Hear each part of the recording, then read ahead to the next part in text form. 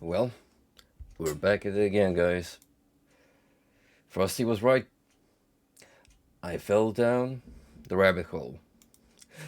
The Aria of Soul. I was gonna say Aria of Sorrow, but Aria of Soul actually fits better given that this is gonna be the main theme, the main cause behind our actions tonight. Just encountering more fantastic beasts, more mythical creatures, putting them on the record, and acquiring their souls for fun and profit. And it's perfectly fine because they have no say in it.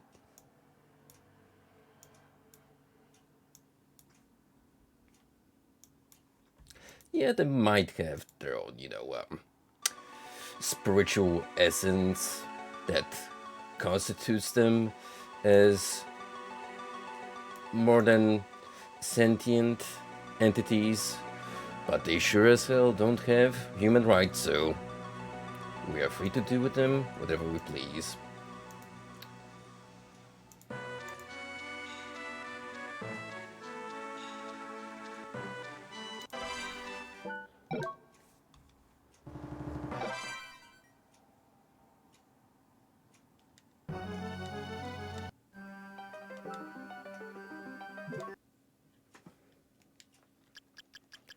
So when we quickly check our status, we're actually not doing bad. Getting very close to hitting that 50% threshold, which, given the overall scope of monsters in the game, is not a bad track record. And there's a good chance we'll be able to hit that 50% mark quite soon. For that purpose, we're actually gonna stick in the floating garden for a while. Because there's plenty of new creatures here. Just minding their own business. Including this guy. Deflect normal attacks by pressing up plus B. Isn't that a great start to our session? So, based on that description, seems I got a parry now.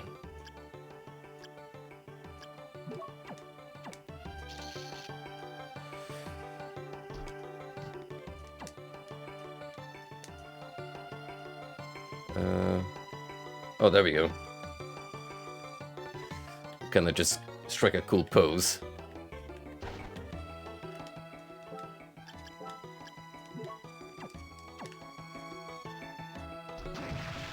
That might come in handy. I'm not sure. Realistically, I've got such powerful soul abilities that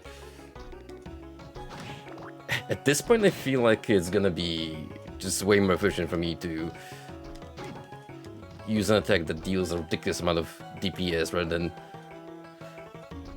playing enough cool and trying to be fancy with parries and what have you.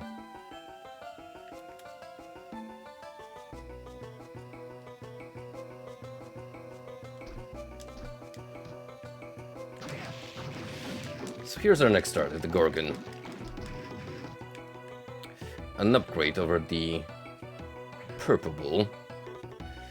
And conveniently we have two of you right here in this area. So if you don't mind,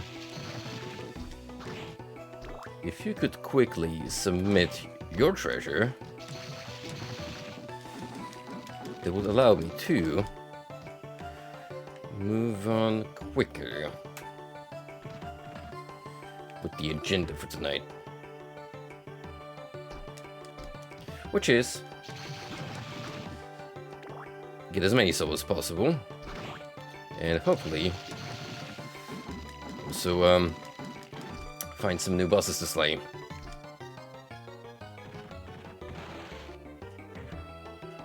It's actually not a bad little enclosed area to focus down on the Gorgon. I should probably save my mana specifically for the one behind the pillar, just so I can smack the one easier. As for you, we can do a little bit of hit and dash. Oh, actually, I can still strike you with the tip of the sword. That's even better.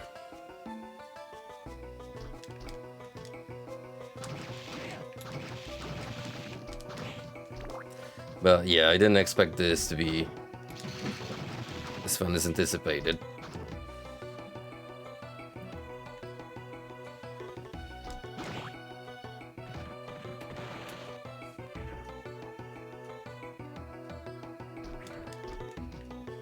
I mean, part of the charm is the fact that every single soul you pick up from a monster has its own unique properties, which lets you mix and match across 3 different slots and make the optimal summa build according to your liking and whatever the situation at hand requires.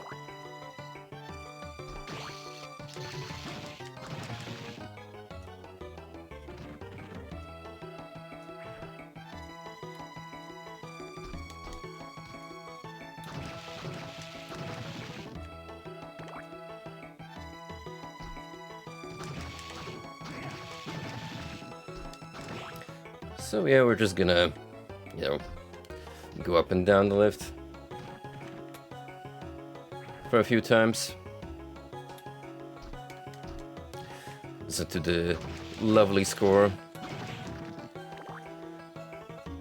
attached to this quite cozy and relaxing zone.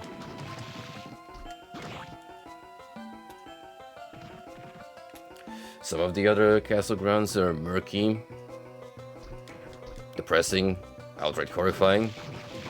This is the place where you go for a breather.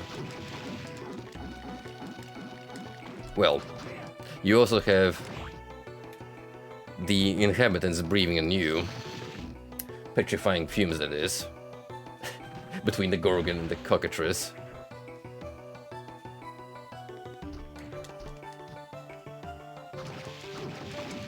But I'm sure there's a lot of lovely smelling flowers here that the castle maids take care of when they're not busy deploying their kung fu techniques on the trespassers.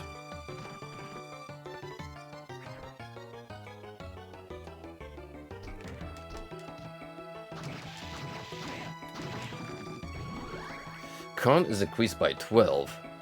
Well, would you look at that? We actually can go beyond the 8-point stat increase, which likely indicates that the other stats can also be boosted with the according counterparts.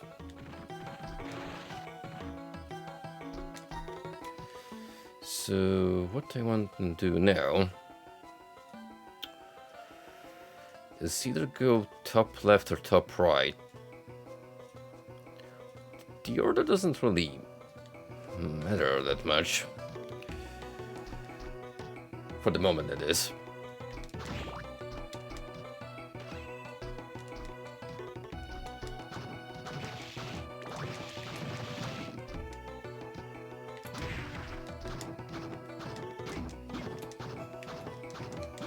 Hey, you quit that, buddy.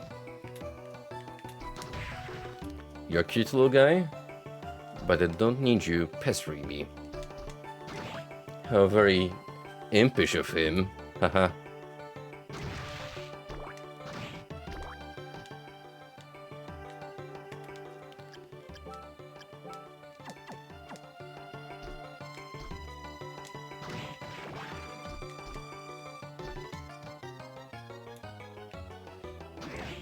What kind of critters do we have here? You, which I already have covered. Ah, the devil. Good, good, good. He's the tank here of the mobs we encountered, so let's crack down this big boy.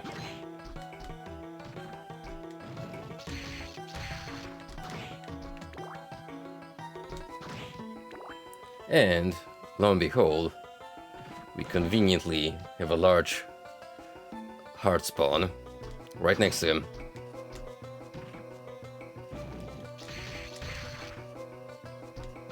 Which makes this encounter a complete joke. But, hey.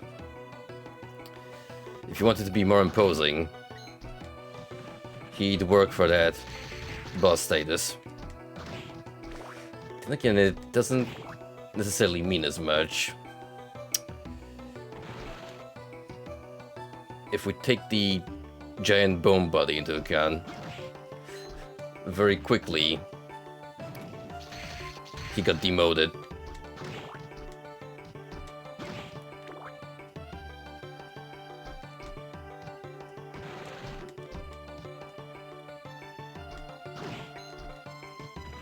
After that we can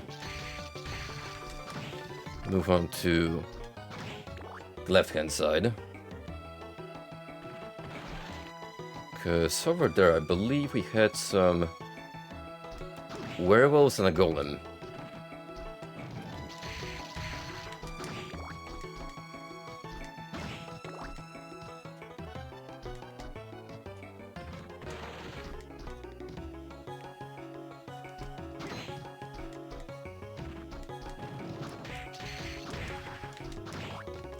I am missing the siren soul in my bestiary, which is a little concerning because I've only really seen one instance of that monster appear in the castle so far.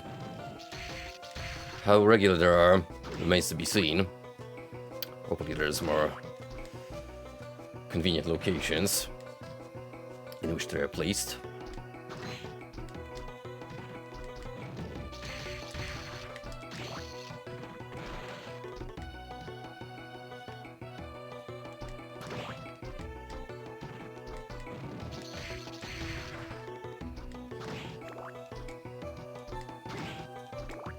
What I particularly like about the enemy art direction is how, in the later games as such, they retain all of that Genesis era sprite movement where the limbs are individually animated, which make them look more like ragdolls or action figures, but there's a particular charm to it. What's up, Ron? How's it going, pal?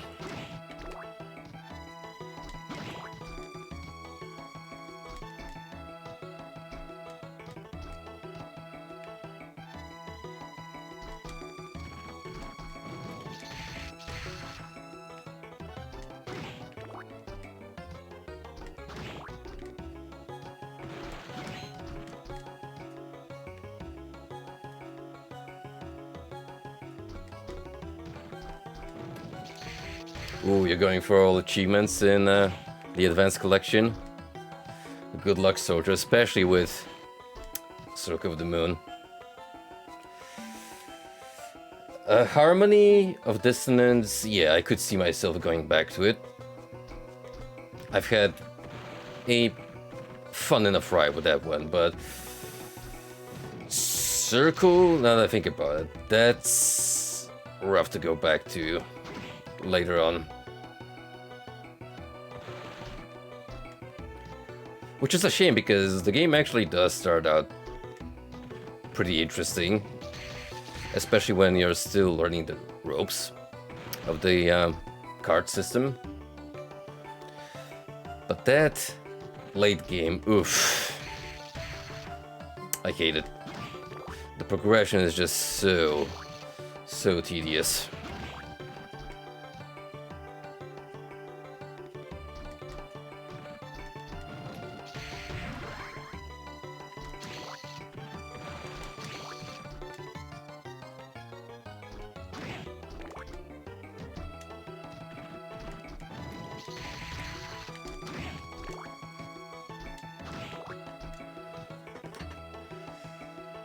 It's a commitment, alright? And I'm willing to dabble in one. Just because it's pretty approachable. The most I have to invest so far, as far as I can tell, is just time.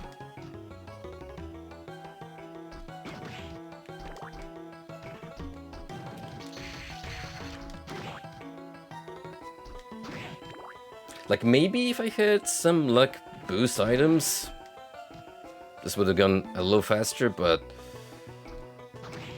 even when I forget to equip the Ghost Dancer's Soul, which gives me a relatively small but still boost, doesn't appear to make that much of a difference.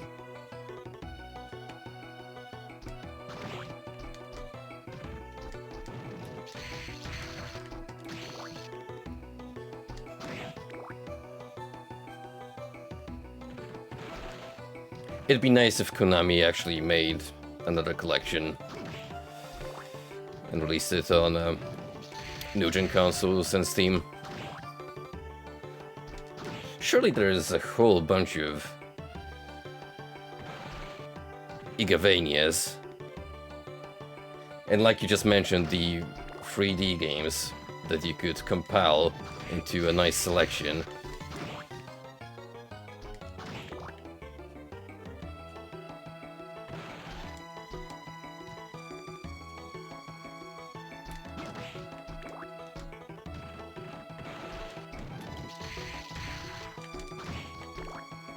The Dreamcast prototype? I haven't heard of that, tell me more. What's the lore behind that? Is it like, super different?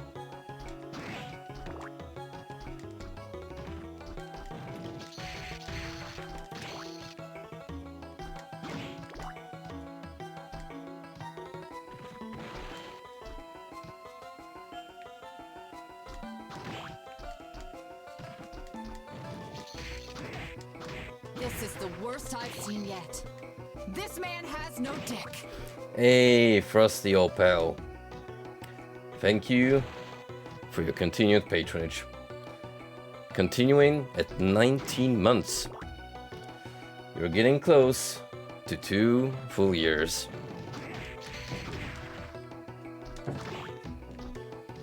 There's gonna be a Castlevania game on Dreamcast featuring Sonia Belmont from Castlevania Legends on Game Boy. And the new Belmont is basically Tim Curry. I would have loved to see that.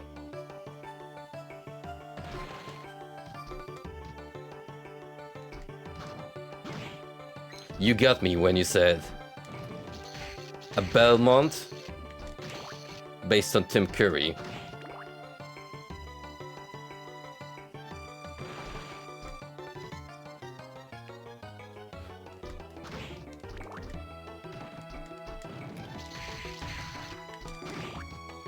Is it safe to say that Castlevania 64 has gone through a redemption arc?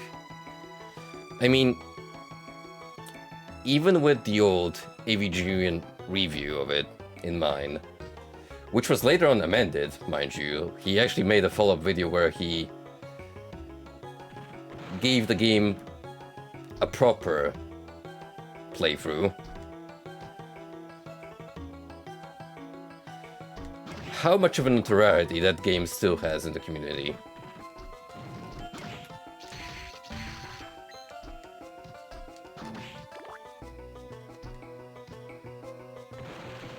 Well, it doesn't seem like a bad game on surface, it just has some mechanics that might be frustrating to put up with.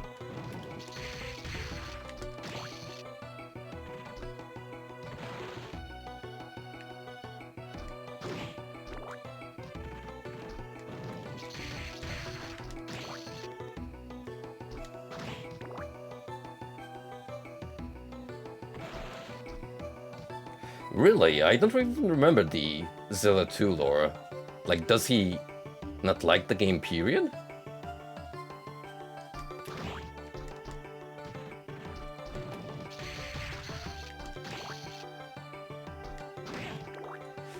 I mean, Castlevania 2... see, that one I could kinda understand. because you have to install a whole ass patch to make the game playable, at least to the point where you understand what the hell you're doing. So in its pure unadulterated form, it's kinda poopy.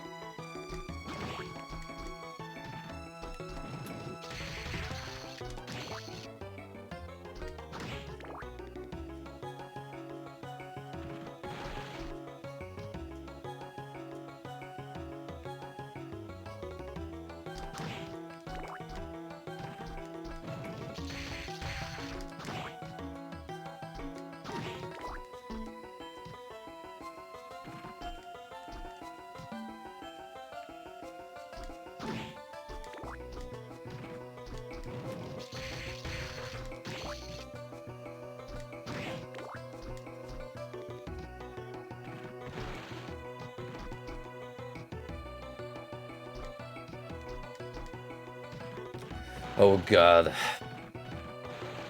I remember that underwater stage.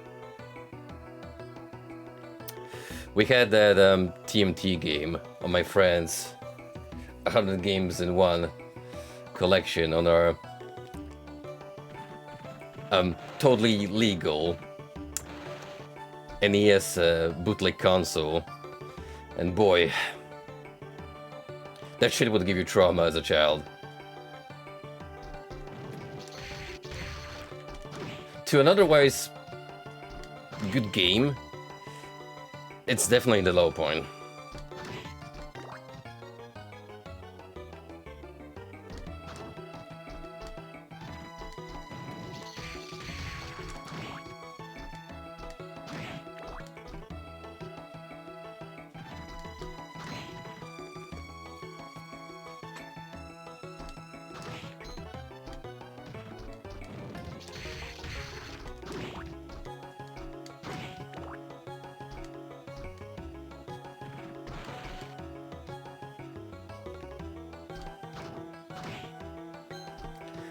Apparently, the first reviews for the Mario movie have dropped, and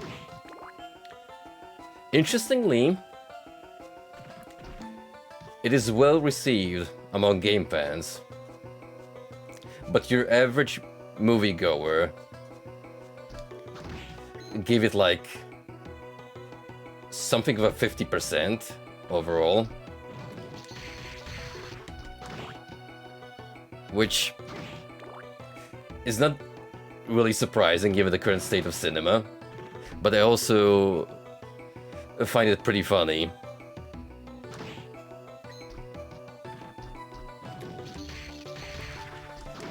That very clear-cut division in impressions when presented to someone who's not familiar with the franchise and gaming, as opposed to die-hard Nintendo stands.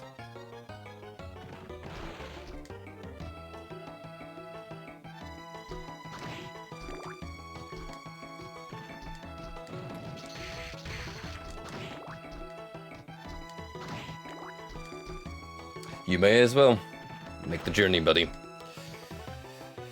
Truthfully, the last 2 weeks, we've been eating good as far as theater experiences go. Between this and John Wick Chapter 4, which came out end of March, and apparently still continues the trend of the series being fantastic.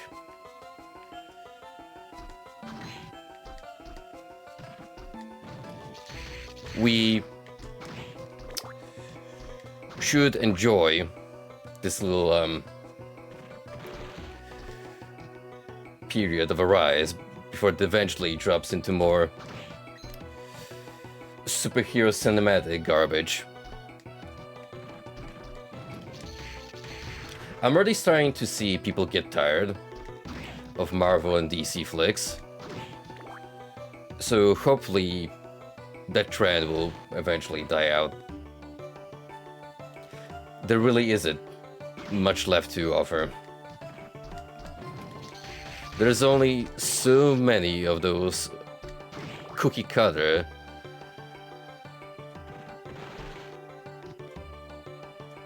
Copy paste flicks you can pump out.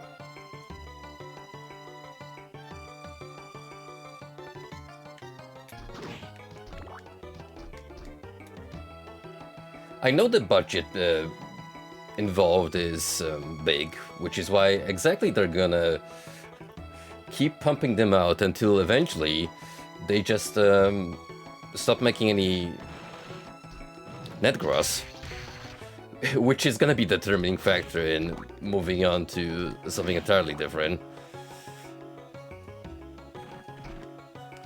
Because regrettably, that's the current state of affairs as far as long-running franchises go. You just are contractually obliged to milk them to the ground until you're left with a sour note. Which I feel the same fate awaits Shrek, because there are talks about making a 5th installment. I forget that movie series had 4 entries. In my mind, there exists Shrek 1 and 2. Past that point, I don't even remember what happened later. Oh, and a Donkey spin-off, because everyone loves Eddie Murphy.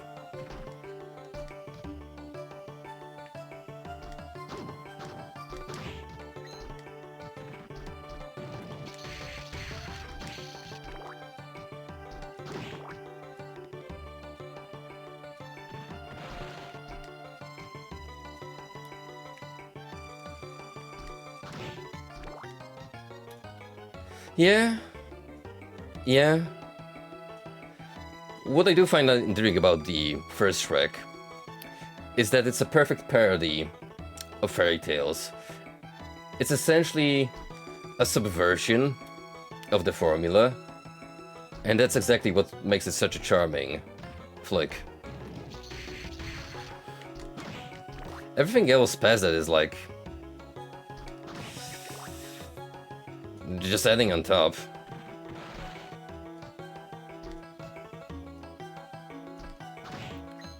Which makes Puss in Boots a pretty interesting phenomenon, because that, I would say, is actually a good spin-off. Like, they generally managed to make a superb animated action movie with a good story, sense of humor, great animation work behind it.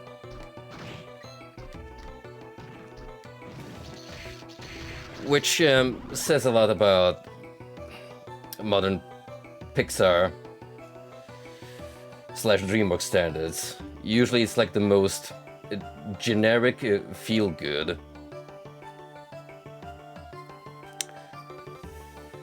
Coming out of the closet or whatever tale. Transforms into a demon that rushes at enemies. This sounds like Durga, or Curly rather.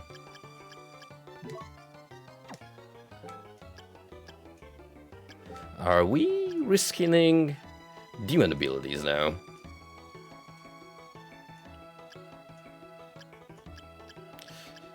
It even costs the same amount of mana.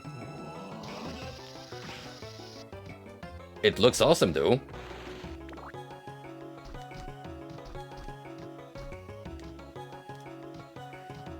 Yo, what's up, Dine? How's it hanging? I will say though, these are basically just Final Fantasy summons. Like early on from the series. Not even gonna lie, one of my favorite parts about playing 8 was just watching the summon cutscenes.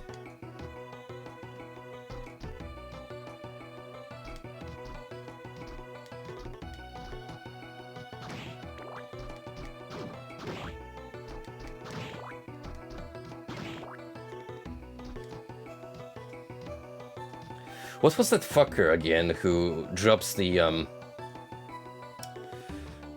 dark hole on you? I forget, but that's one of the coolest animations.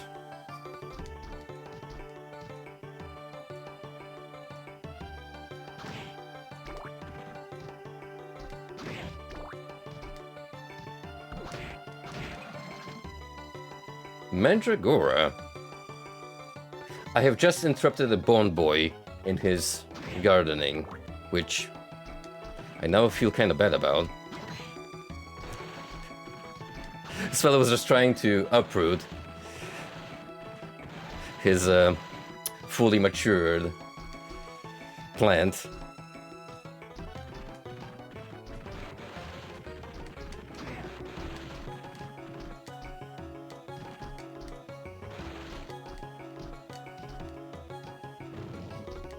Oh, there's some shmoney up there.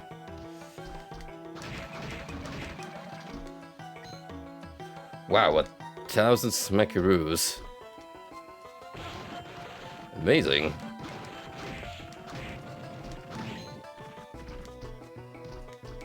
And the funny part is, we haven't even been to the shop once yet. Because lord do I not know where is it located. I mean, eventually we'll bump into Hammer again. And if we do, I've got almost 10k in my pocket. I mean, you know, just loose change. What, you don't take $10,000 with you? Out for casual shopping?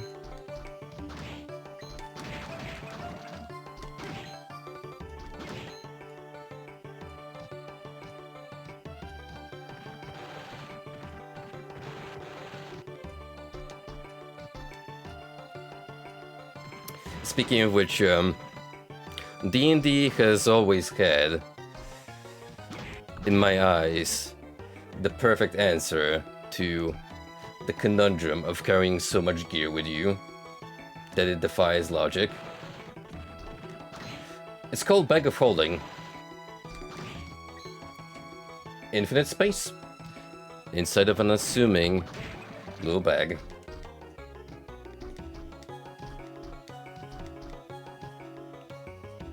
Oh, you've managed to fill one to the brim? Just buy another one, bro.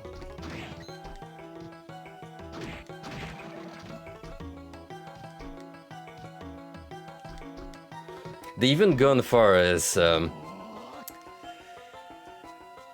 answer a potential loophole that players would come up with. What if you put a bag of holding inside a bag of holding? Well, the answer to that is you basically create a black hole. So you probably don't want to fuck yourself over in your immediate surroundings.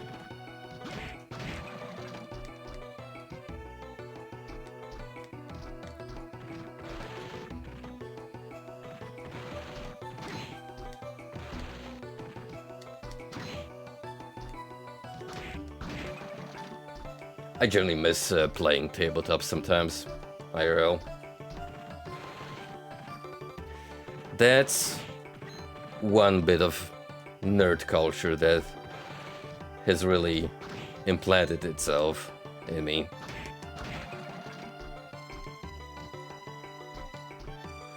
It was also like the perfect excuse to actually hang out with people, IRL. If you weren't like a particularly social guy, went crazy about sports, you just set up a little board on the table, get the dice out, crap open a few cold ones if you were already of age, and if you weren't, well, you just be sneaky about it, and have a good old time. Well, I say have a good old time, but if you happen to be the DM, who wasn't particularly thrilled by the duty placed on him, then yeah. there is always that one dude relegated to DM duty. I'm telling you, as soon as the players figure out who in the group happens to have the most knack for making their own campaigns and convincing settings, you can forget about rotation.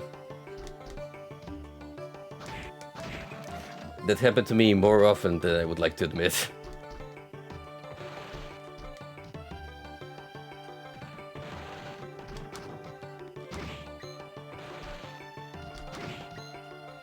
And of course they're gonna try to butter you up, oh, like, listen, you're just good at it. Like, genuinely like the stories you craft and the cool little plot lines, and I'm like, listen, you just don't want to take up your turn, assholes.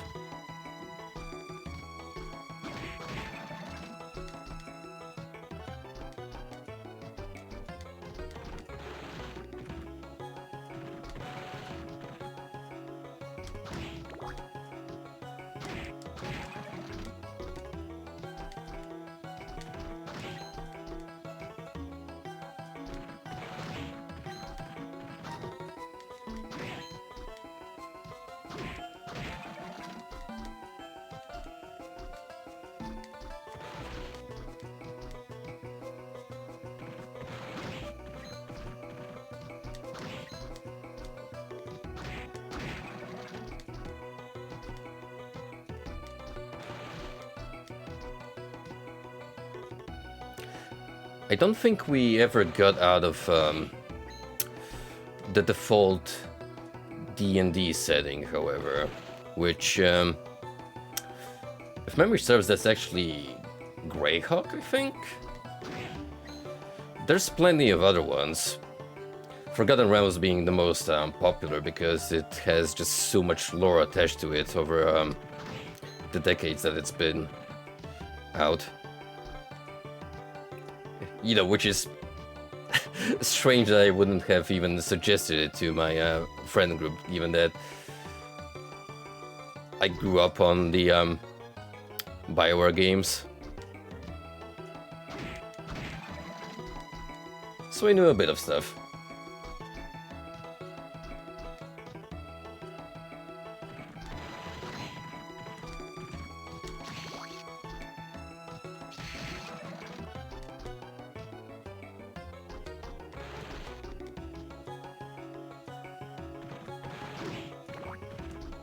Oh, I've noticed your recent purchase. That's the one with Menzoberranzan, isn't it?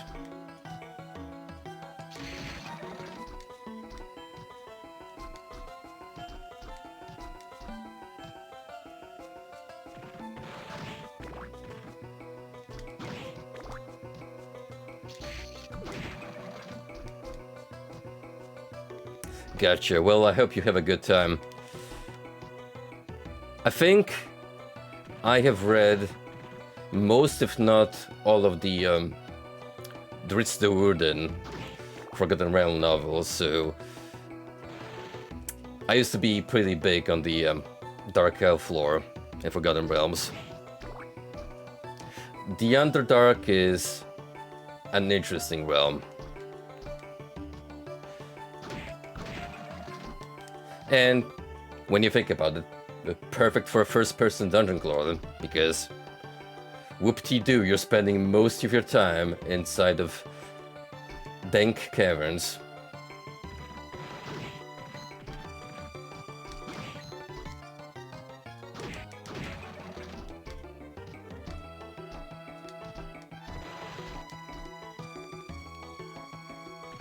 Man, Frosty, if you're gonna decide to commit to that genre, you are in for such a vast world of different games. There's just so many one-offs and miniseries, especially back in the old day when they were super prevalent. Eye of the Beholder, Ishtar, like, you know, just off the top of my head, There's a ridiculous amount of them.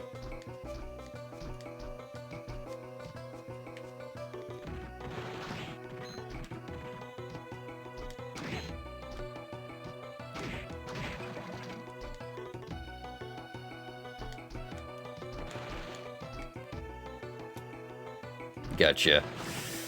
Well, like I said, my entry point will be Ultima Underworld, which I will surely stream. I'm just kinda still debating how I wanna tackle it. But it will happen, for sure.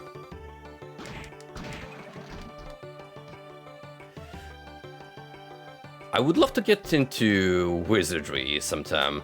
Especially the 8th game, which I do have on Steam. Not gonna lie, the Seth review has completely sold me on the ridiculous plotline and game mechanics attached to the 8th installment.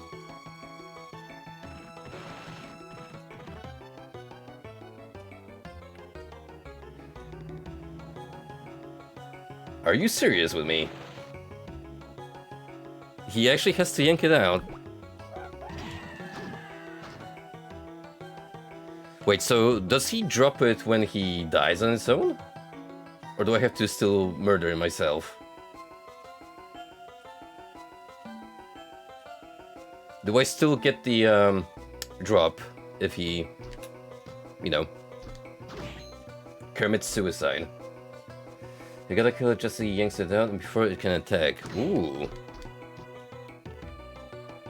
Alright, well, thank you for the heads up.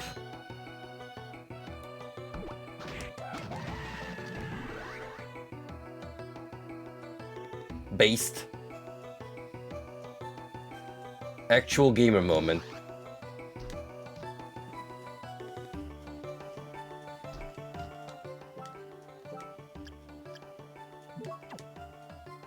$110 for a single use. Okay, we gotta try it out then. That's a neat looking AoE. And now we have a 2-for-1 deal. Classic throwback. The Burb and the Fleetman. Or Ripper, as he's known here.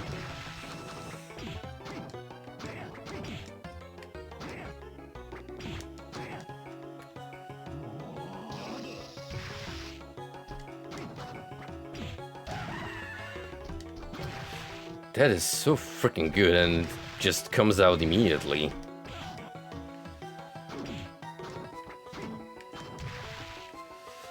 But against you guys, I think what I want to equip is something with a little more kick to it.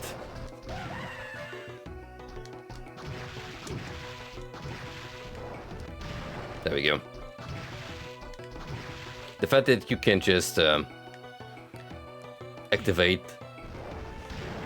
your personal flamethrower with a tick is pretty damn great. Oh, and if you're good on timing, you can get 2 of them at the same time. Sweet.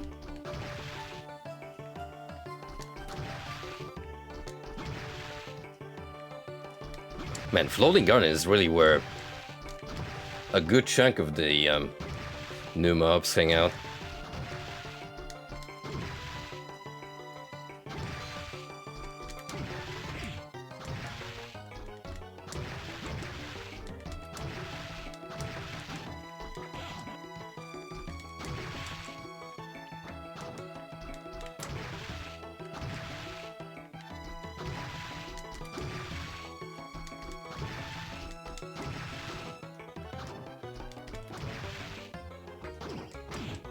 I am, however, grateful for the fact that they just keep on coming. It saves me the hassle of having to reset the encounter every single time.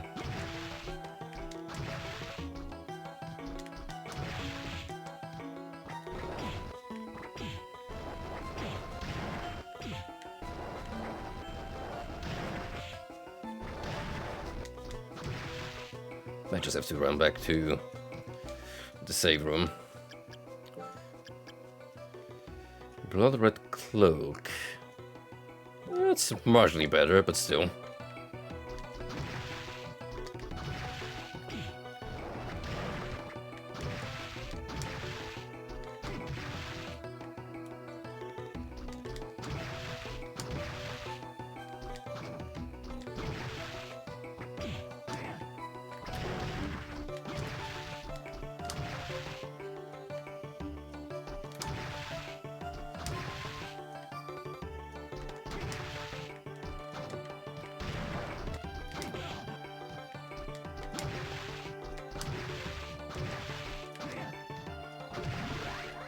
How awesome is it that there's just so many throwbacks to the old games? You know, the enemies are nowhere near as stress-inducing as they used to be. Summons and hurls eagles.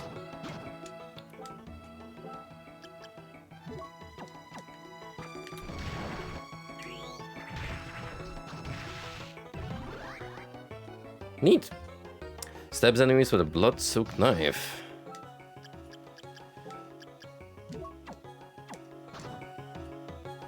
Well, I need more mana to be able to see the effect. Oh, it's just a knife throw. Might be a little more powerful than the other one we have. From the butcher, I believe. However...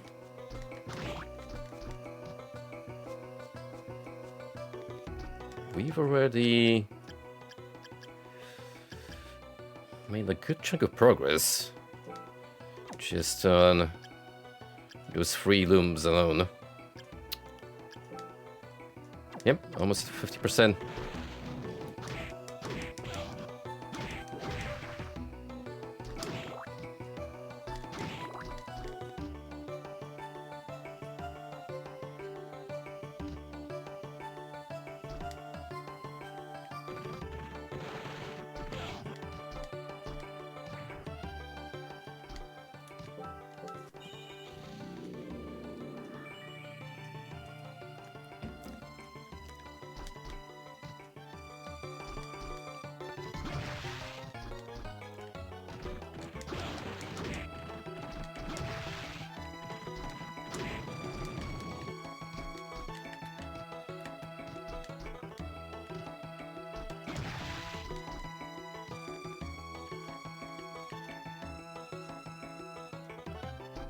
Come on.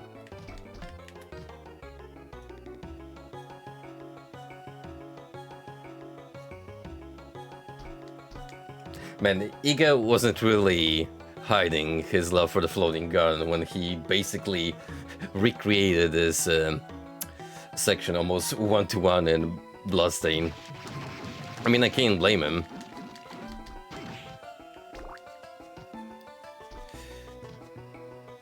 It looks especially gorgeous in the 2D/3D mashup that Ritual of the Night prides itself in.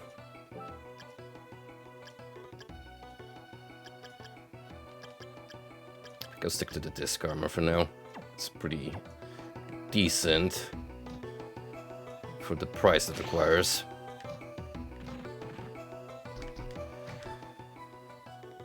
How did I go back there again? Need another lift.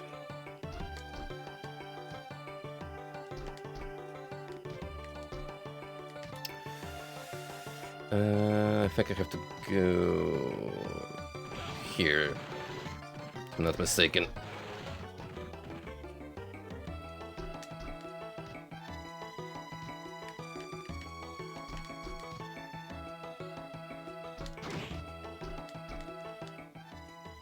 I could also just divert and go the opposite route this time.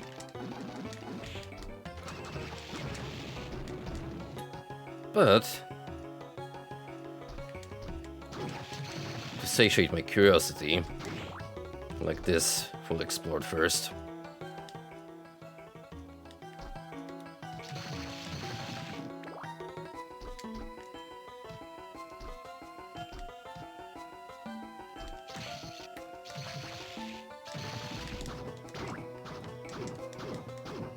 in place. I like you, little guy, but do not distract me.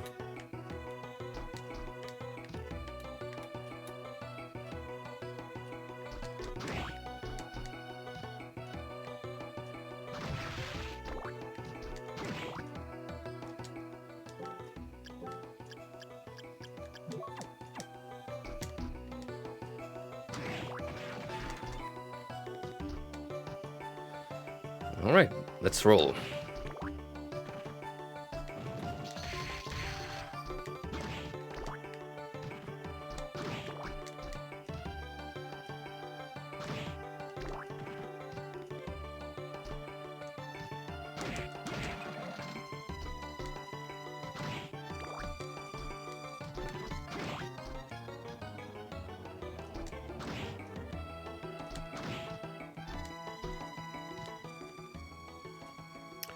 Alright, this little self-contained chamber is more intricate.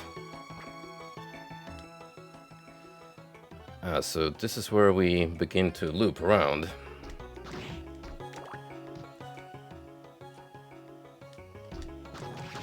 Oh! Well, would you look at that? Since I'm already here, may as well.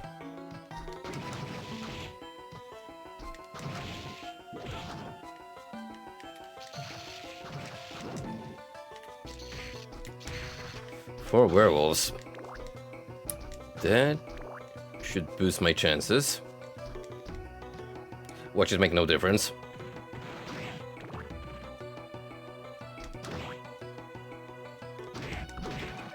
Oh. Huh.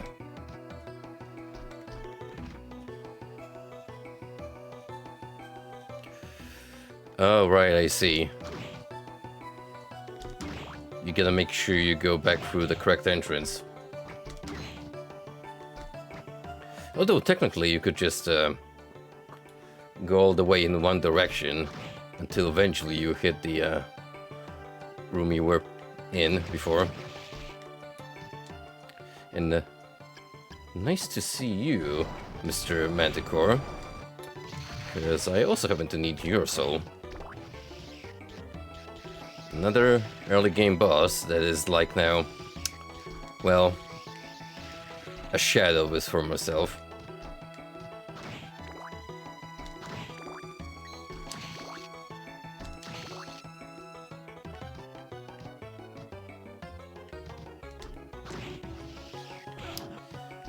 You, I don't really have to worry about anymore.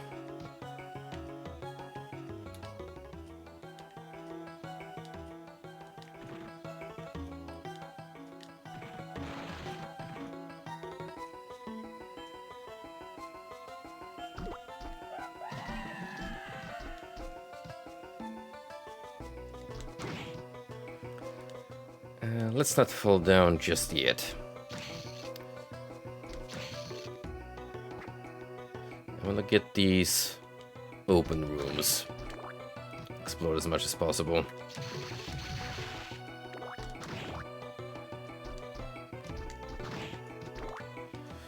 Which is the case with this one.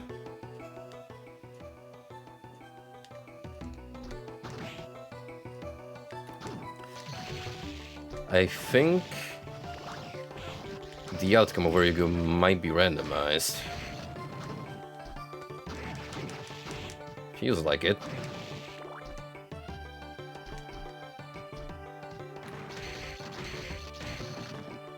Hey, my memory was not mistaken. We did have a golem in one of these. So there's one room with 2 werewolves and a golem. Plus another one with 4 of these furry bastards.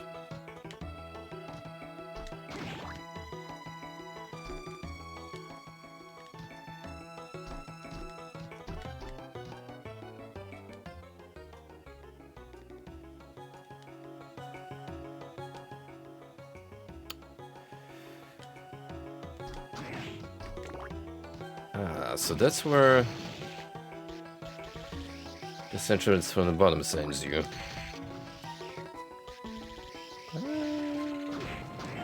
That's not bad, actually. Because it does mean I can get the golem and the werewolves. Holy smokes. Now that is a strain boost right here.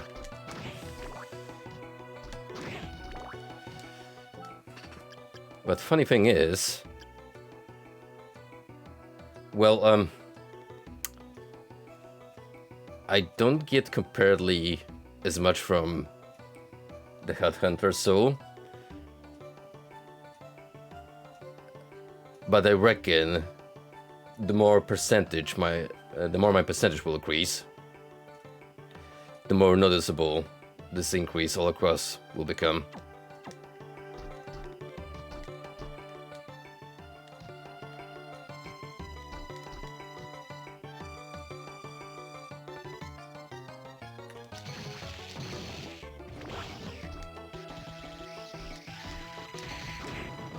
So now I just need your ability.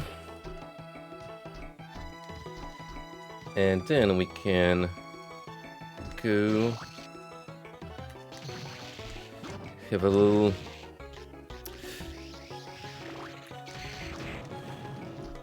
encounter with the Manticore.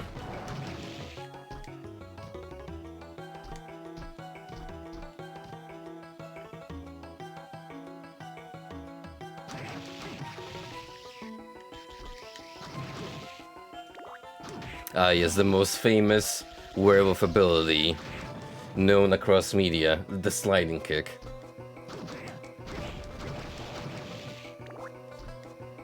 Not to mention the flame punch.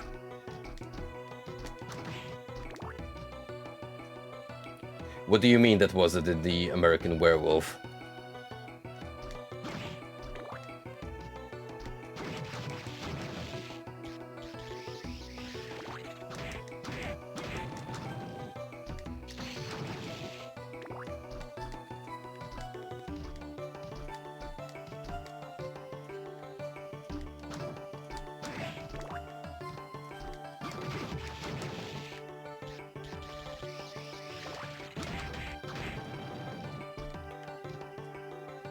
One of my favorite encounters with lycanthropes, period, is actually in Vampire the Masquerade Bloodlines, where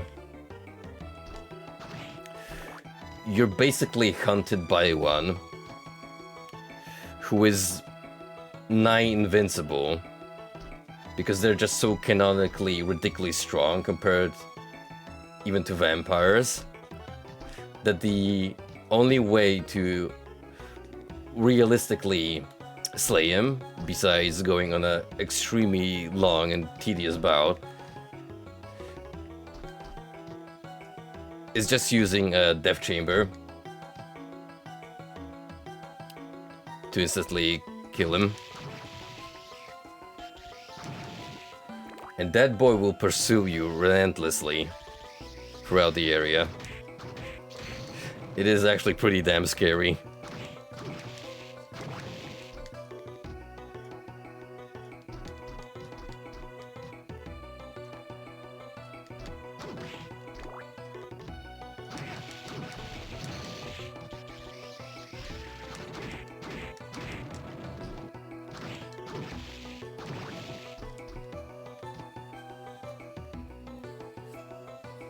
Man, how crazy it is that we have two vampire games in development, and it's not looking good. Especially for the mainline successor. The visual novel spin-off, I'm like, whatever, you don't really have to pay attention to it if you don't want to. I mean, it's like purely optional. But Bloodlines 2, man, what a freaking train wreck of a development cycle.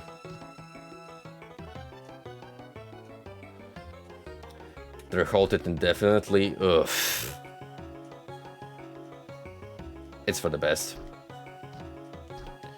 For me, the defining moment was when the original score music composer jumped into the project, and even he bailed out eventually, along with the lead dev. That was, I don't remember, was he booted out or did he resign himself? But yeah, that was pretty much the straw that broke the camel's back.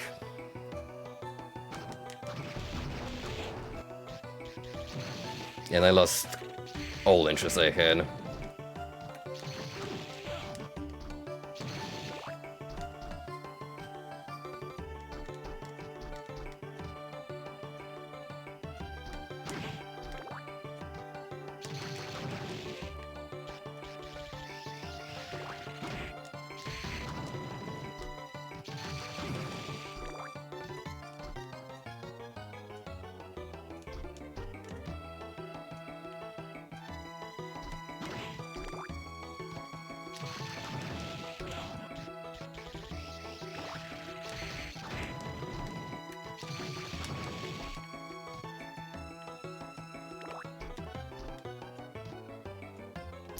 Right, the writing team.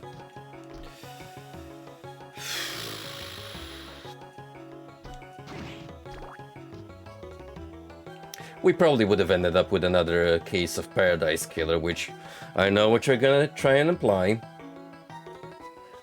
I do not like Paradise Killer, for the record.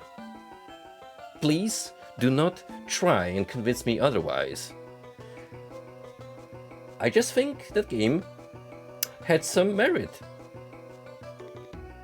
Like, as a walking simulator, it was actually pretty enjoyable. It's just that everything else about it was kinda shite. Except Sam. I ain't gonna diss on my bartender skeleton friend. No.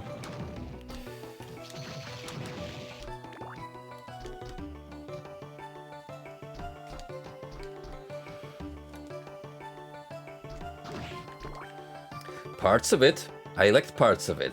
That's the key difference, my friend. Please do not try to gaslight me otherwise.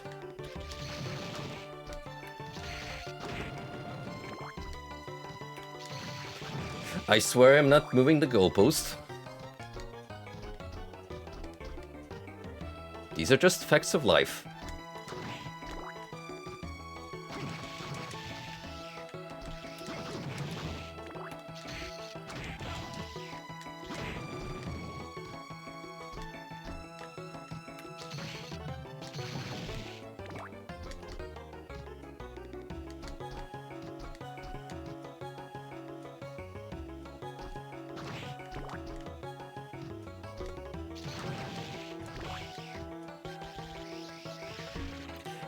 It is kind of an ironic twist of fate that a studio called Troika Games, founded by 3 people, released only 3 games. And all of them happen to be good. Temple of the Elemental Evil being probably the most jank, but still decent. Arcanum and Bloodlines, however, though, chef's kiss.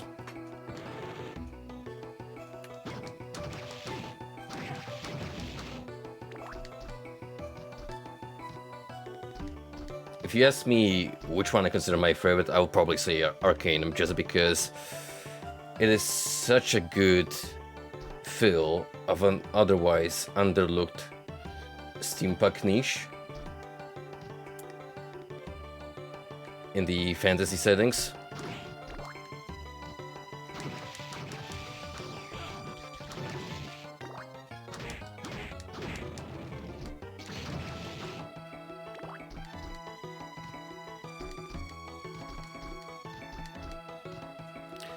I'll say this again, as I've probably already said countless times. If you like traditional Western RPGs, you will love Arcanum. Go do yourself a favor and buy it either on Steam or GOG. I think if you buy the GOG version though, you get a digital copy of the paperback manual, which I had. Sadly, lost to time. But it is such a great read. Not only does it actually explain the game mechanics to you, but it's got also a comprehensive guide on the lore. And they actually try to make it sound scientific to fit the theme of, hey, we've just gone through a industrial era revolution in this magical fantasy realm. So now we're taking the methodical, analytic approach to reality around us and trying to categorize everything.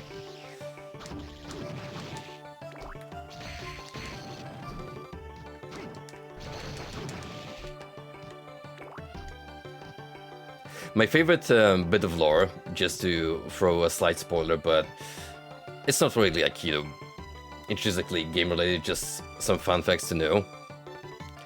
Essentially, according to the game canon, all of the existing races came about to be as evolution from humans. Two ways. Either they came about naturally through evolution, or was some magic fuckery.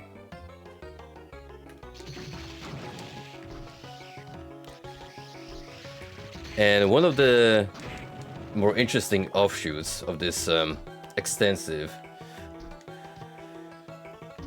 race genealogical tree are the giants, who during the game events already long gone extinct. You can only find bones in museums. However, according to research in the game, ogres are actually descendants of giants, and the reason why they came to be the way they are currently is because giants eventually started running out of other big species to use as food, so they started dwindling in size.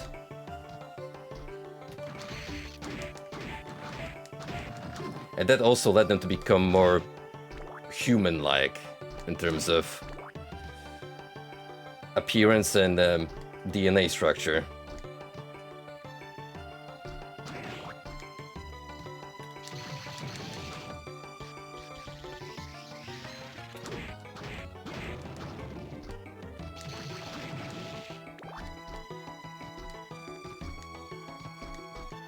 Also, orcs are another peculiar case because they're the youngest race.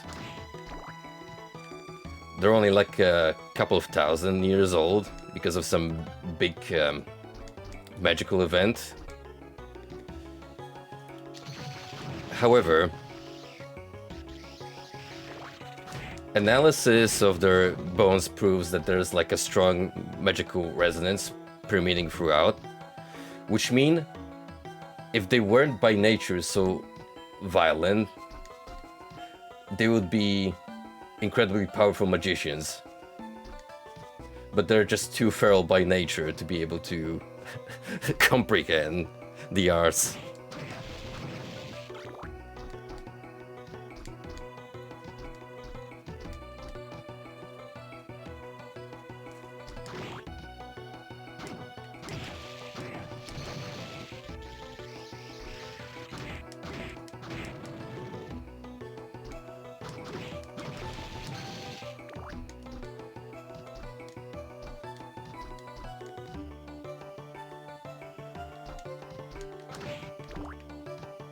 Exactly. They're just built different.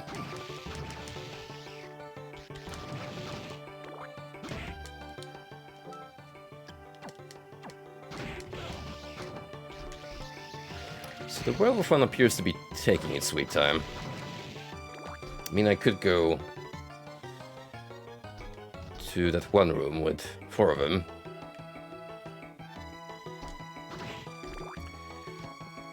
But I have a hunch that this is the one that's actually the easiest in terms of accessibility. So we're just gonna commit to this farming route.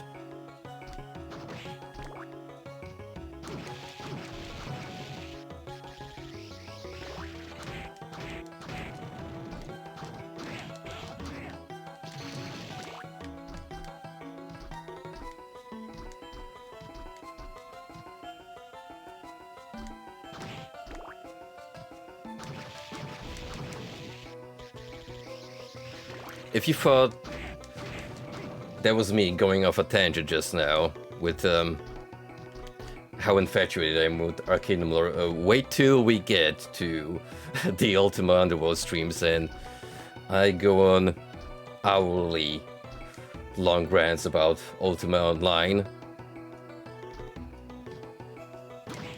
reminiscing about stories untold.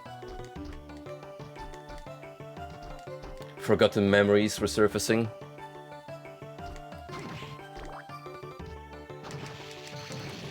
That server I used to play on is still alive these days. It does not have a very prolific community, but every now and then there are still people online apparently, according at least to the chart that's updated on the website. Not much so at the hours that I stream.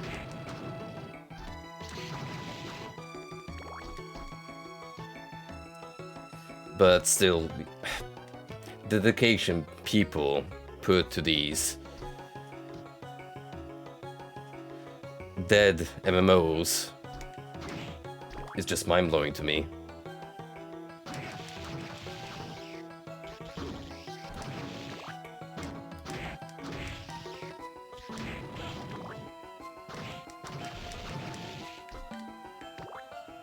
It's one thing when you still have active support from the developer like World of Warcraft, like...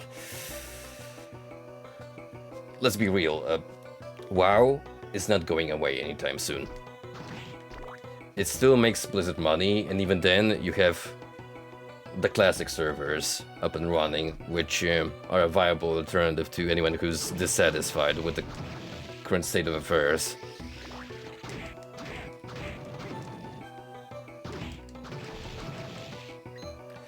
Ultima Online, however, it's difficult for me to say how the official servers are doing, but from what I remember from some research I did a couple of months ago, I'm pretty sure it's just like a B or C team that's handling maintenance.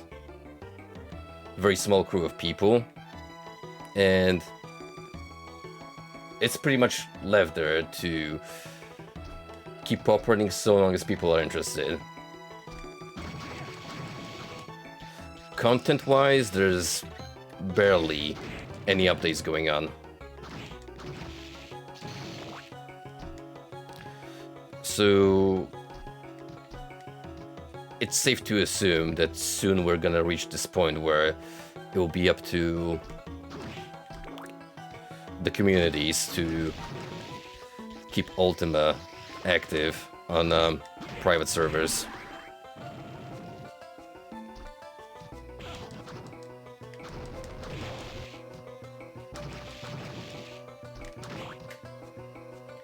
In a way, me too. I mean, this is fucking EA we're talking about. You know how that corporate giant approaches financially unprofitable projects, like they're quick to pull the plug.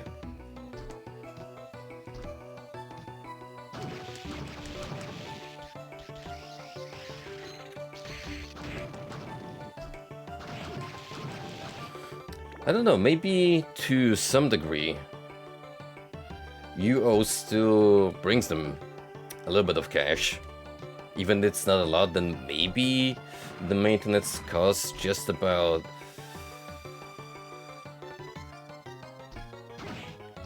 cover the potential income they get. Because I very much doubt there's some kind of weird nostalgia among the committee board.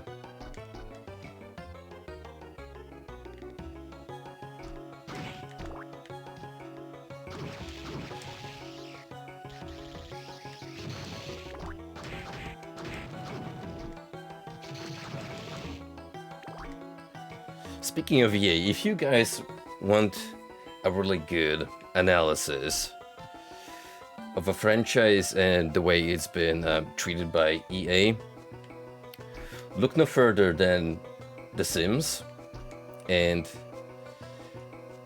Izzy's videos on YouTube. That girl goes really deep into some interesting facts and trivia about each and every installment. And she recently covered The Sims 4, however, not so much about the curious game content as its rocky development / life cycle and how it came to be. So did you guys know that The Sims 4 is actually a cancelled and repurposed MMO project that never came to be? It was originally called Project Olympus and was supposed to be a successor to The Sims Online, the original MMO project that I remember reading about as a kid and was like, well, that shit looks Skype. Turns out it was a massive flop. Because the game ran like ass and the servers were unstable. So it turned into a glorified chat room that only a small margin of people, as opposed to their predicted player base, could consistently hang out on.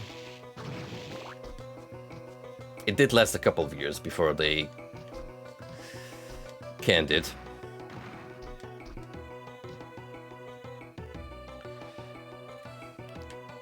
But Project Olympus, that later came to be The Sims 4, boy, that's a whole different can of worms. And I'm saying that as someone who likes to indulge in The Sims 4 from time to time.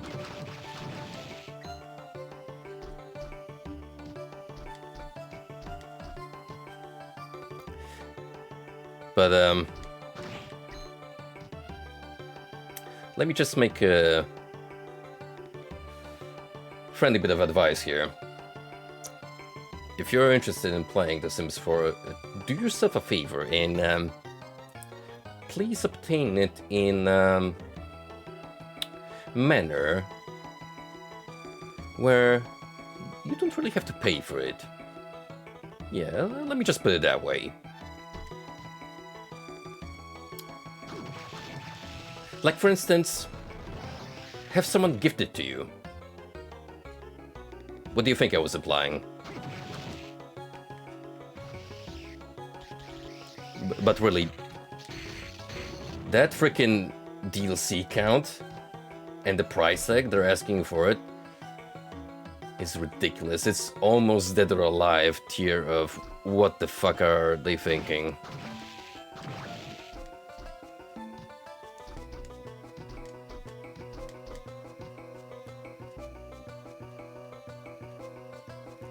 But anywho, since I've already mentioned Izzy and her stuff, may as well shield the gal.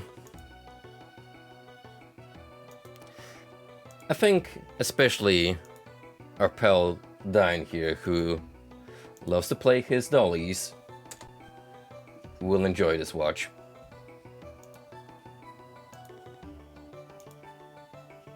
We stand a Garfield Queen on the Switch channel.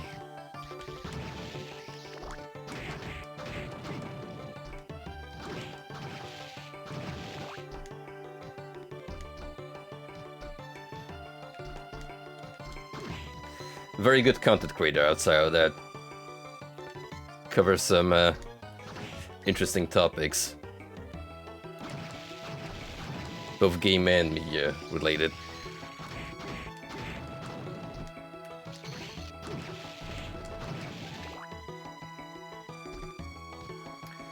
So, Mr. Werewolf, can you please kindly just drop your fucking soul already?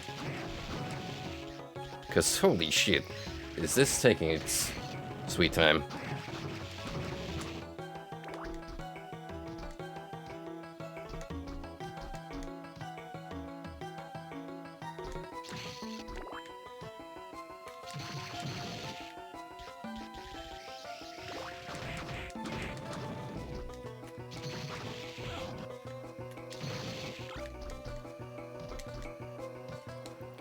So many black belts from these guys. Do they even bother checking? But it does. Proof of excellence in martial arts. What the fuck? That is actually pretty damn good.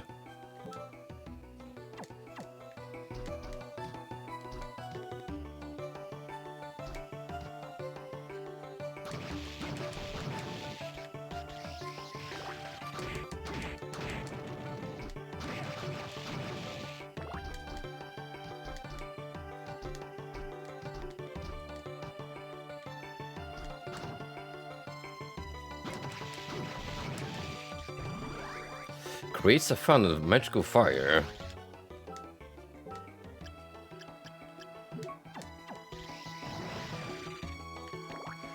Hey, we get to do the Dracula flame pillar move.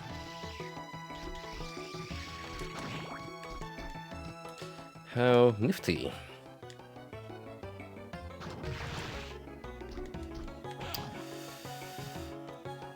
So, up next, I would say we have a date with the Manticore.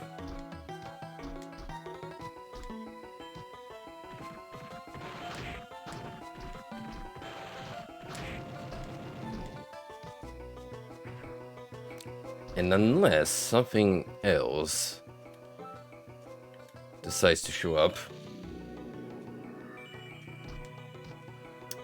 we can probably venture forth.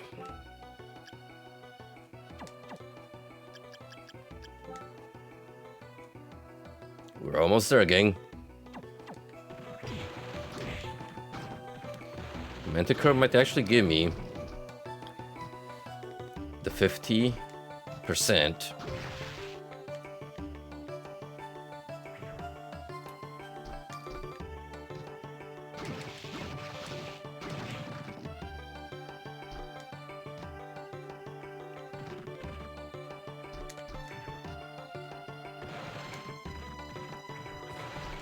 I always get a little confused with this layout.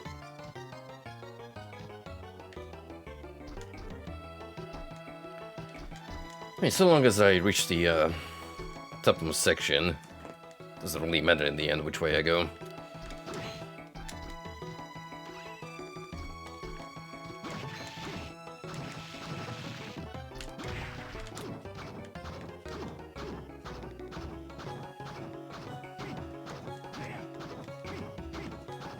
Oh, by the way, I have my dental treatment already set for the 15th of May, so fingers crossed it's gonna go smoothly and I'll be able to blind everyone with a new and improved smile. It is gonna take the entire day though, from like 10:30 to 5, 6 p.m. That's the estimate.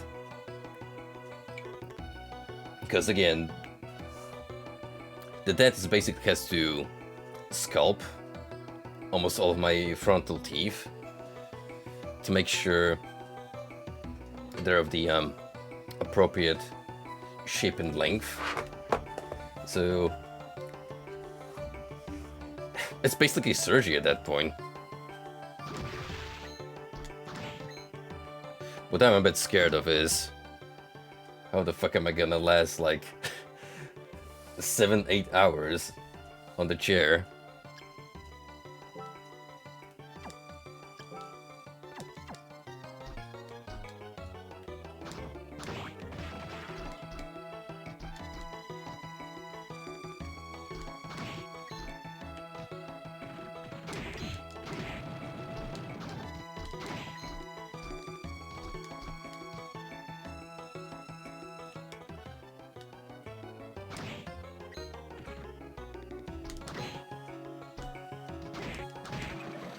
Alright, we gotta find where the beast is again.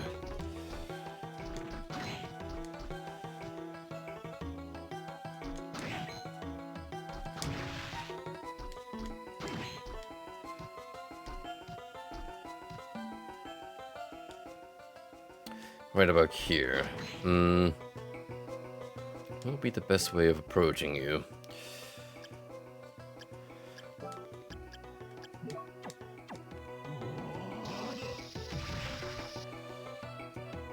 So that's pretty much an insta-kill, which tells you just how far we've gone. I mean, on the other hand, this was never a difficult boss to begin with, but still.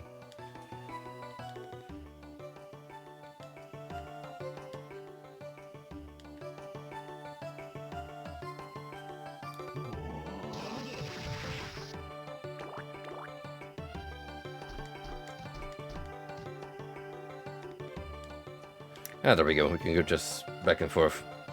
That's nice.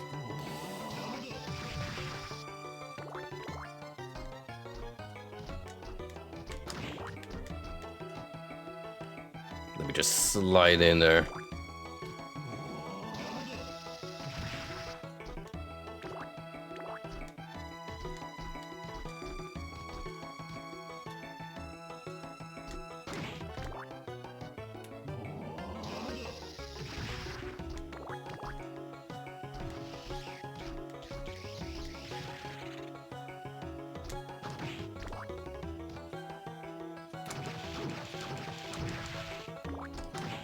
As opposed to 4 strikes with a sword. That's not bad.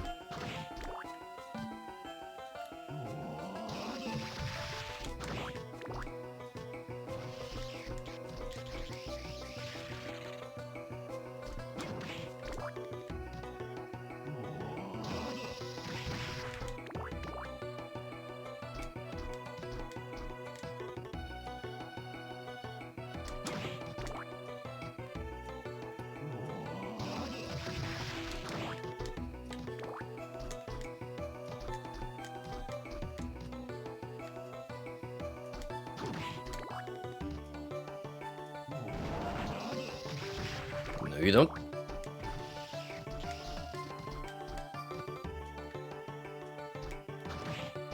Imagine if this is what Monster Hunter looked like.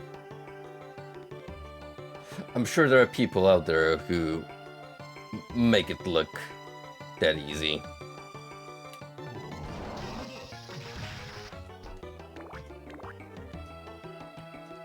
Actually, that's a very good point. Realistically, is it possible to speedrun those games? Like, how fast can you take down a world-class mob, or whatever is supposed to naturally take, like, at least 20 minutes to take it down?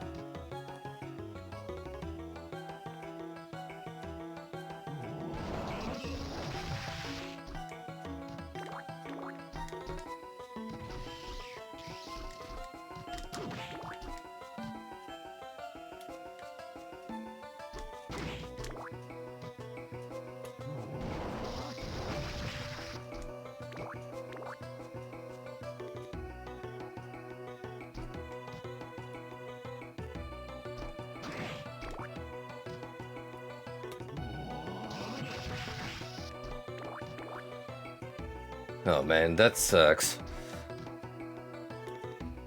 I don't remember. Have any of the recent games been held on GDQ?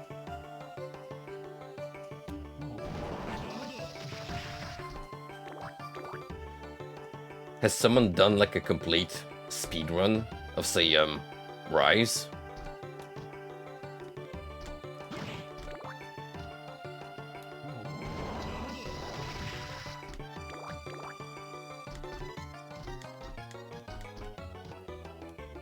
I could somehow imagine that being the case for a game like God Eater that's naturally built around making the most busted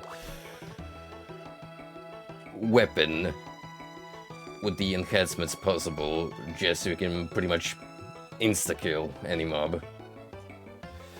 Monster Hunter though, I'm unfamiliar with the meta, so can't say how viable that is.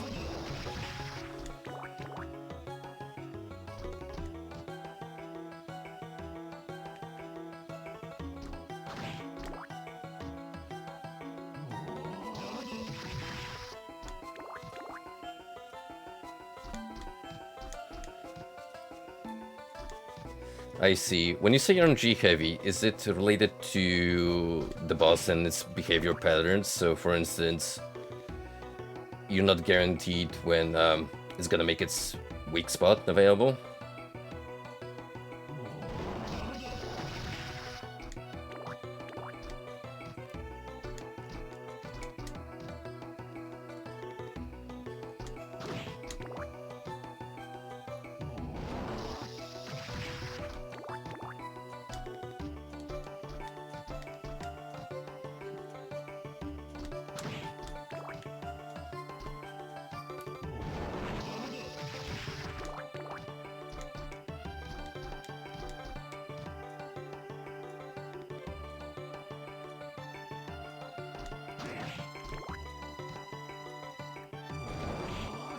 Ah, gotcha. Actually, getting the components you need to advance.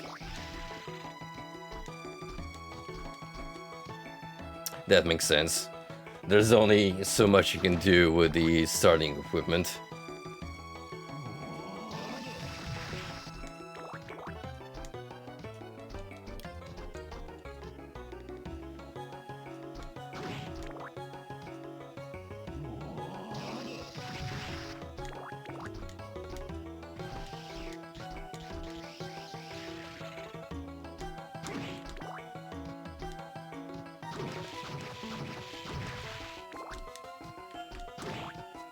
One of the most fascinating aspects of speedrunning in general is when the runners tackle games with a heavy RNG aspect, is how they actually try to develop tech that either bends the RNG to their favor or just outright skips that factor out of the equation, so you don't have to worry about it.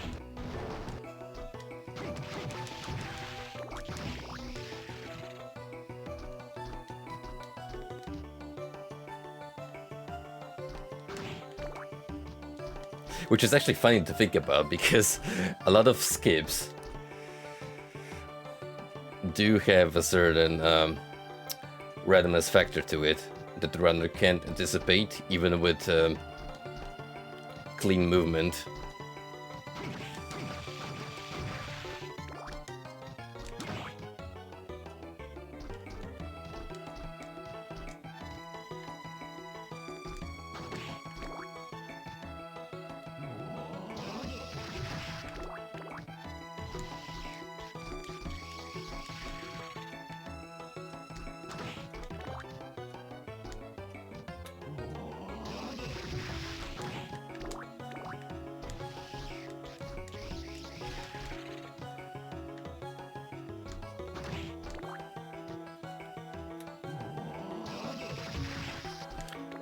What's this boy gonna make me do, I wonder? Spit fireballs? That became boring. May as well give me like a passive stat boost, my friend.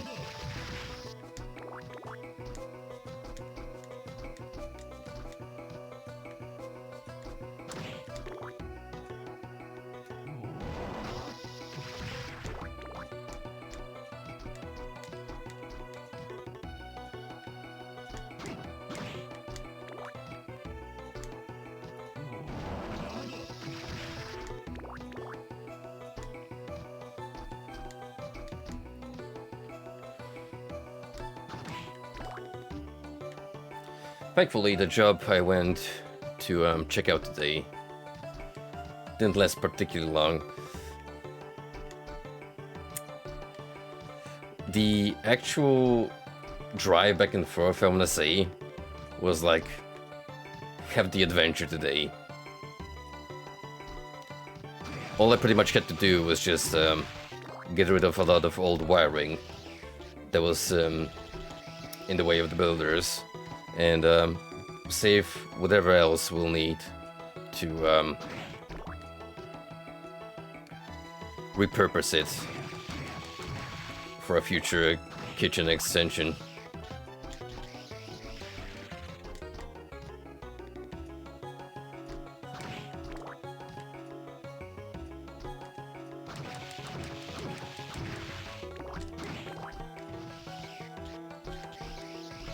Which in this particular environment was easy enough to do. But, oh boy, have I been to some households where you gotta be extremely careful when you alter wiring or take it out, especially in properties that have been divided into apartments, because often the floor slash ceiling space between them will actually have wiring of both installations going across, so you don't want to cut out what happens to be powering the neighbor's installation.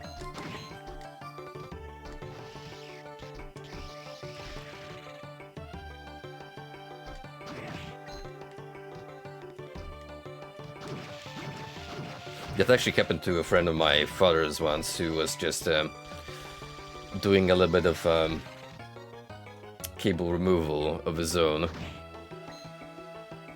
He didn't even have like a testing probe to make sure that the wire wasn't live in the first place, so he just stuck those pliers in there, snapped, and they jolted back because it happened to be a live wire.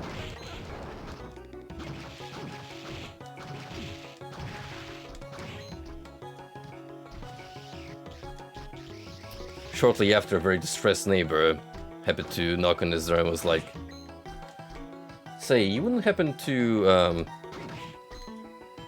do anything about my wiring, did you?"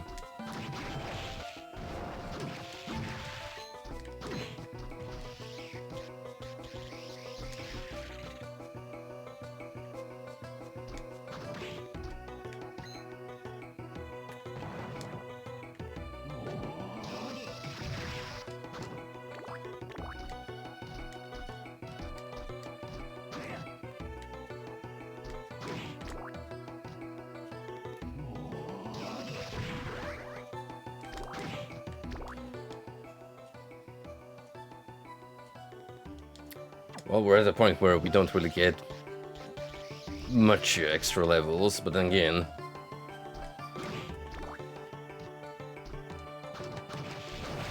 Summer is already quite a strong lad.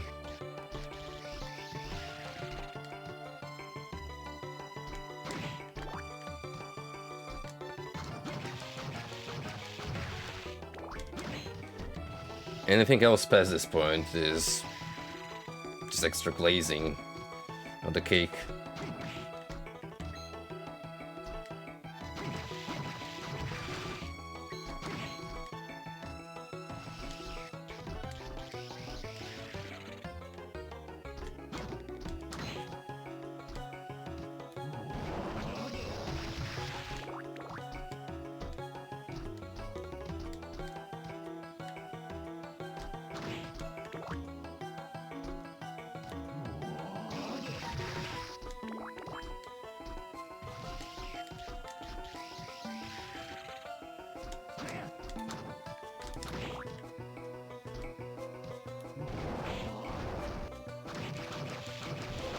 I do not appreciate your rude interruption, you overgrown hybrid.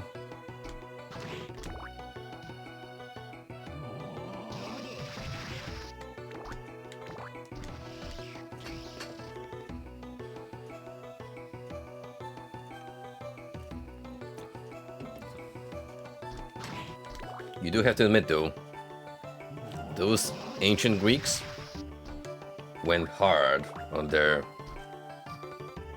animal fusions in mythology.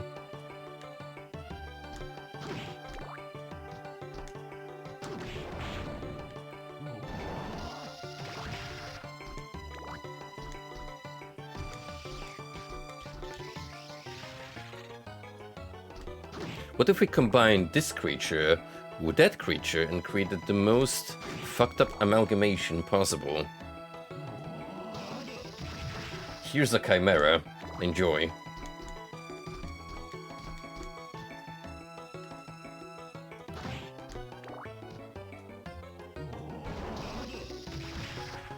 Oh, you like snakes? What if we combine a multitude of snakes? Have fun, fuck you.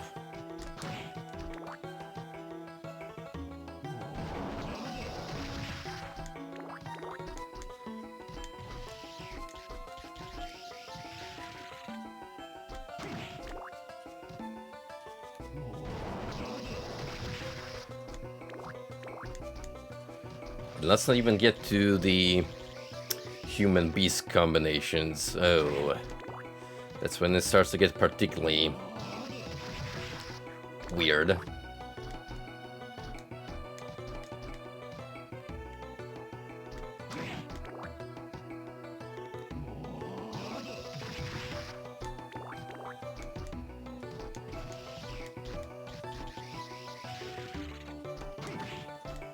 The Sphinx in particular is a very interesting case because it's one of those early examples of culture exchange where you can see that particular beast appear in both Greek and Egyptian mythology. So some ideas have been exchanged overseas.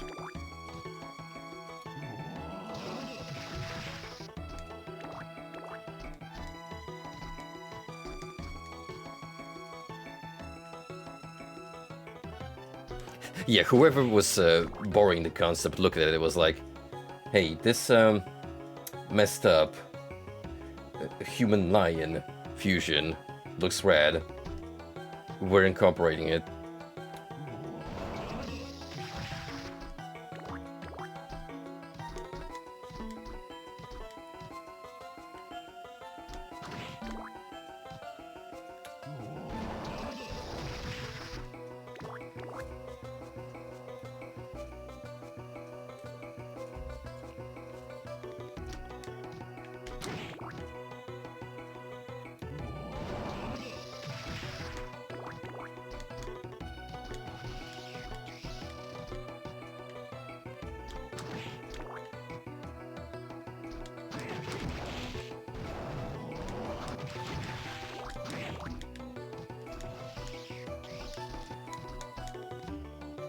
Whew, good thing we can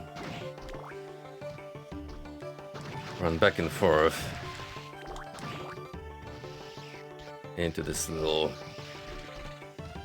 Manticore space easily.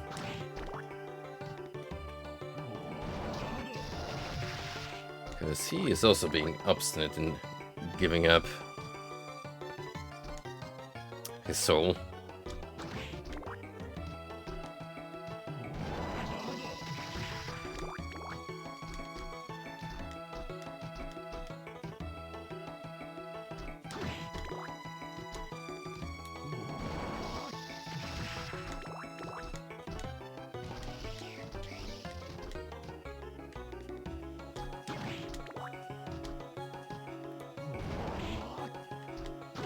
Come on, the last frame.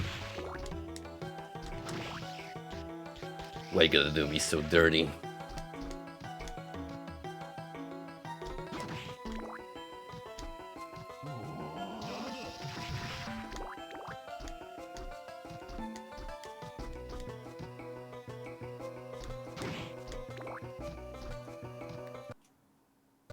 Ooh. What the heck was that? It looked like my game was about to give up the ghost.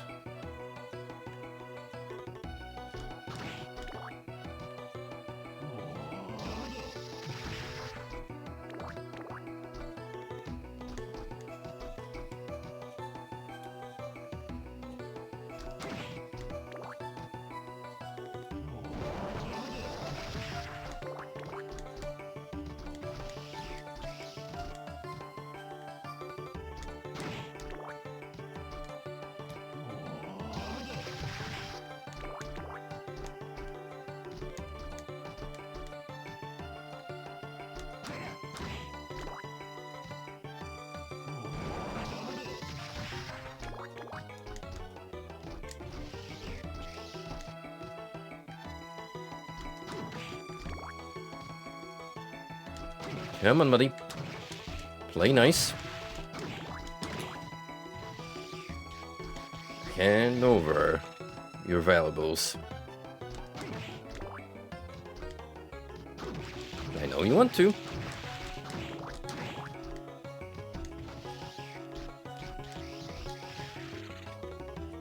Eventually you'll get fed up.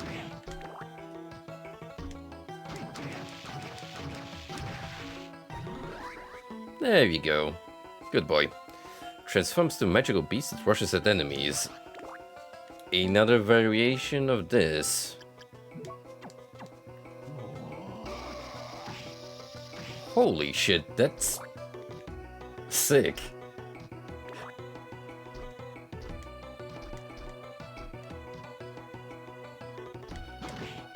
These transformations have no business going that hard, but they do, and I'm all about it.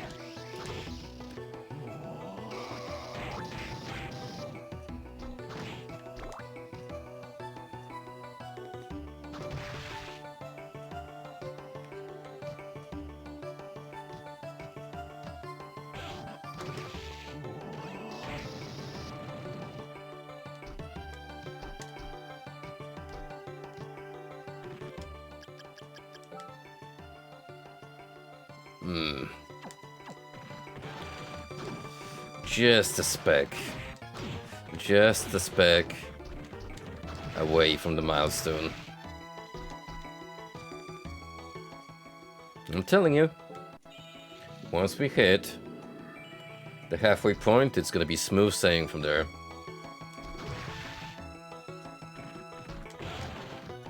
Maybe. No guarantees.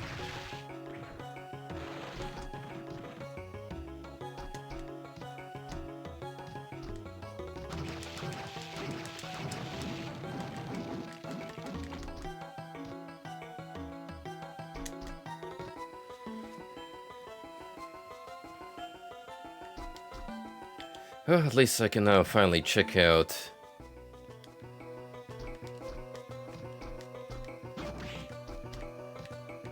that heavily partitioned room.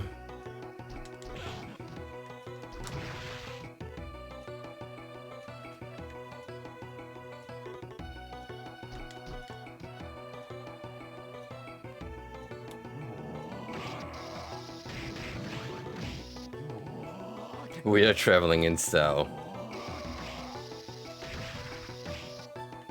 Because I can.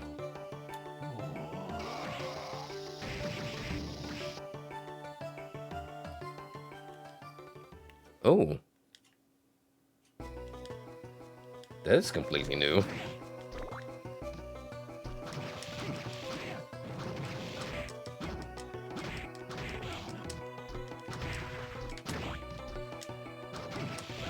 Interesting, I haven't even been to that point.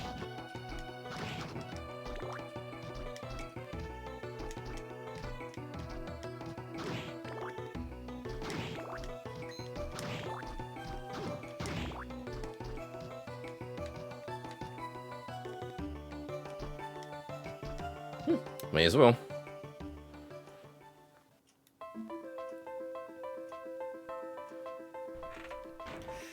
Clock tower, let's go. Iconic location. So we meet again. I'm glad to see you're unscathed. Good to see you too. I've got something I want to ask you. Sure, go ahead. Someone told me that you aren't to inherit Dracula's powers.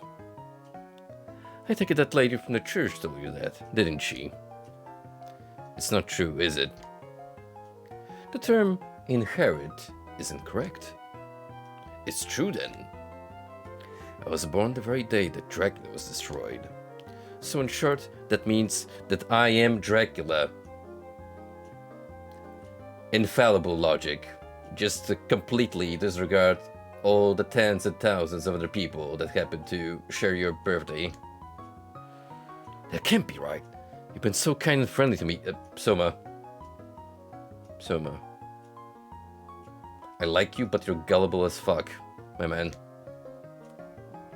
That's because I don't consider you a threat to my mission. But that being said, you've made it this far. I sense a power within you. Tell me, what kind of power has awoken within you? The power to rule. What? You foolish boy. That's impossible. Huh? I can't remain here any longer. I must get to the throne. Your name is Suma, right? You are wrong, Suma. I will not allow you to rule. As he scurries off. Jeez, what was that all about? Real human interactions.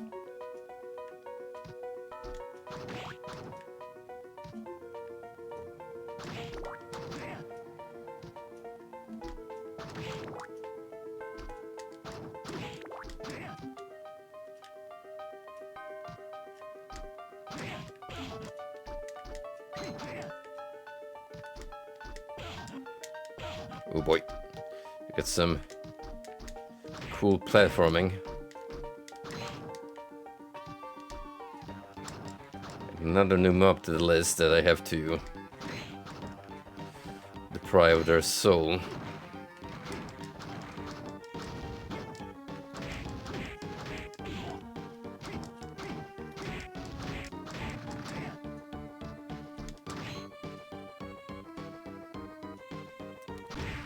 Oh no.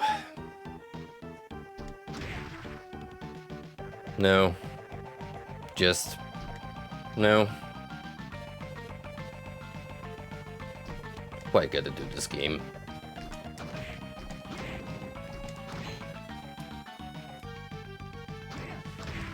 Just when I thought you and me were really hitting enough together.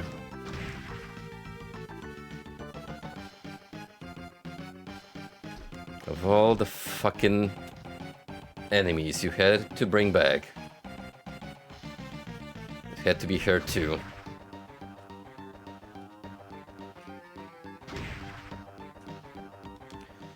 Well, I mean, it's infinite spawn, so I guess we'll stick around for a while.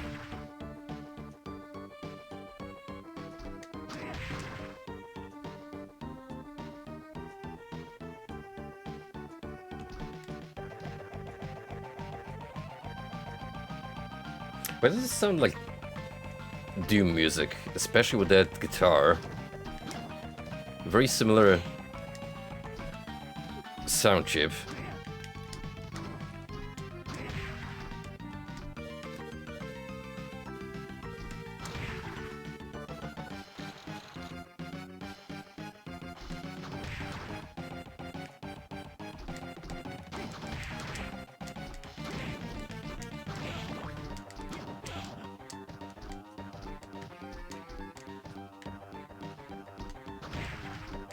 I really love the clock tower.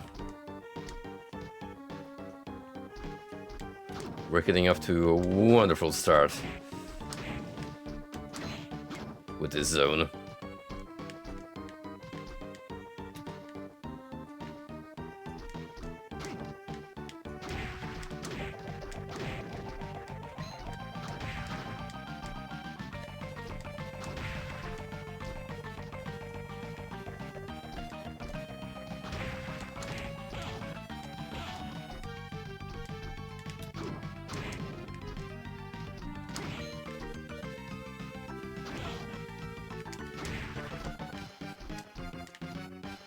May need to find the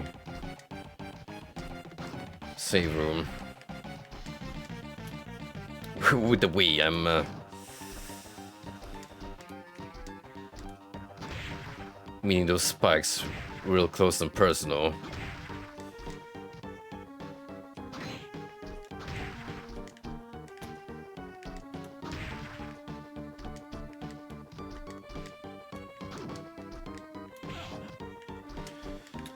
Flying armor, that's not a bad idea.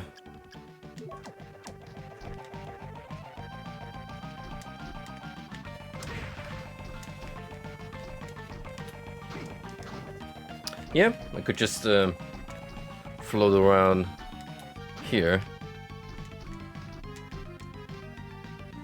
I can effectively dodge. connecting with the stage hazards.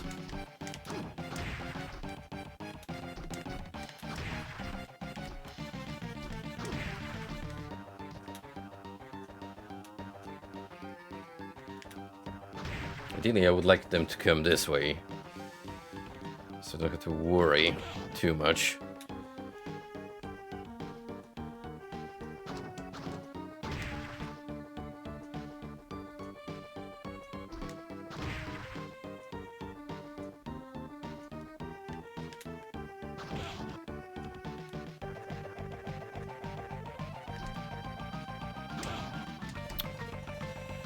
Yeah, but even then, I think I'll look for... Hello, Summer. Hey, Yuko. I just ran into Graham. He's kind of a dick. Really? Which way did he go? He was in a rush to get to the throne. Just as I thought, there is something important in the throne room. I'm sorry, Yoko. Well, what's wrong with you all of a sudden? He's not who I thought he was. What gave you that impression? He was kind to me only because he thought I was powerless. I see. But his attitude changed suddenly when I told him about my power. Well, in his mind, he thinks everything in this castle is his. So that's the reason. But it's better this way. What is? The fact that he sees you as an enemy now means you're my comrade. Does it? What, you don't want to be on my side? No, that's not what I meant. Hahaha, it's so much fun to tease you. But it's not the time to be fooling around. Your presence here has thrown Graham into a panic. This is our chance. What sort of chance? Using his cunning mind, he's been able to evade us up until now. I don't think anyone has ever seen him panic before. I get it. The circumstances right now are making him act this way. That's exactly right. There's an excellent opportunity to trap him. Well, I must be on my way. See you. I'm just going to info dump on you and not present you with a viable plan to do something about Graham. You figure this shit out. Also, great waterfall entryway. Dig these skeletons.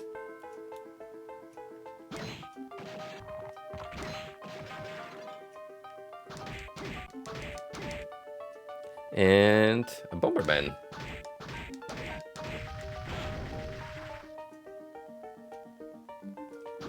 You just had to go out and say that. Fuck, now I can't unsee it.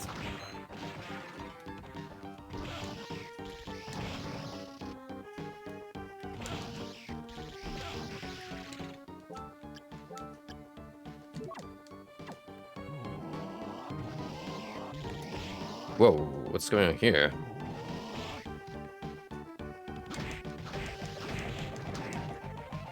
I think I can transform. Yep. I'm between the ceiling.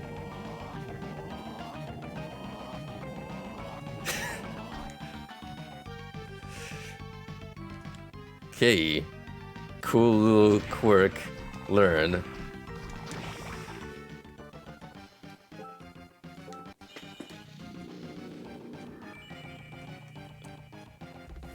Strange and terminally online.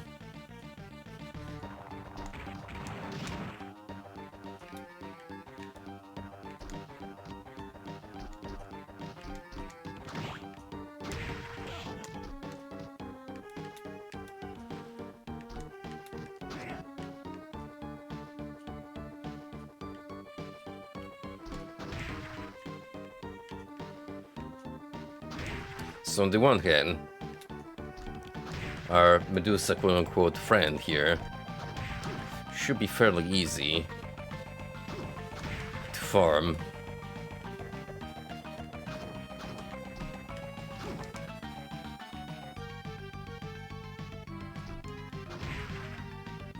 Just wish he was consistent with her spawn pattern.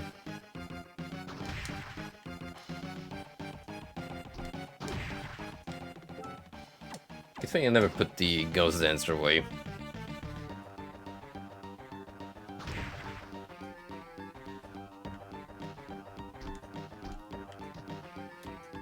Seems like we won't be running out of opportunities to acquire new tricks anytime soon.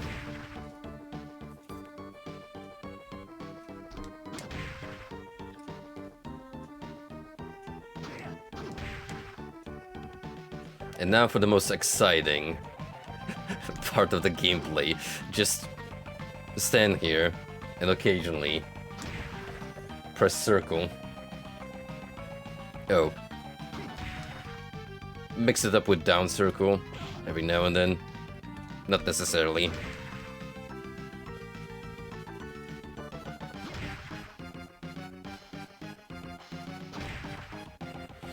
Kino indeed.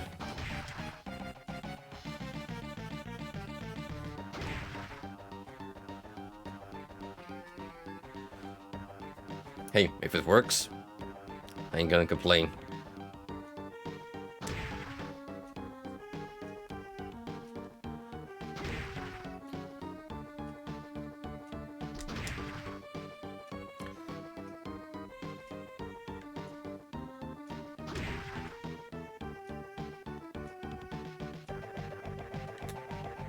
You're lucky. You're lucky you're getting off the hook that easily.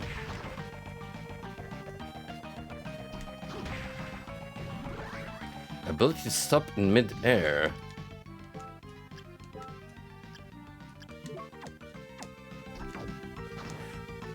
Oh.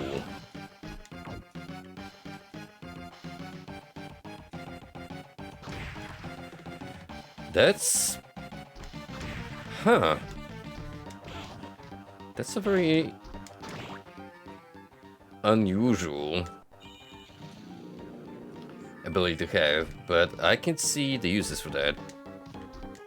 Especially on a platforming heavy section like this one.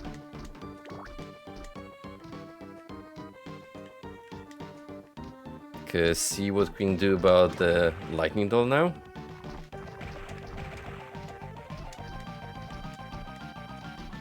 Don't have to worry about him screwing off.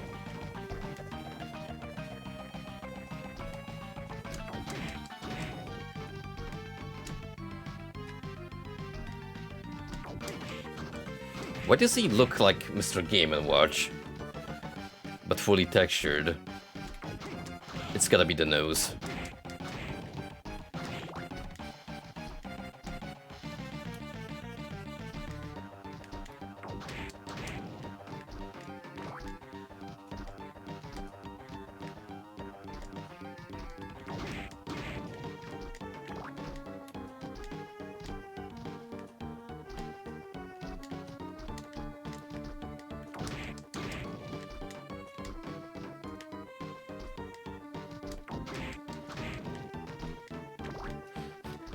Stop time, but only under very specific circumstances.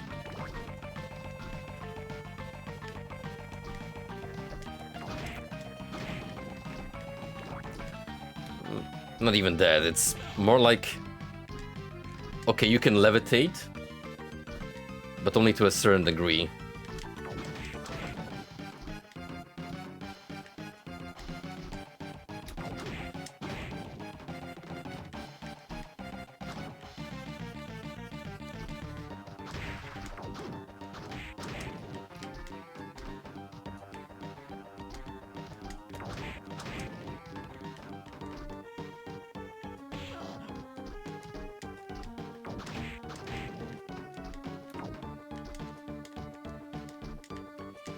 I want to try something.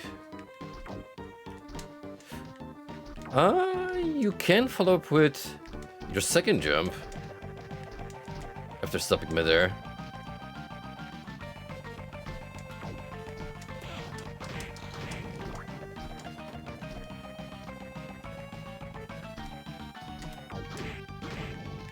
Gotta be real, didn't expect to have that much air control, but hey.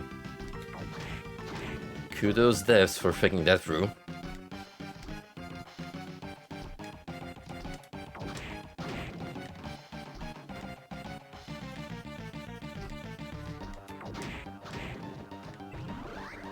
Discharges lightning from its fingertips.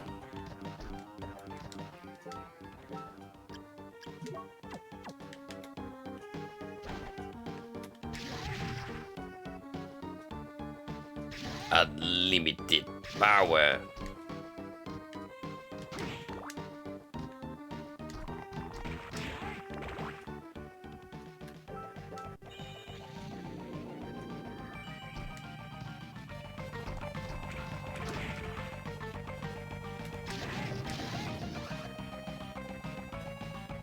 It's strong too.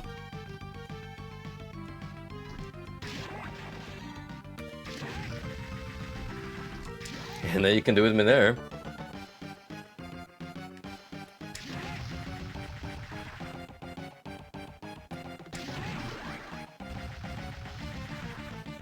I like it.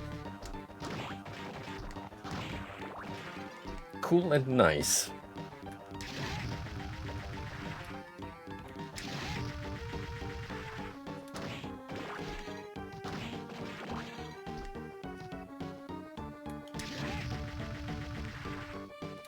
Never stood a chance.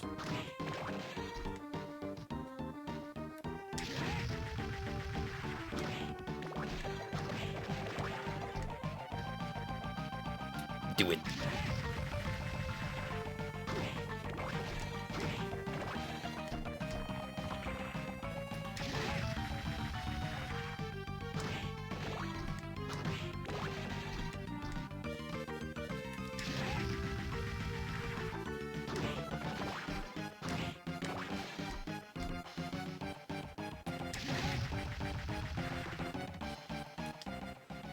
From here on out, it looks like we'll have to take a dip underwater, but I do not yet have the ability that lets me do so.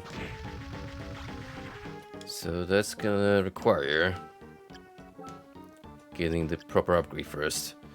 Breastplate forged from steel. It's an upgrade, so we should be equipping it.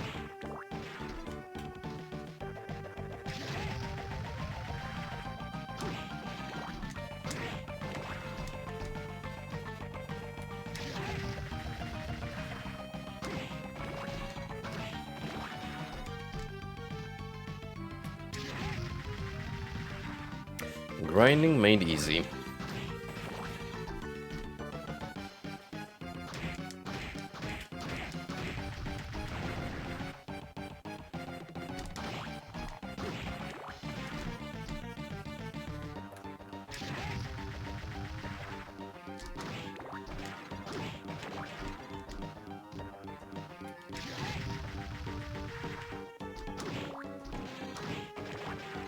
Gotta acquire the bumper armor so I can become Bomberman. You know what's gonna happen.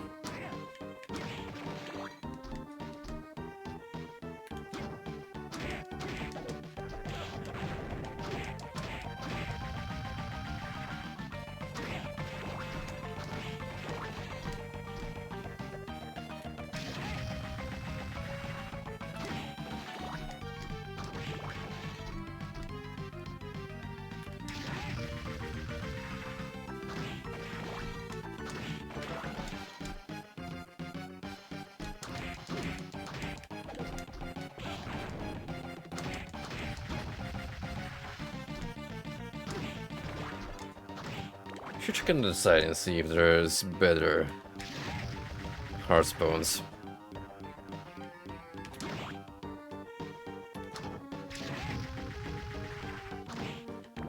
No, just one small one, as opposed to having two. Inside of the grandfather clock, so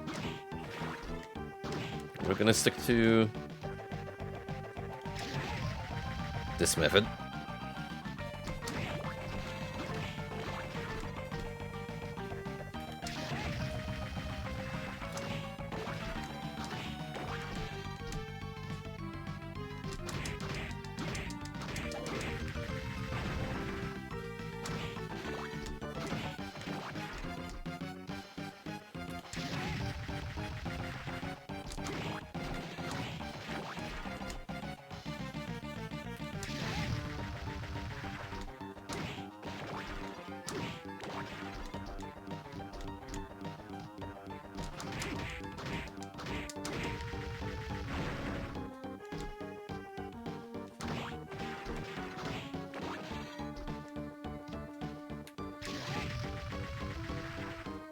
You call throwing bombs a martial art? Hey, as long as it works.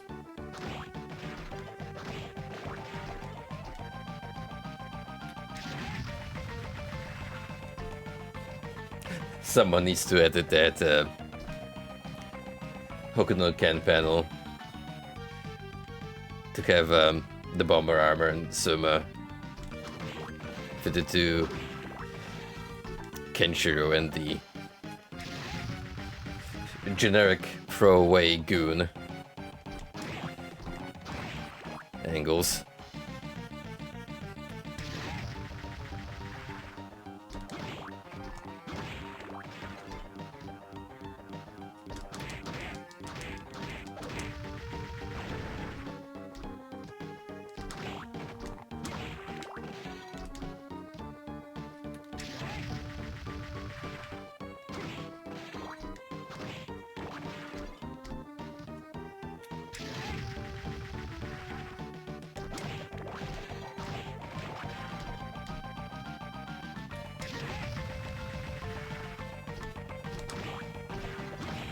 If only every single mob could be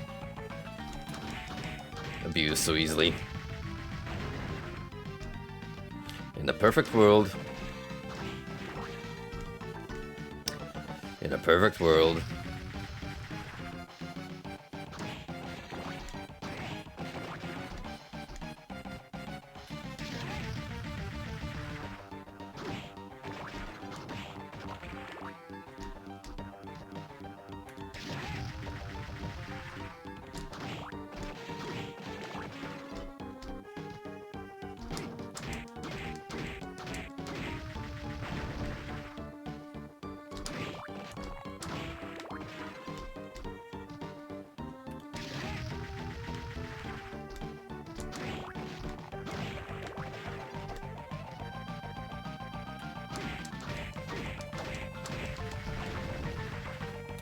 Seeing Frosty put up red charge, does that mean that he is back on the Achivo grind? He is, in fact. Rock and roll dancing. Looks I'm gonna have to peep after I'm done tonight.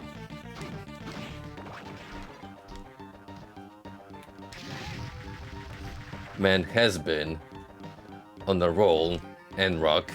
That is really roll off the tongue easily. I'll see myself out.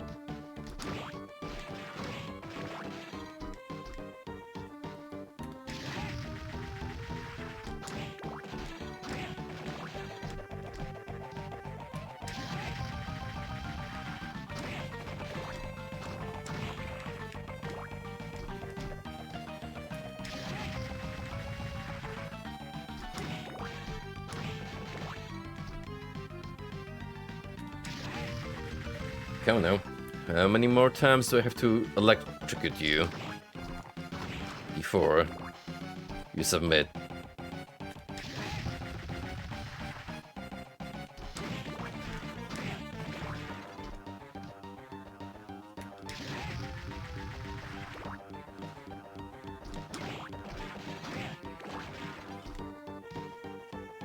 Master of torture.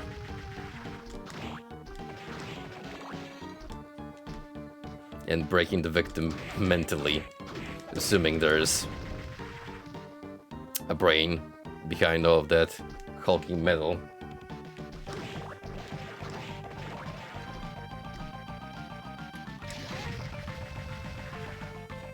I assume from your reaction that he's peeping eye levels of, yes, I want to give you your soul. No, my soul, rather.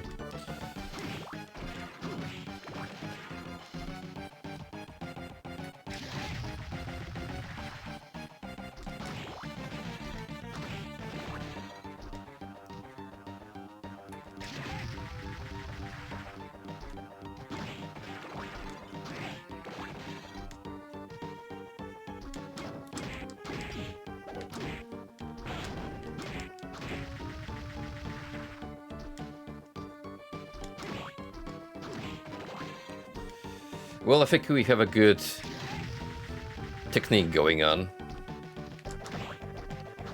So even with a lower drop ratio, we can still go through the RNG cycle quickly enough to increase our likelihood of obtaining soul.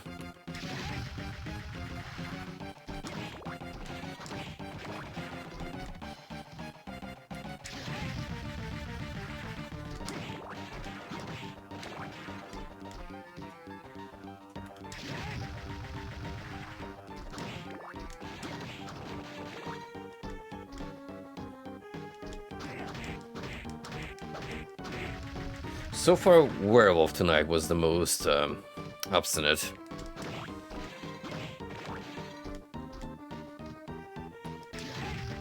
Manticore took a while too, but not nearly close enough.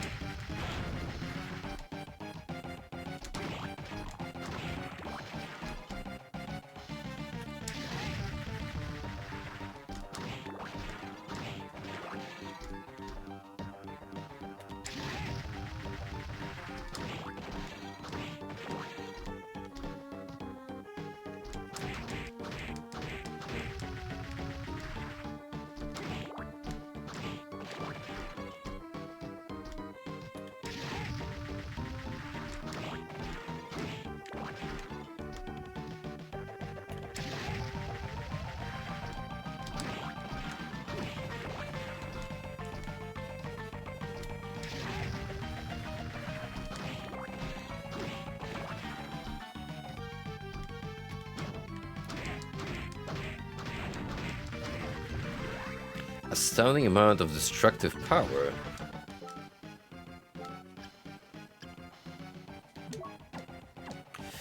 A vague description as any.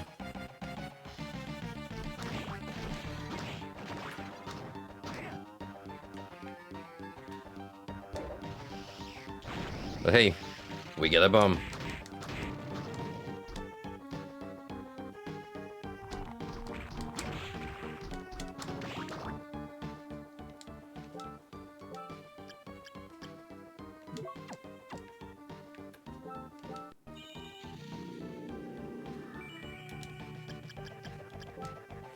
And finally, we've gone past 50%.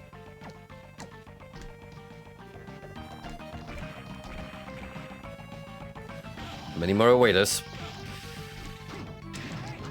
but we're getting there. Slowly but surely.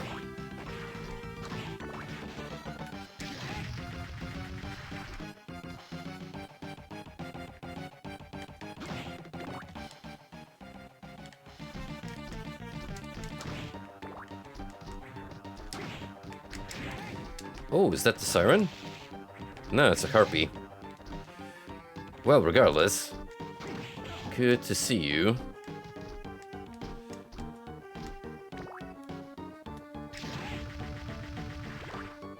Because, guess what?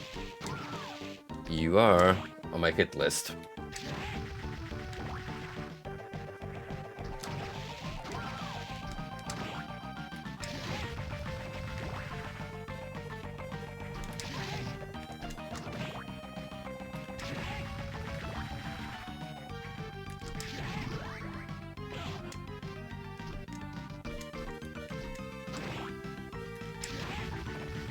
You know, with the amount of mana recover,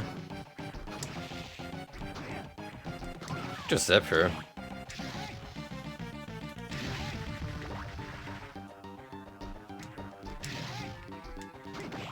Way faster.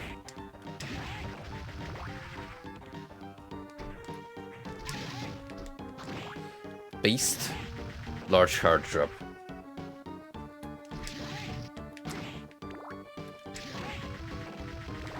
Do I even need to make the jump? No. The lightning arc just about reaches her.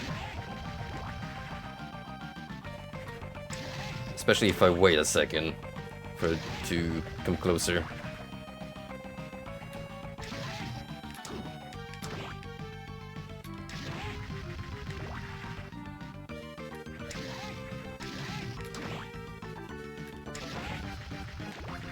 Now that's what I call efficiency.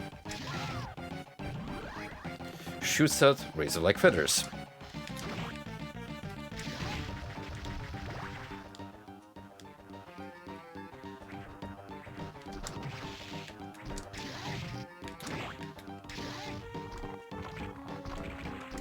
Ooh. Alright. So we can go 2 ways from here.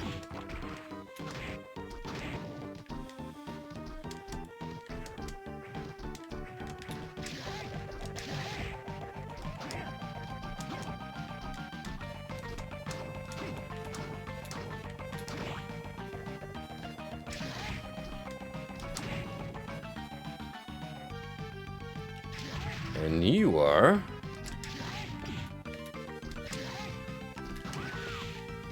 Valkyrie. I thought you look a little different.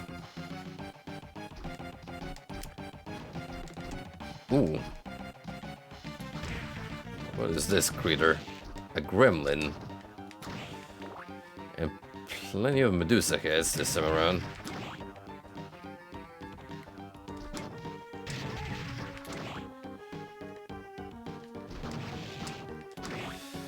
That's in one shot though, for my sword, so...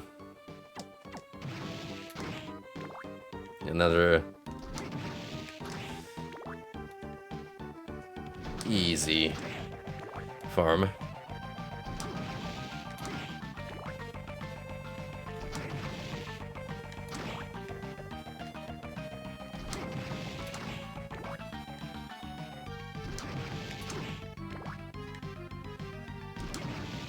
Should go by smoothly.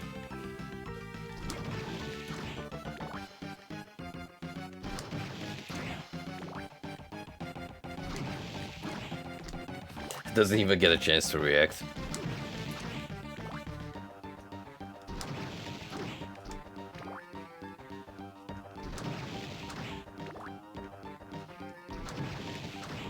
What's scarier than a lone Medusa head floating your way? A pack of 3.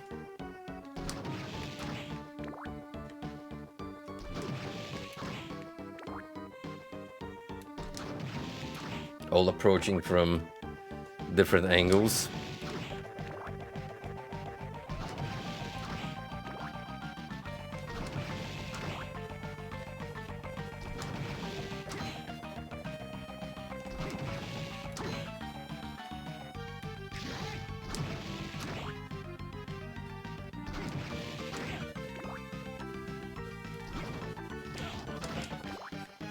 Alright, that time I botched. Just like now. We're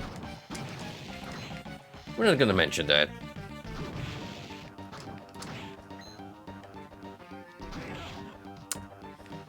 Okay, get your groove back on, Soma.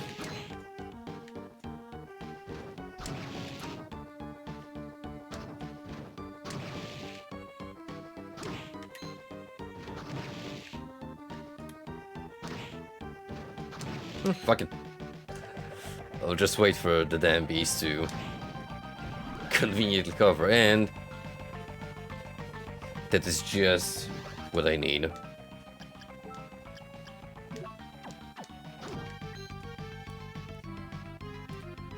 A significantly better luck enhancement.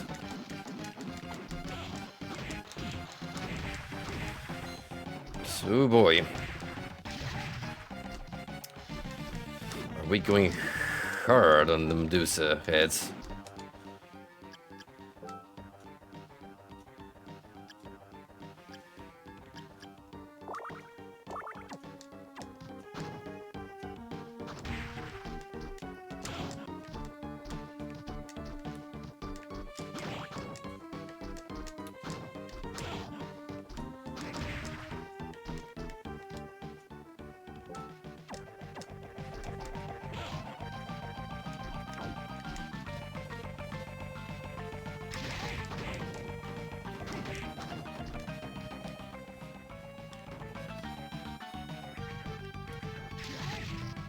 Ah, have a siren here. Good. Good, good, good.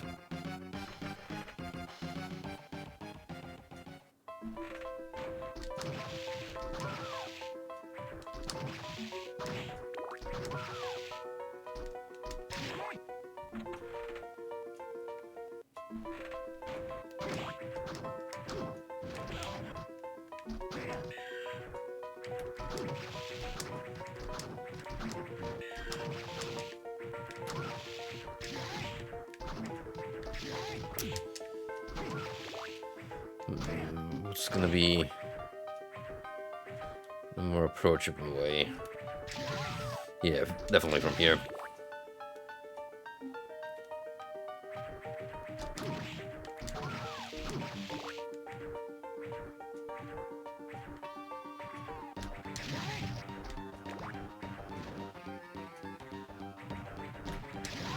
Don't even need to worry about the car piece, so long as I can take down the siren. That's what counts.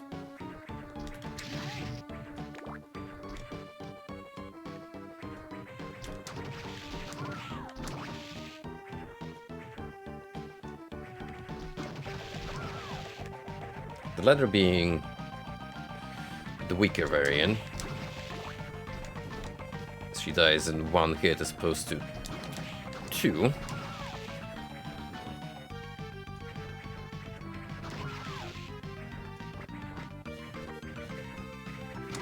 There we go.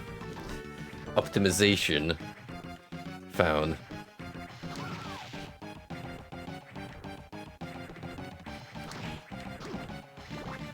I'm just gotta stay consistent to it.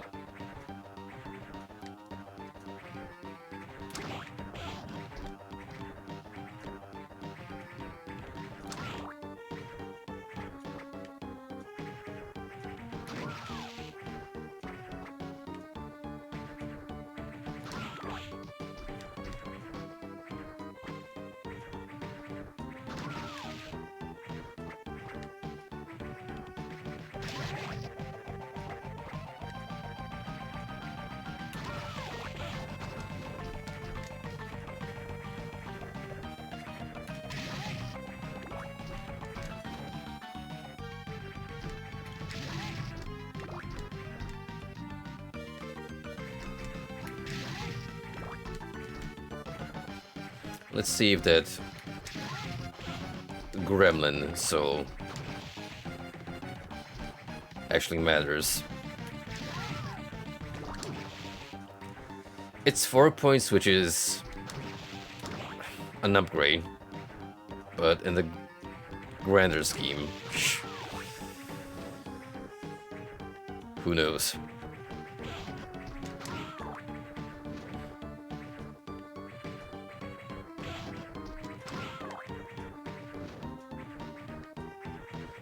I wonder which entity gives you the 12-point variant.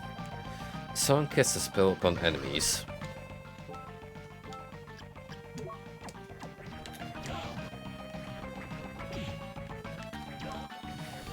Sing, Suma. Sing. Sing the song of death and destruction.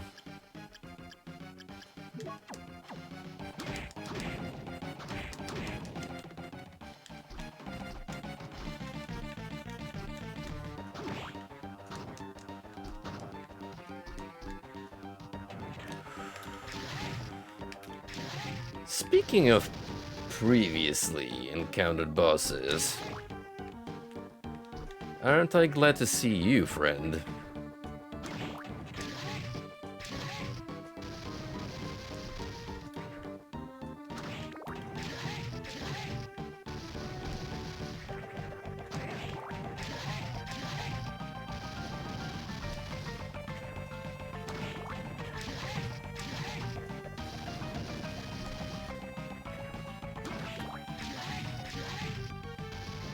Great death animation. All of the armor sets just collapse in a spectacular fashion.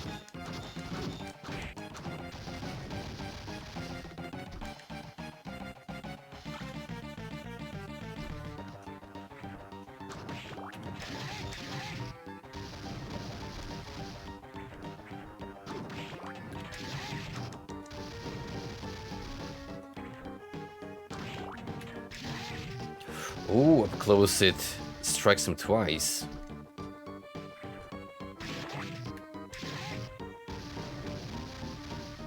Alright. I dig that.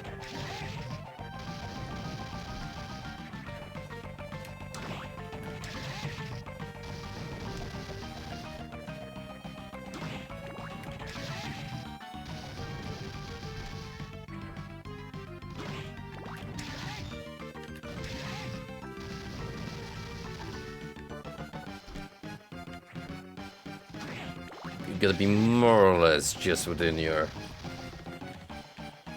sword attack reach. But still, that's 700 damage.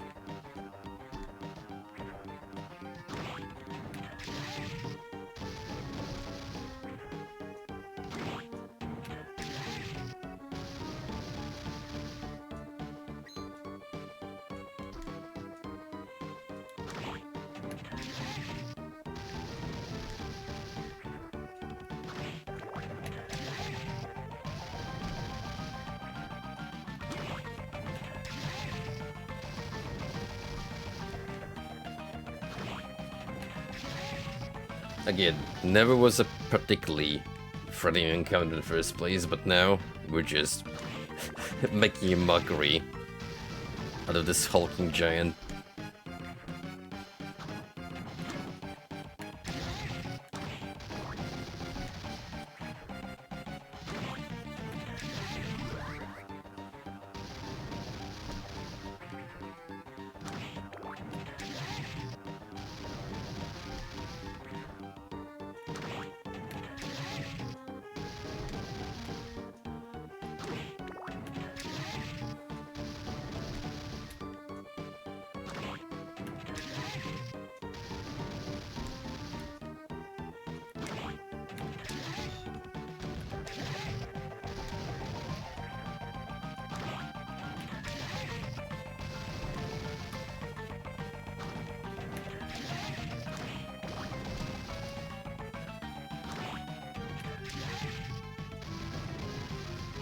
When I say this has been, so far, the most successful hunt of them all.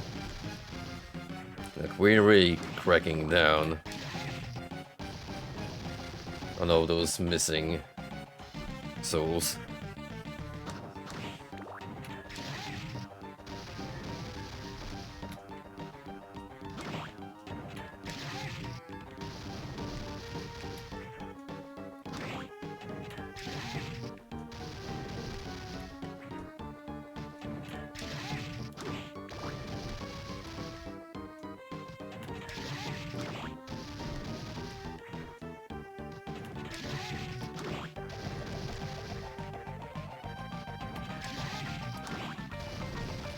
Just remember, don't run off too quickly. Wait for the sparkle, just like this. Strength has increased 120%.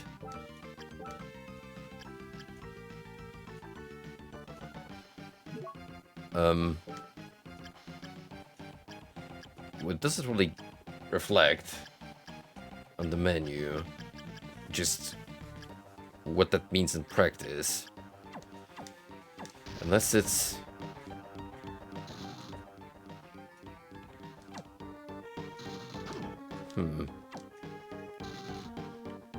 Oh, right, you gotta activate it first.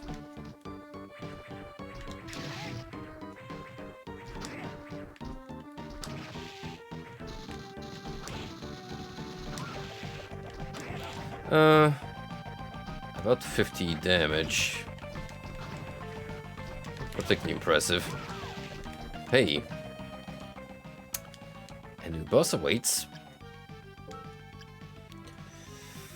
We're gonna go Lightning Needle for sure. Let's pack...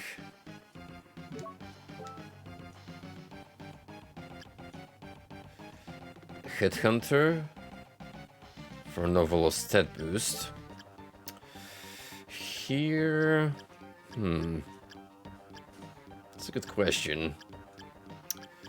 What do I want to have on the blue slot?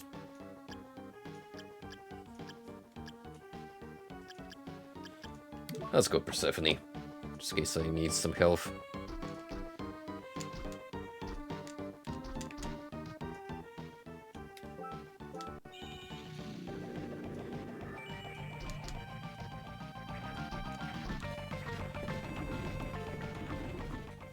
Who will it be?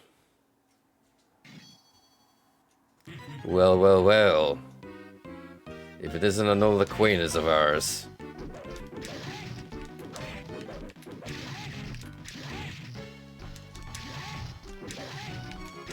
Hey, Dev, how do you feel about lightning?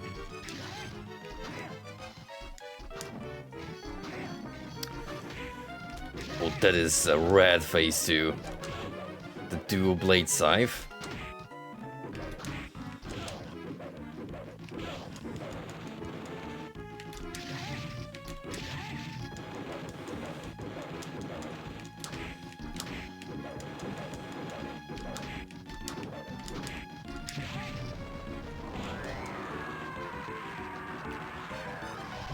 So long, pal. Attacks enemies using sickles.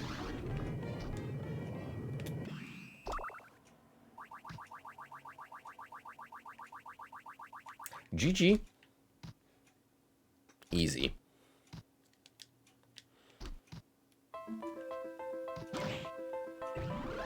Allows you to walk while underwater. Exactly what I needed.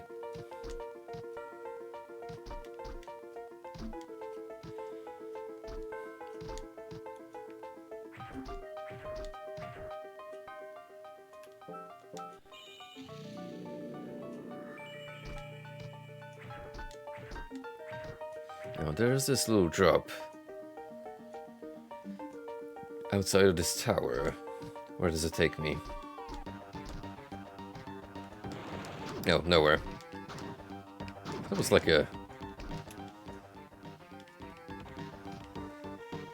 drop outside. Never mind.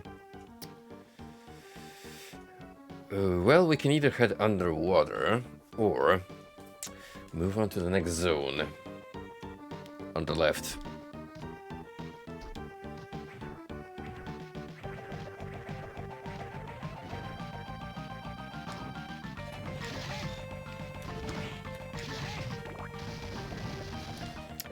How do the sickles fare?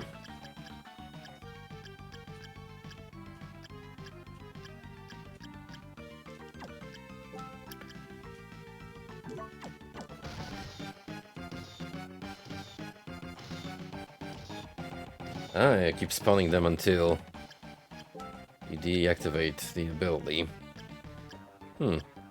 Interesting.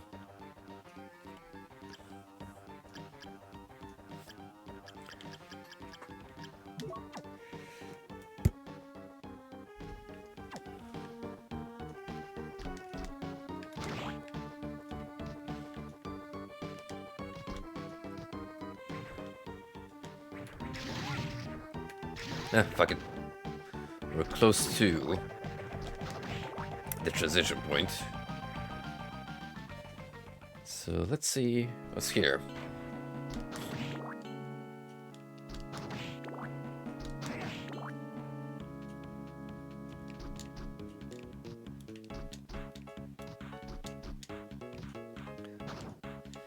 Ah, I can't get here yet because we gotta give that wrecking ball a little nudge on the other side.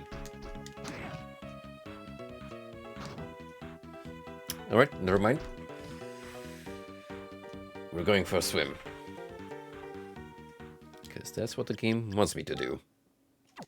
Pretty much.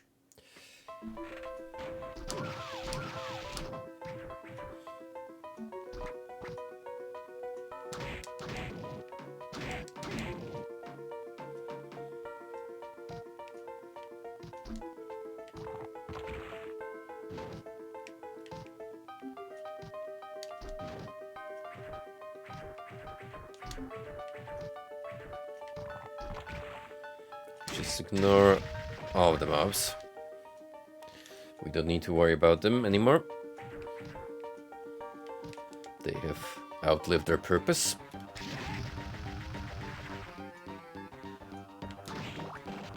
Now instead, let's equip Skula here, or Skella, depending how you want to call it. Really? I can get my next soul from Sea Life. I mean, okay.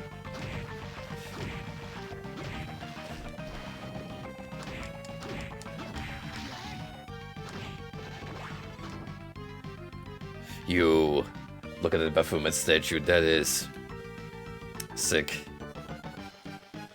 This lion fountain is incredible too.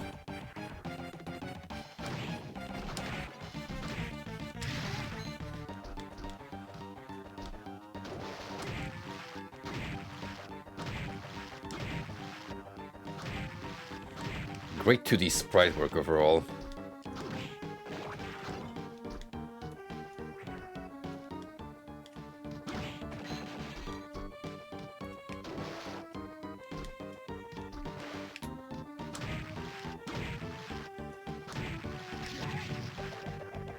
I'm almost surprised you can't electrocute yourself underwater.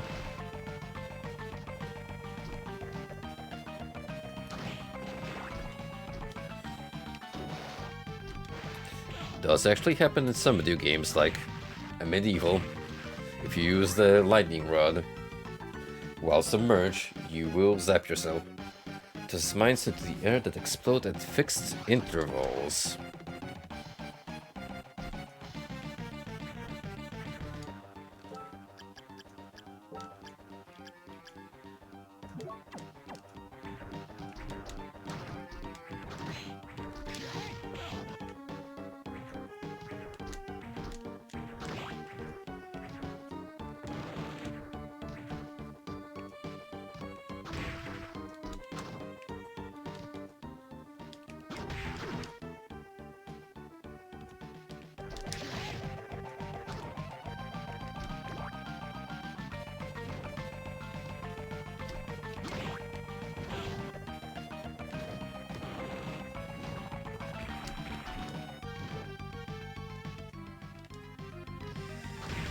Go down even further.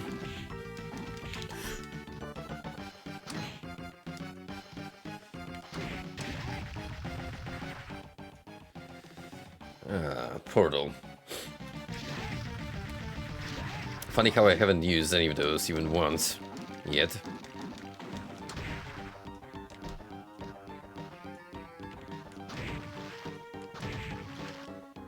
And a door to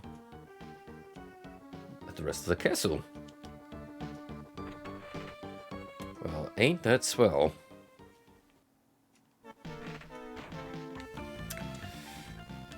This bit specifically.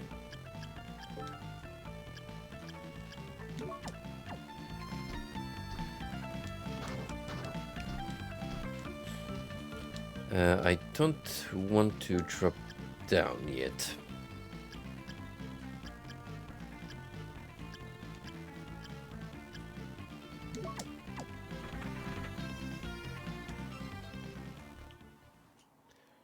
There's one more thing we can check from here.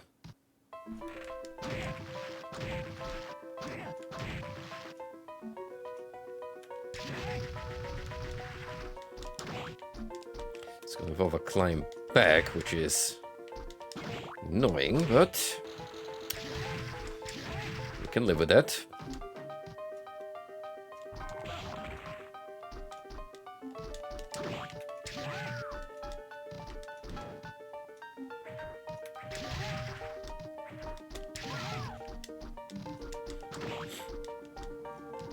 Lightning spark sure makes it more manageable.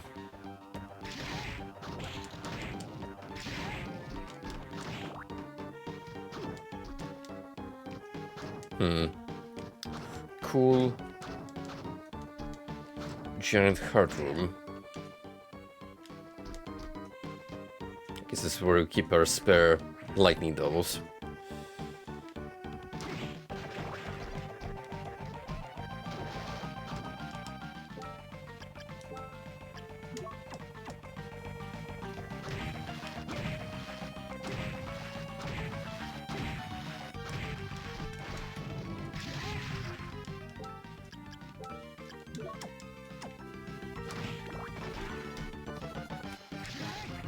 What's this way?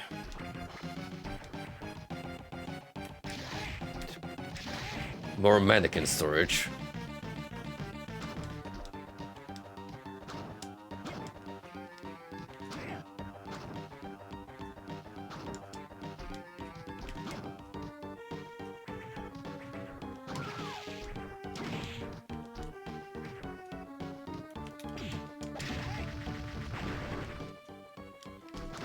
Two ways to go about.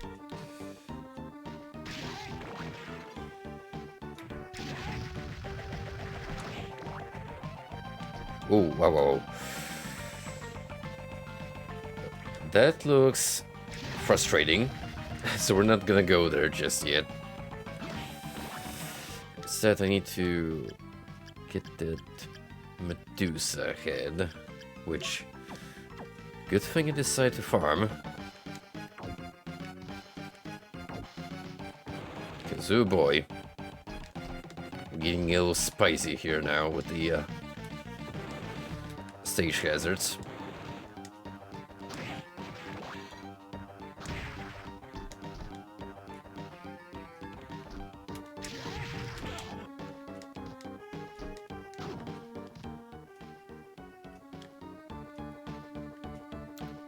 What's this? Pitch black suit. Black suit as dark as the night sky. Wow. We get a little smarter for where you get, because you're dressed smart. Yeah. If you're not yet used to this kind of low-hanging fruit humor, then I don't know what exactly you were expecting.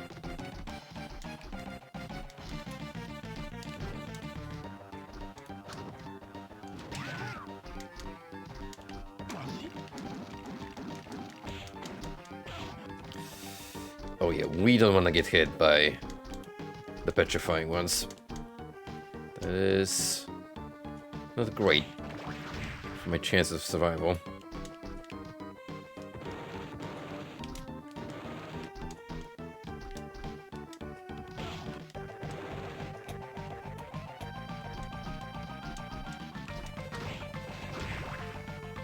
Now for the really fun part coming up.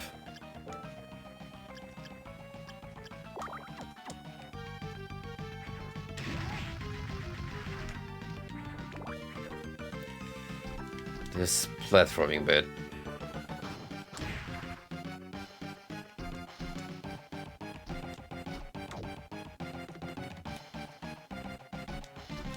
It's definitely made easier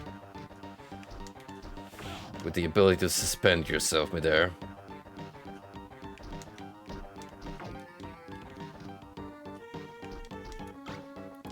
Boot Gang?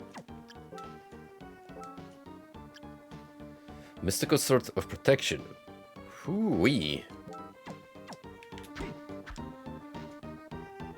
I like that. It is pretty beefy looking.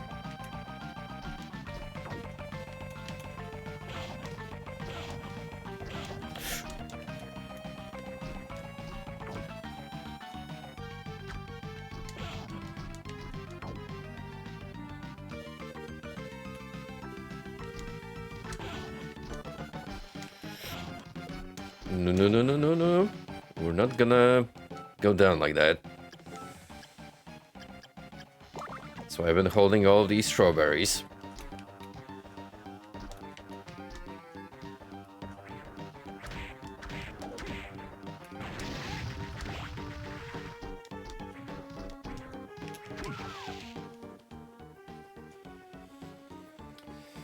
So that effectively means I've got pretty much all the clock tower covered.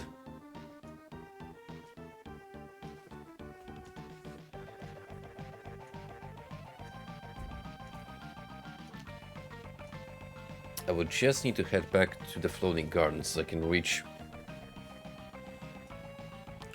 that little room. Smack at the top middle of the map.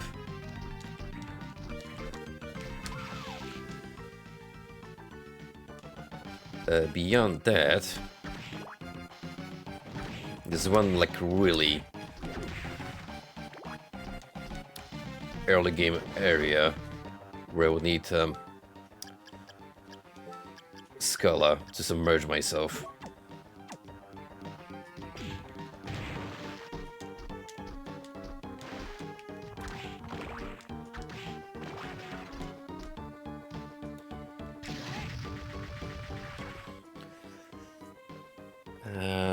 Yeah, I'm heading the correct way.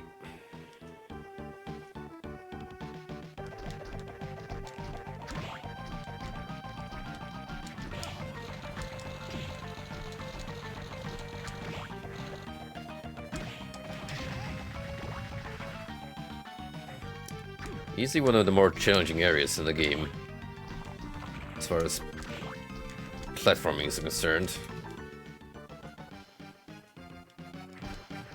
Still got plenty of ways to go about it.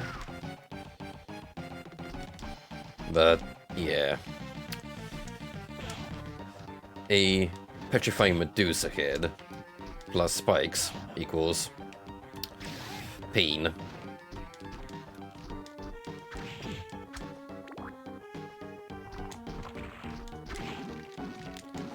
Like so. Oof. Close call.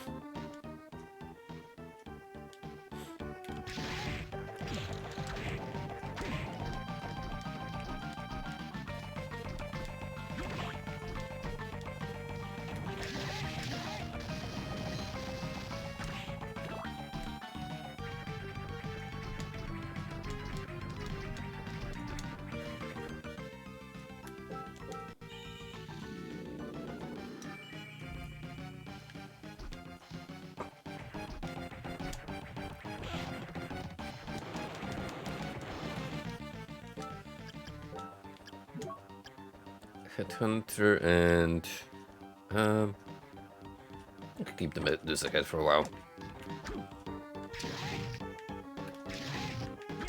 As far as powerful magic is concerned, this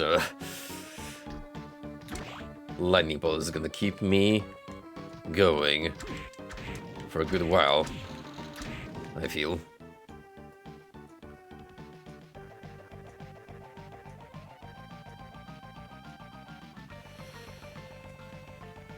Ooh, wait, I'm on the boat. I should need to go the opposite way.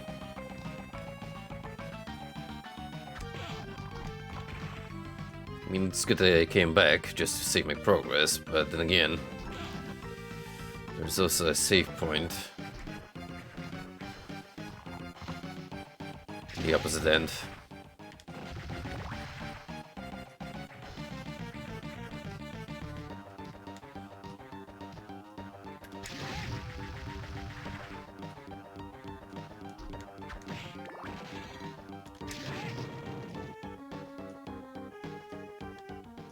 Yeah, right here.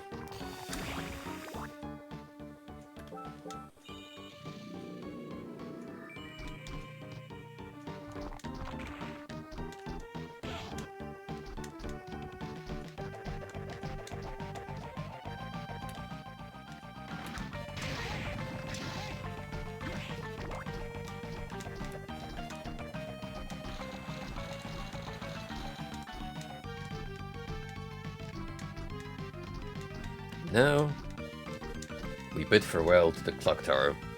Maybe for good. You don't know.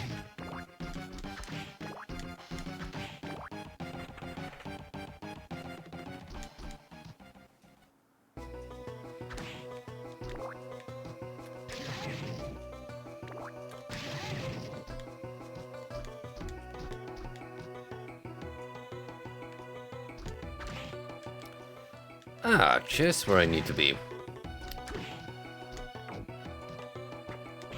Let's head down here.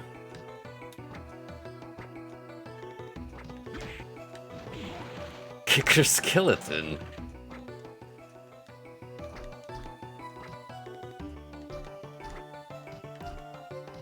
He's got style and a cool scarf to boot.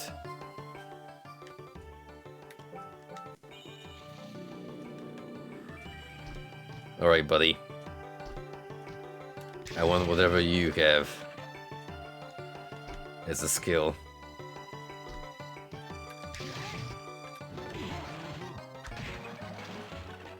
Who do you think you are, Skellomania? Well, you're actually a step above because you are a bone brother. Skello is just a faker in a suit. This right here, real deal.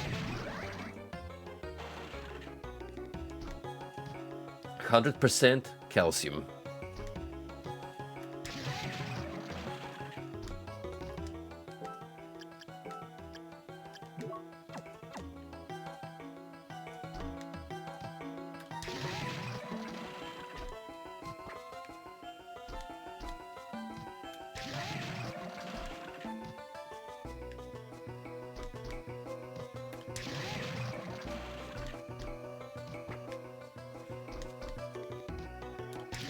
We're gonna have to check his entry in the Monster Compendium just to see what cool facts we can learn about Kicker Skeleton.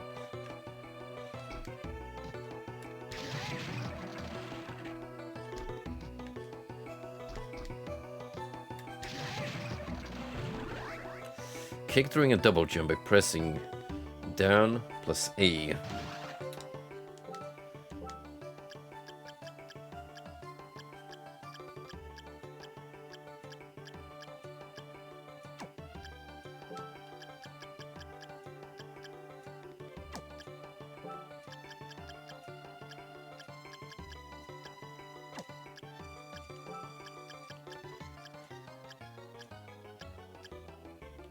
Where are you?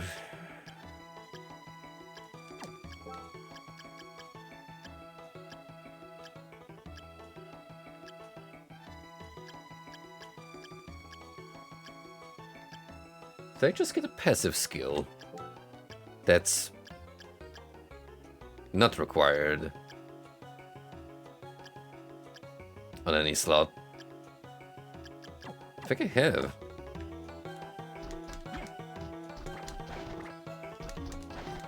Yep. There you go. Just straight up picked up a martial arts technique.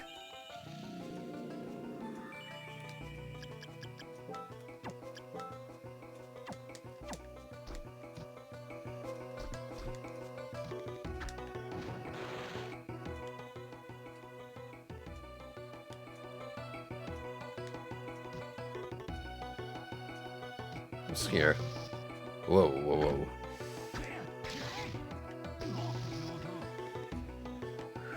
Whatever is back here does not appreciate me snooping around.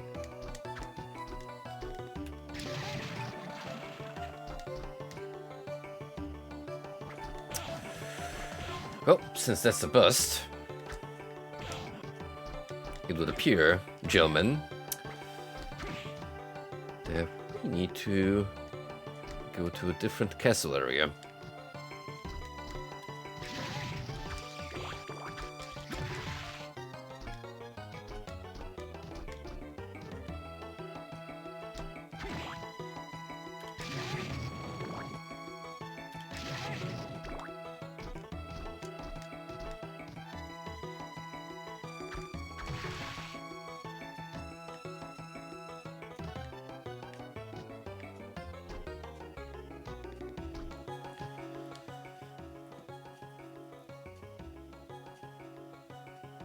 Can I go to that area below me?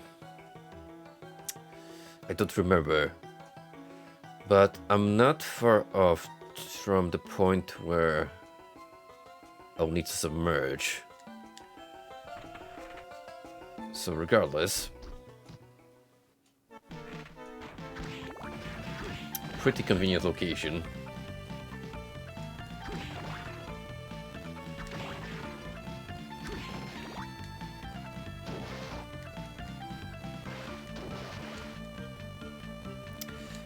Ah, we can go down here now because we have Scala.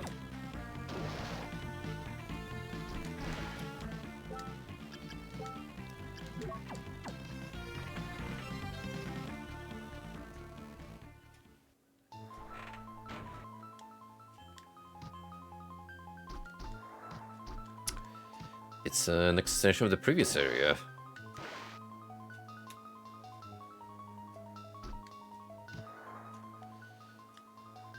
However,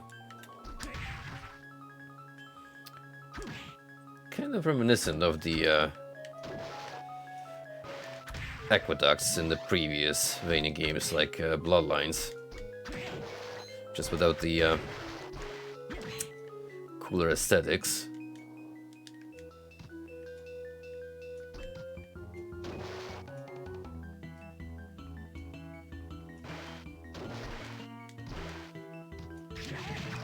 Fish head.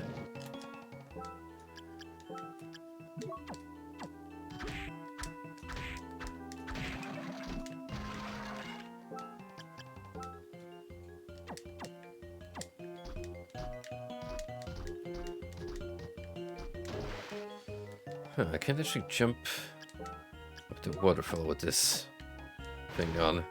Then again, I can't really go from anywhere here. The water drop is preventing me from going further up.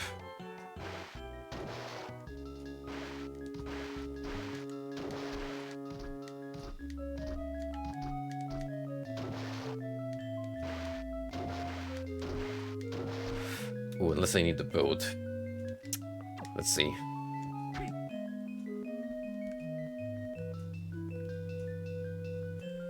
Just enjoying my time on this weird tunnel. So much for the boat.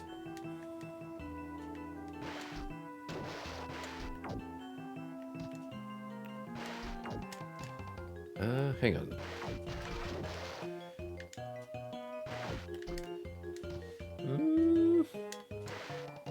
It's a bit of a stretch, isn't it?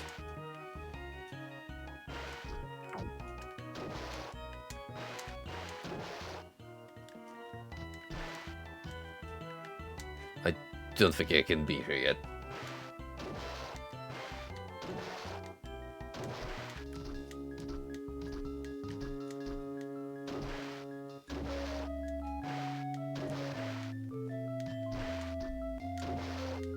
But there's definitely more. I mean, we got a sword pickup at that corner waiting for us.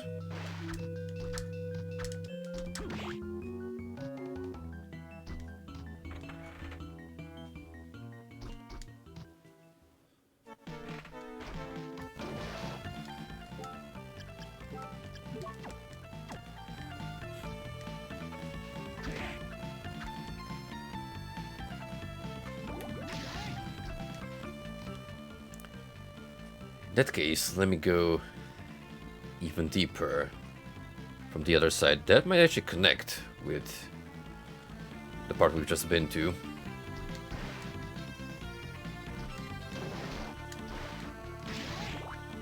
That makes sense. Big sunken area.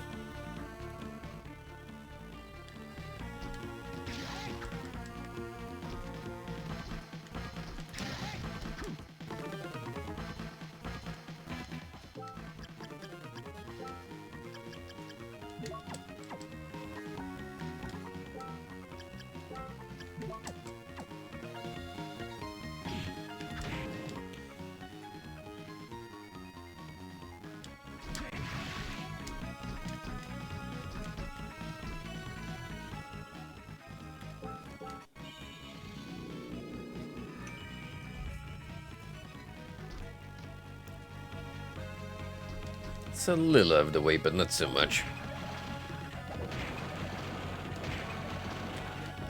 Not to the point where it gets frustrating running back and forth, especially since, well, all of the enemies at this point are just jokes.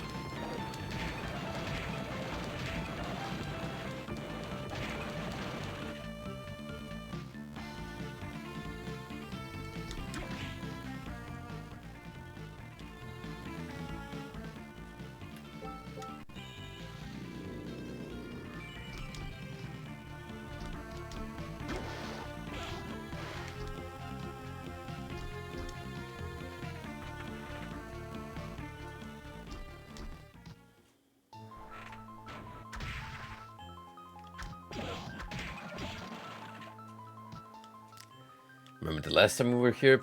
Feels like forever.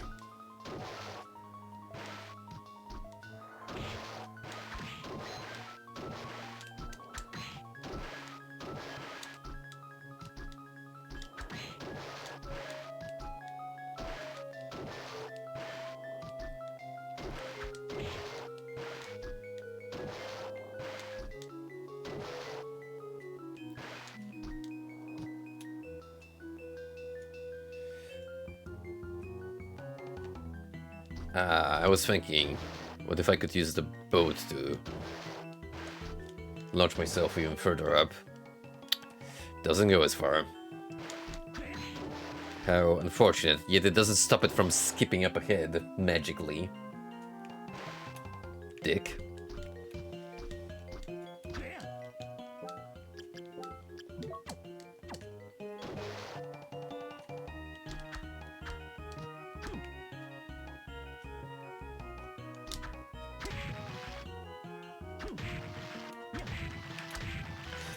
Speaking of the Teenage Mutant Ninja Turtles underwater section, nowhere near as aggravating, still.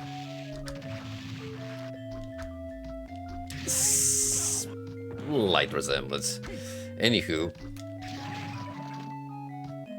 that's a completely harmless and innocent monster design right here. Especially if you call it Man-Eater.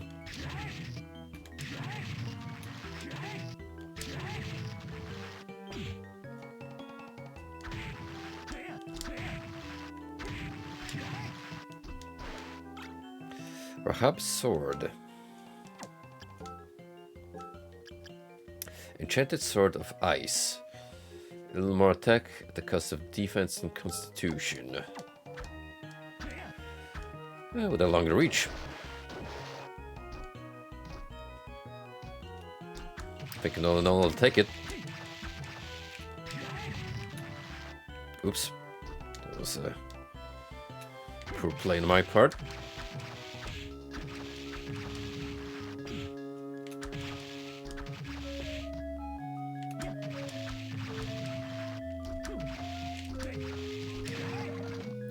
Right, this one is a little tankier, but bear in mind there's 3 of each worm creature. So they do count as separate entities.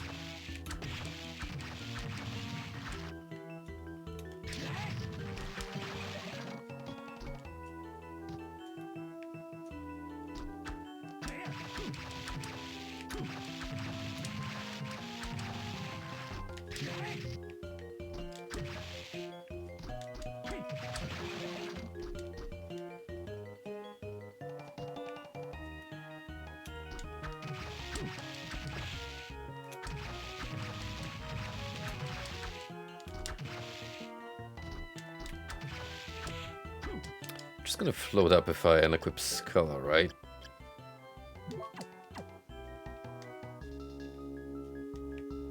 Yeah, that's not gonna cut it.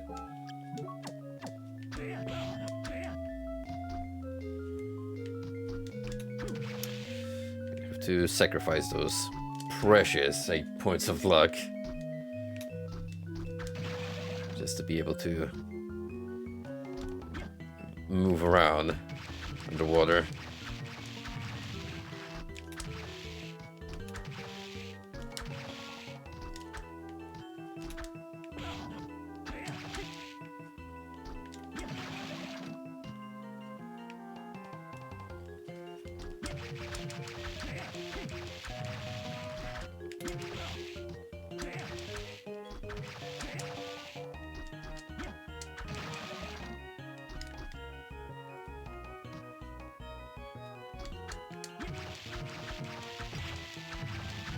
Its aggro animation is actually pretty clever because at first glance it seems like this whole giant skull is one living entity.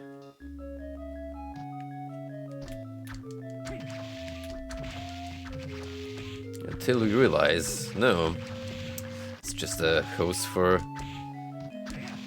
bunch of parasites. Just even spookier.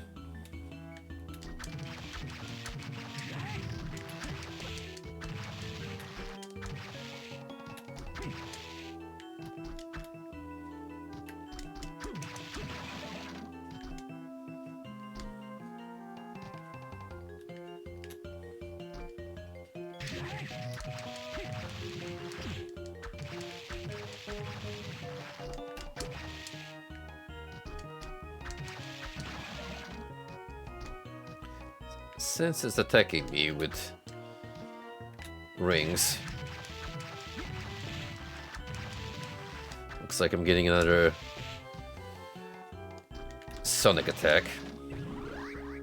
Shoots a ripple laser. Well, if you're gonna call it like that, then be my guest.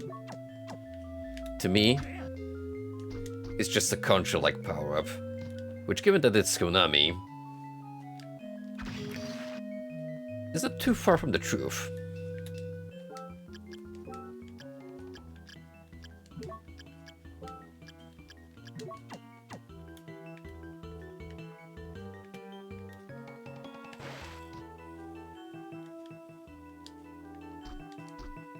Ooh, now there's a very harmony-like scenery. The underground cavern. That Crusader likes to block.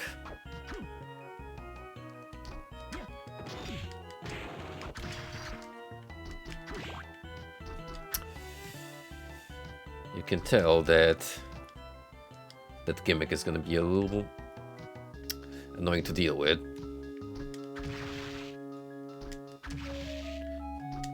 Kagnatsu?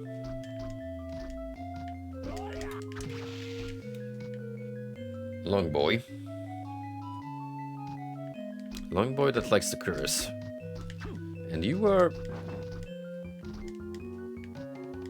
what exactly? Ukobek. Alright, we're introducing even more unusual beasts and critters.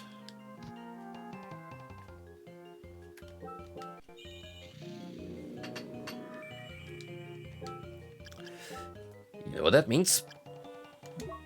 That's right, kids. Let's get back to the soul hunt.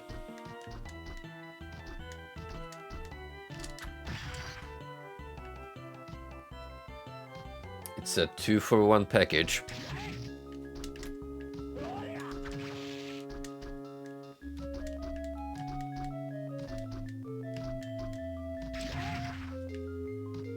Must feel bad for the little guy. He's just kind of there, minding his business. But this big meanie comes around and chucks lightning his way.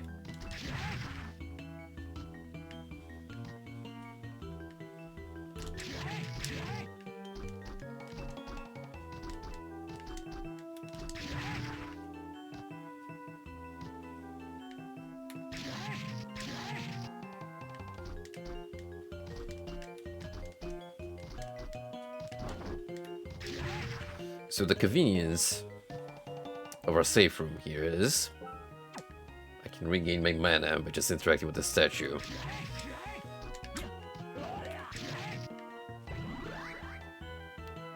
Punches enemies.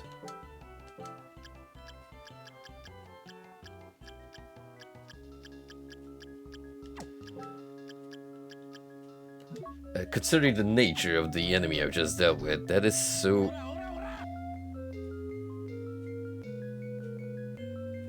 It's a JoJo reference. Why am I not shocked?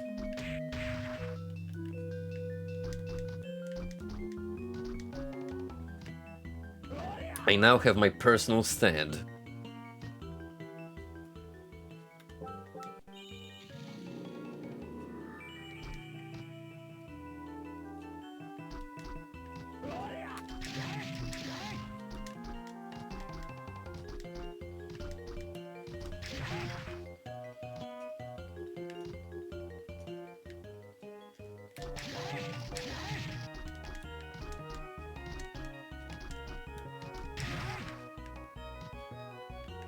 We're gonna have to come up with a cool rock reference for your new pal, Suma. To really fit with that JoJo's Bizarre Adventure aesthetic.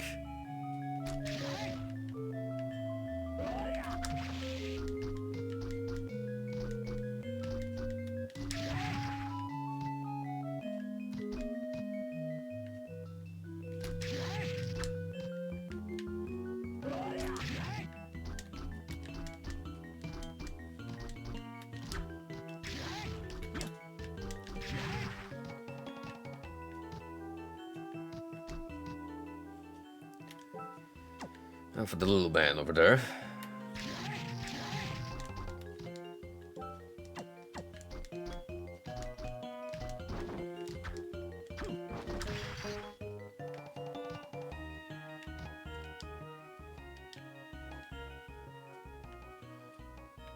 And I don't know, do I want to keep on going down or mess with the that Crusader?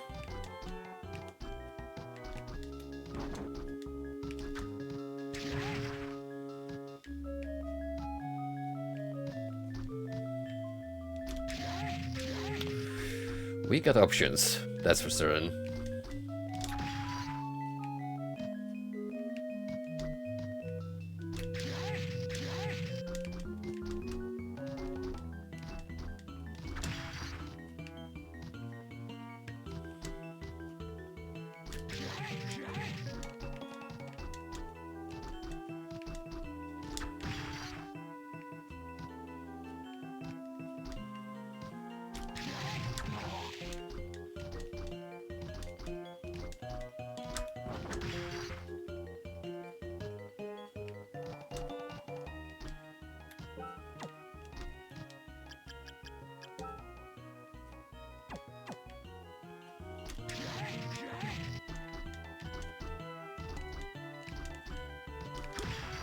How crazy is it that we went from 40 to 60% so obtain ratio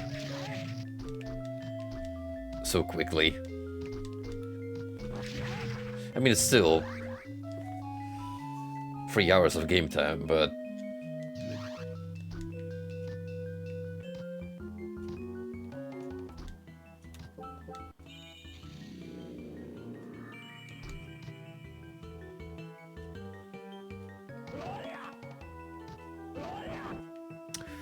oh boy, there's a lot of you.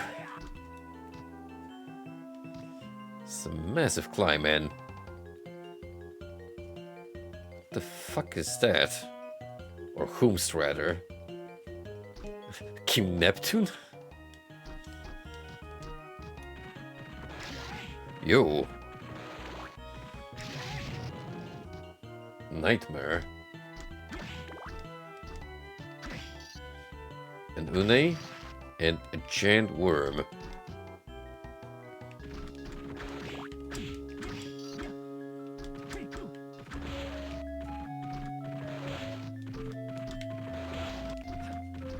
I dig the fact that I can ride the horse.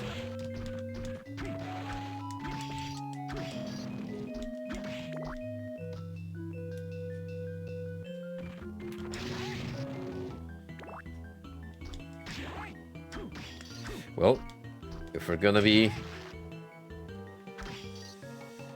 Collecting monsters to a collection. We may as well persevere.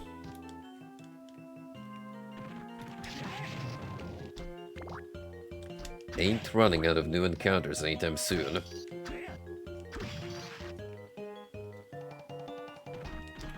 Right, we're going.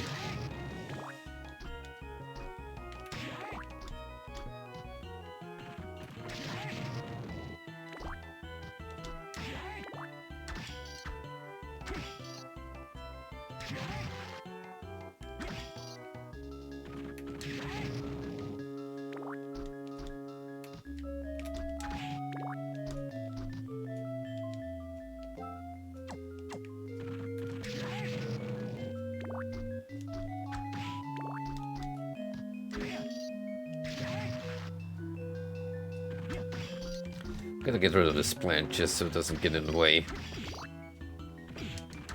It's not really dangerous, just plain irritating the way it multiplies.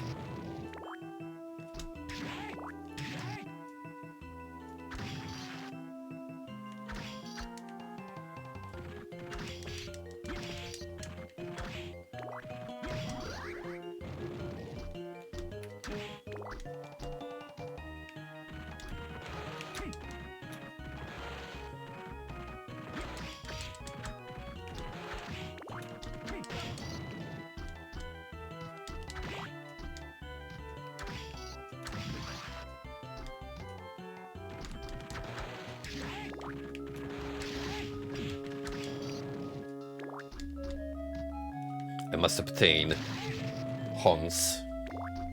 He must become part of my army. The funny horsey.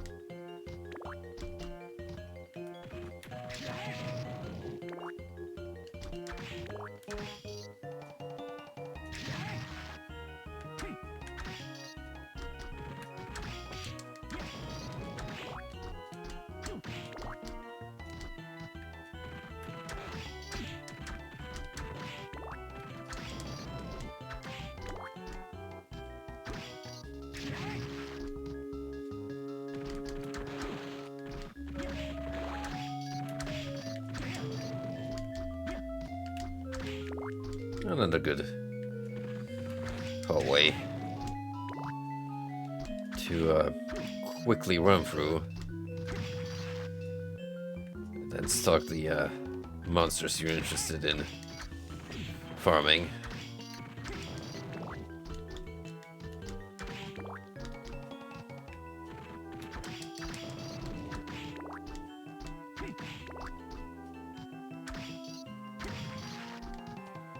Honestly, if anything, that's good game design, because they knew that would disgrade the number of souls. It would take hours upon hours to get all of them, so may as well at least make some of them more approachable under the right circumstances.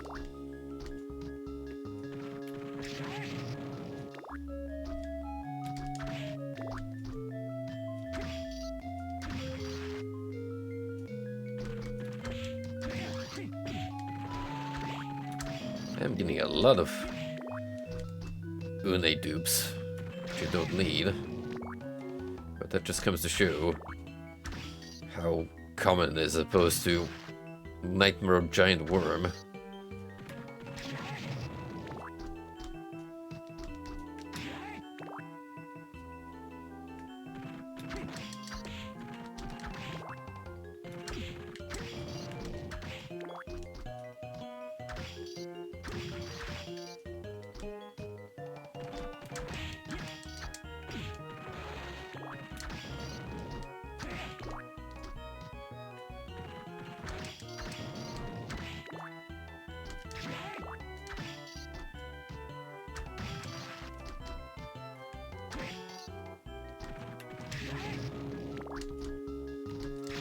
It's a shrimple, is that?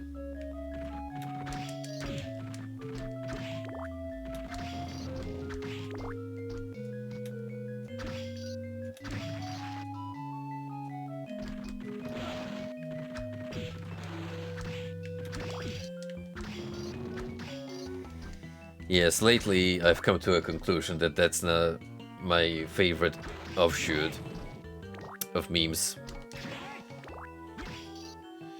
Shitty dead puns with ridiculous animated images to convey the message.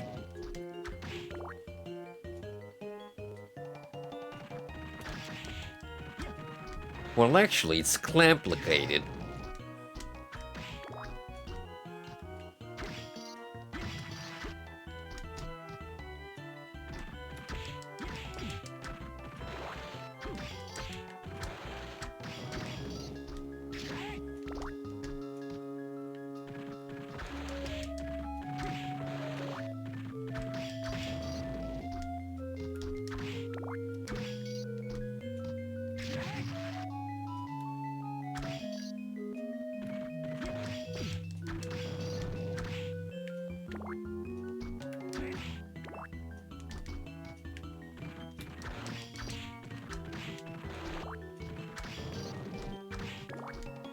This might turn out to be yet another stream where I only effectively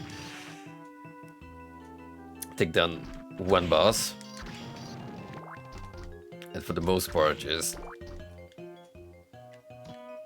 run around on a massive collectathon.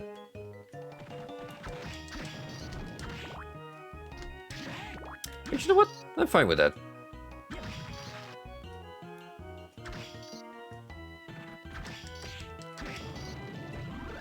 Summons Nightmare to use as weapons. We've done it. Haunts has been acquired. Go forth, my trusty steed. Just fucking shoots out like a rocket. Magnificent. What a beautiful creature.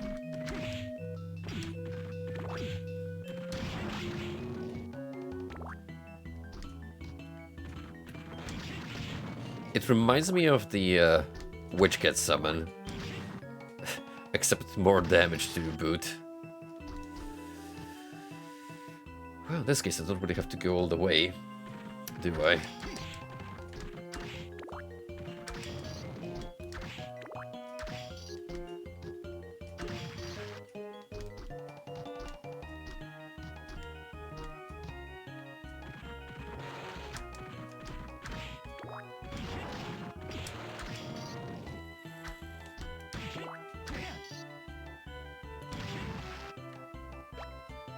Cream puff? Soft, fluffy and sweet. Do we really want to indulge ourselves in a pastry that comes from the belly of a big slimy worm thing?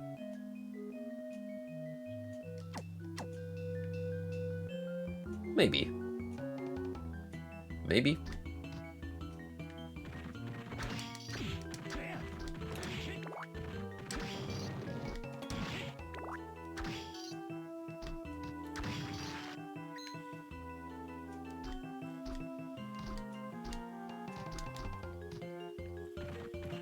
I mean, how more gross is it than your standard Castlevania wall chicken?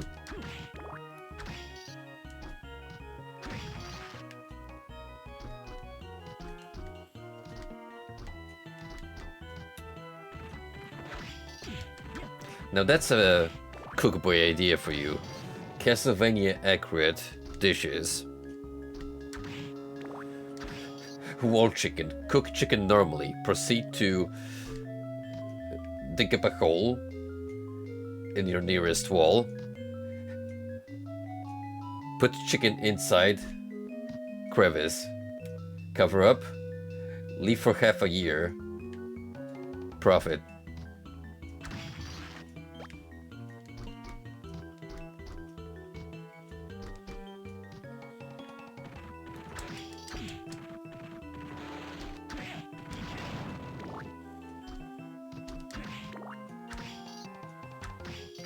Ultimate weapon, you say? Do tell. Indulge me.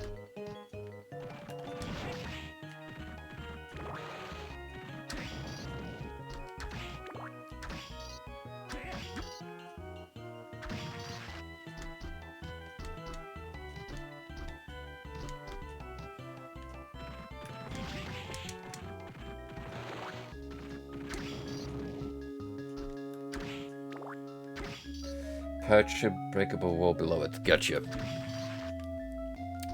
We'll make a mental note.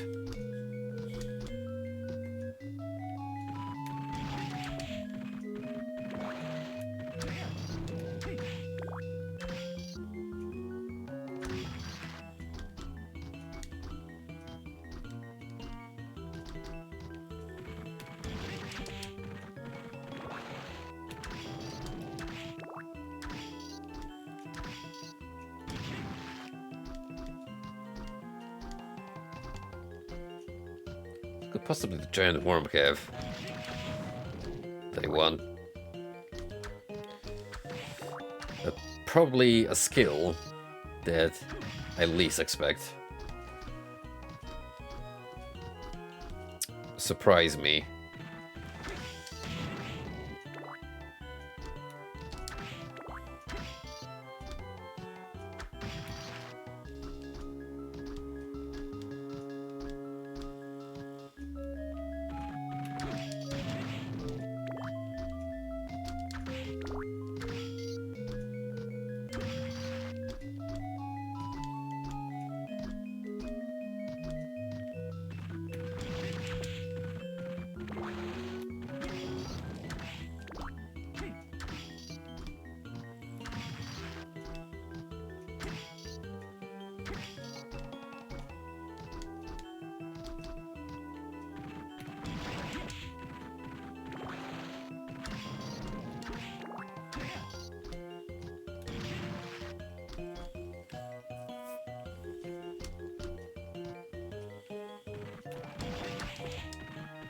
I mean, I don't mind that thing giving me cream puffs,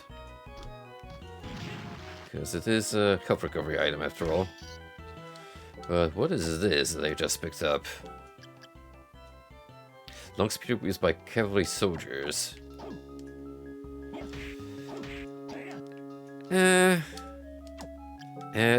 At this point, we've got better alternatives.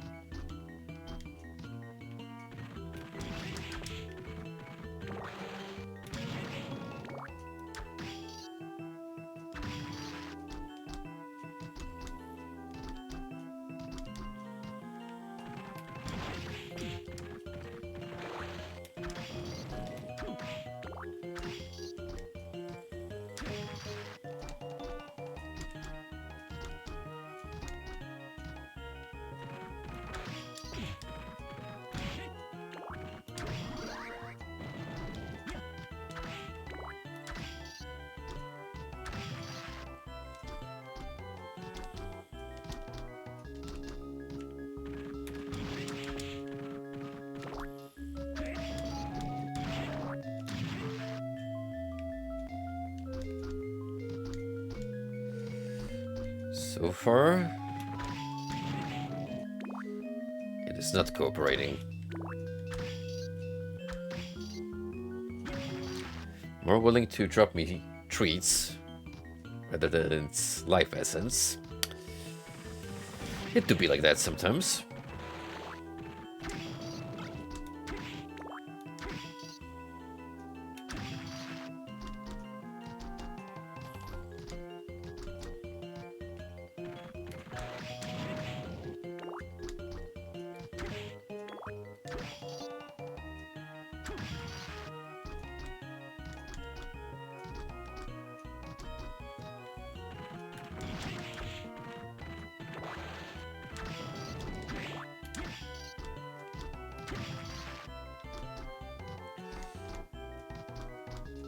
Come on, worm.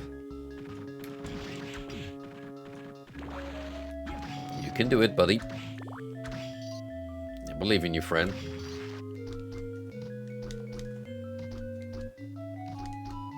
Grant me a shiny orb of either three colors. It's gonna make me very happy.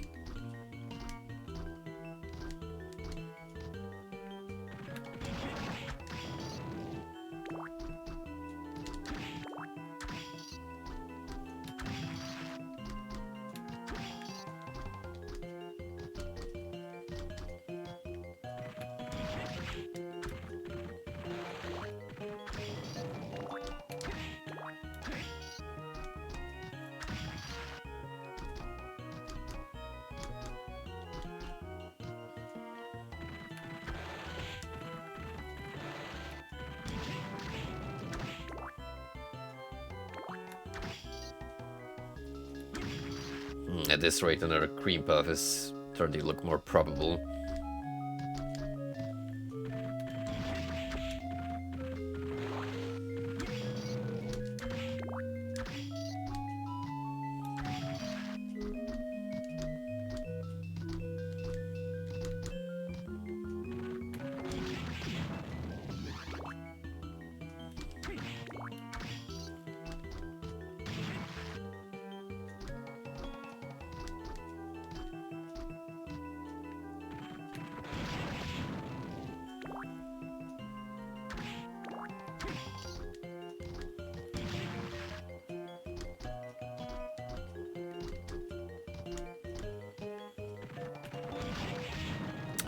Safe to establish that Nightmare, more common drop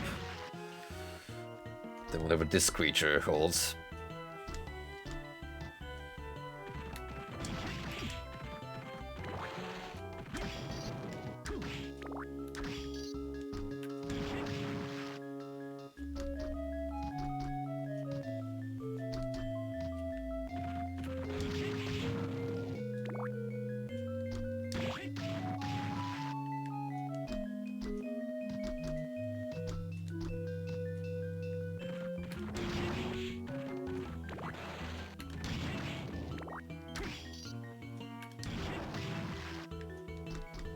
Fiddlesticks.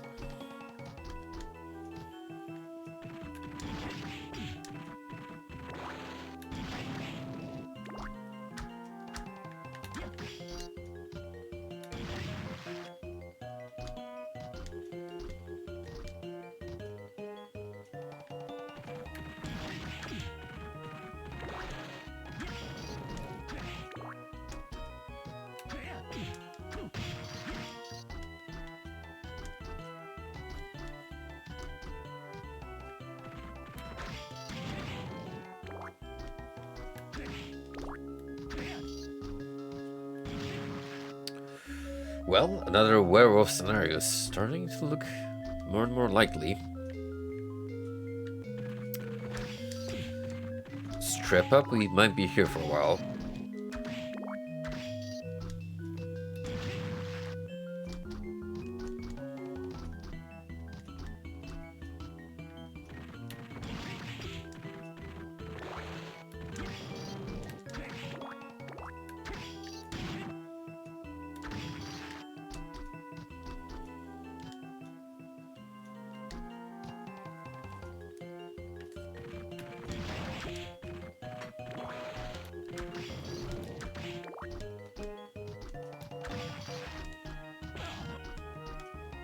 At this point, I don't even care if it's the most underwhelming pickup in the game. Just cuff it up, pal.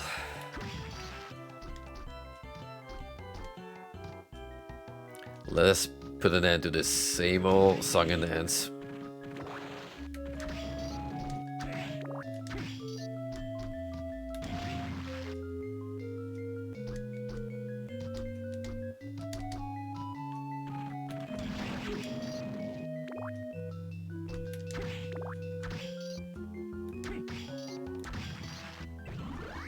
When motionless, HP are gradually restored.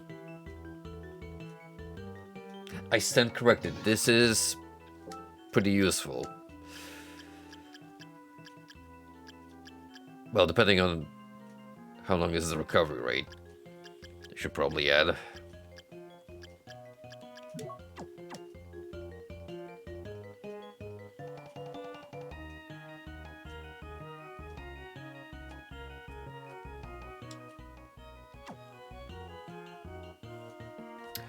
Compared to a lot of regenerative items across video games, this is not bad at all.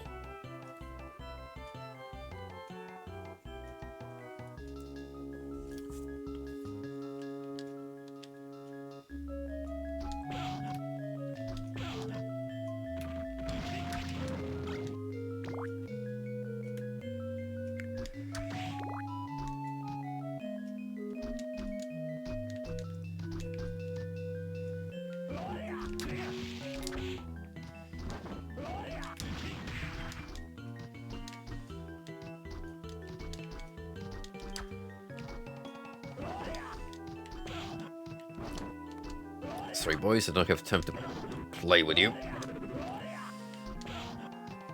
I wish to save. If you would kindly let me. Jeez.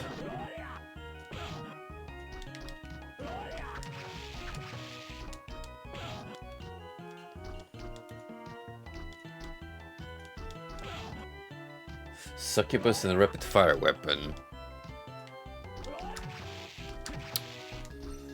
We'll keep that in mind once we get Succubus.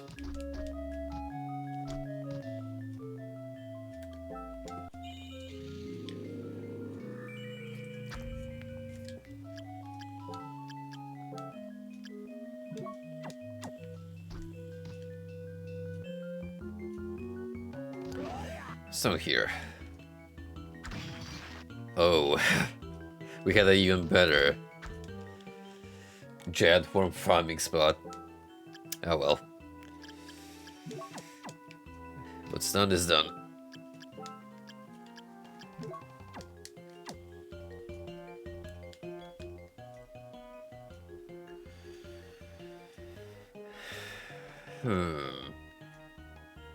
Right, let's go down.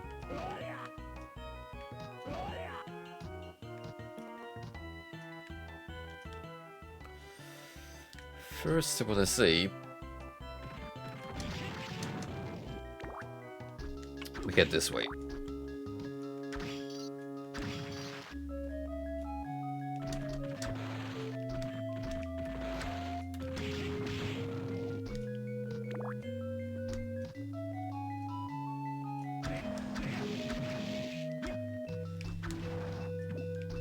Ah. A slime. Certainly took long enough for one to appear in the monster pool. But here we are.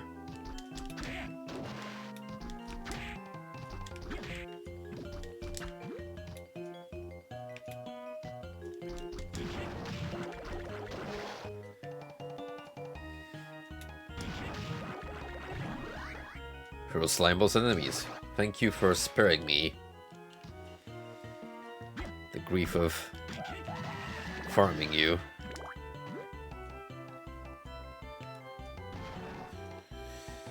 I think we can skip that way for now. Maybe.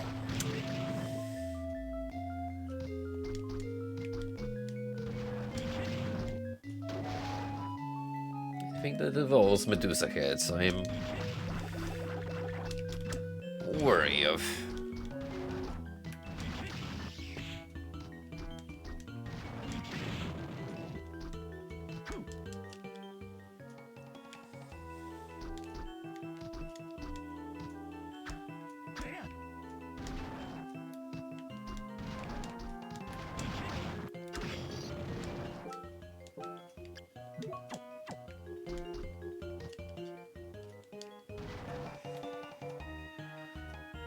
Well, well, well. Who do we have here?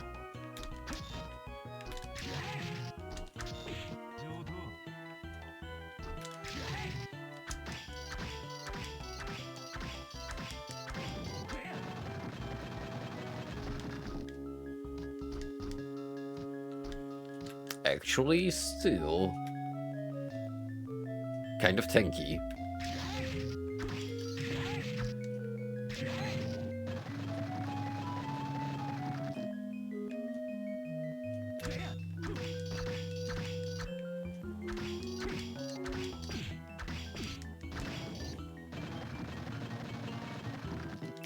Gonna take a few. Get his take him down.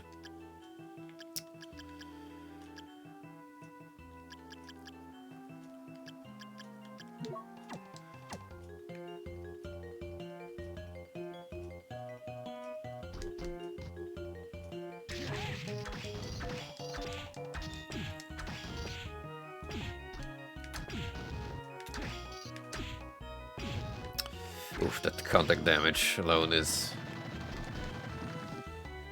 quite rough.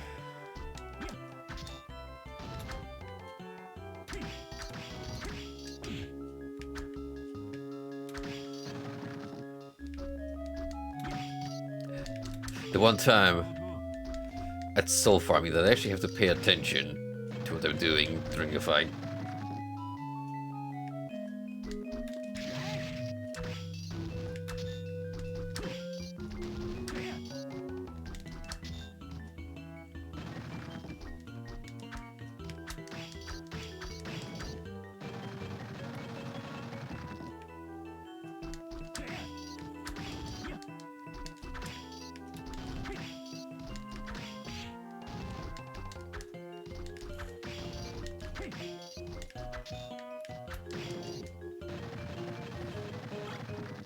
Millican Sword. Can turn enemies to stone. Interesting, but in terms of damage, can't hold a candle to what I have currently.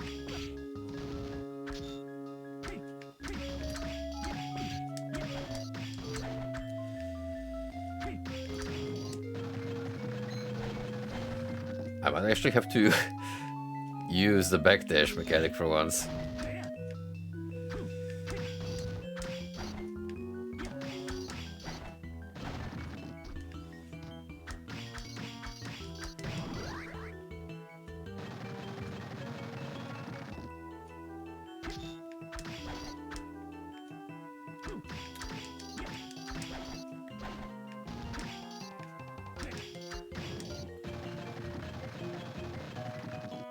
Pretty useful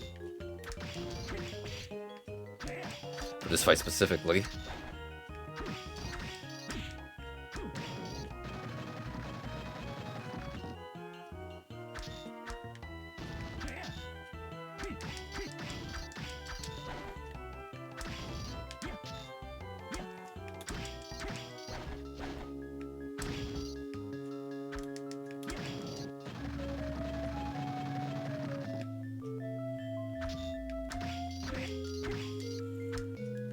Alternatively, I could just, you know, crouch.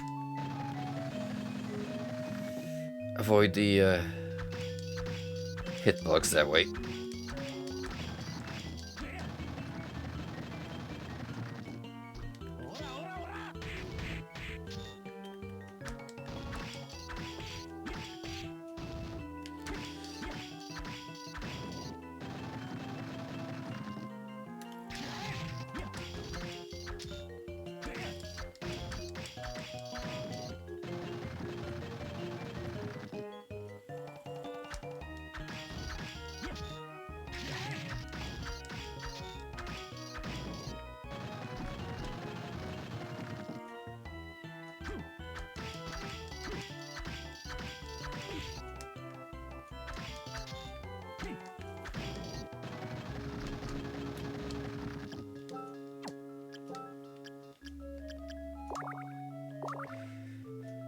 Not as efficient as I expected.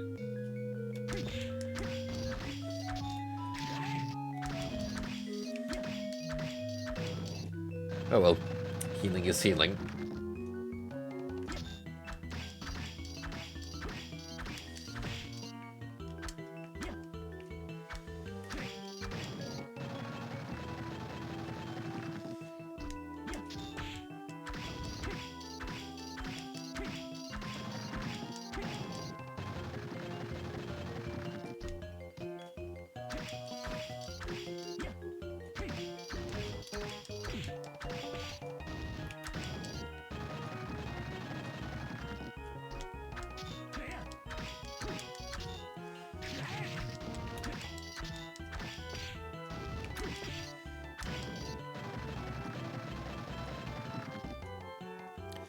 This might be the one boss we face up until this point where we don't have his ability.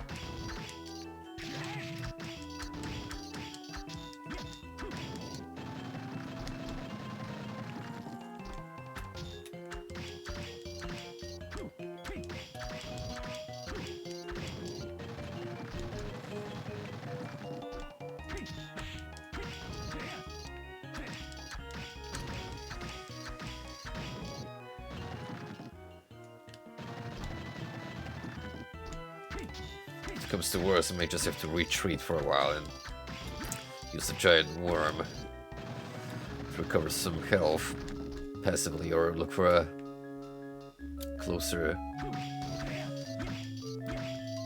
save location.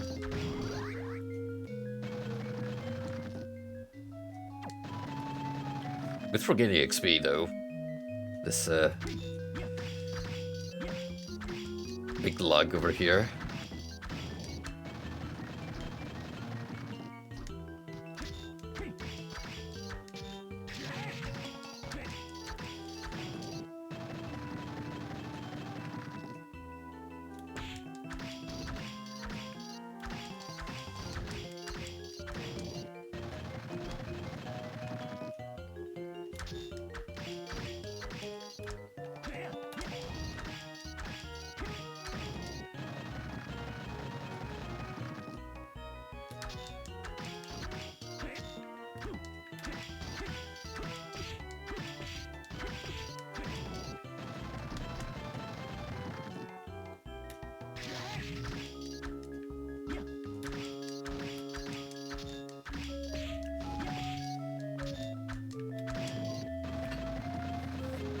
Come on, Golem. You're making me play sloppy. That's my excuse.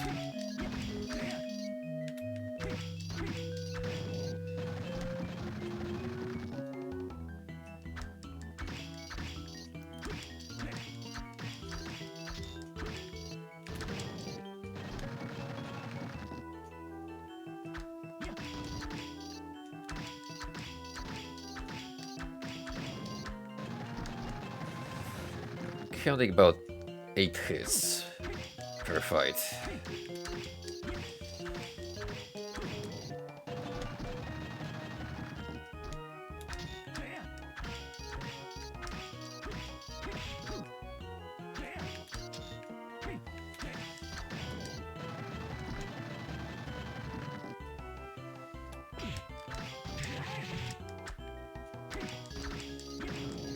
Without magic, of course.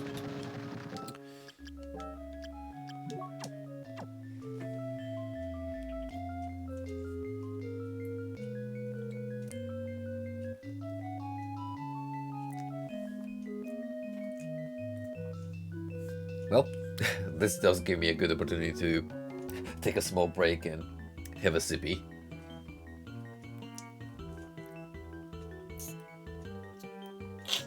Here's your stay hydrated reminder for the night.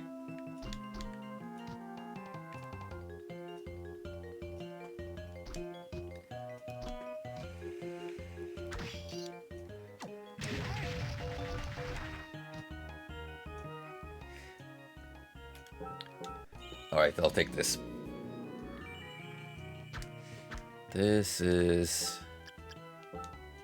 a good environment to engage in monster farming.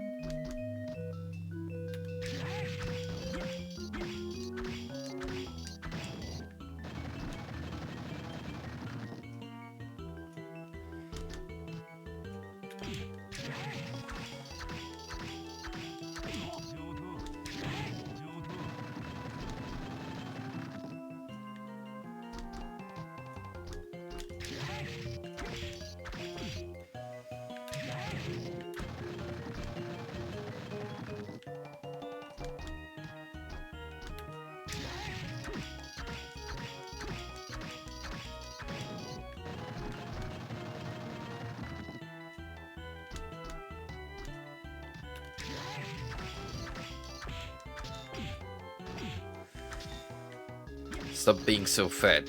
They're walking right into me.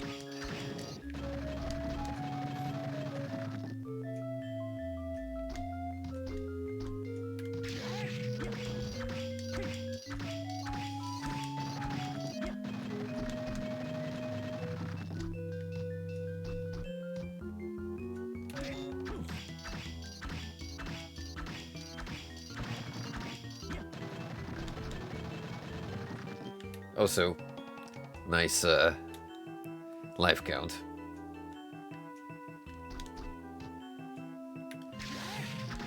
Suma truly is a Lord of Darkness.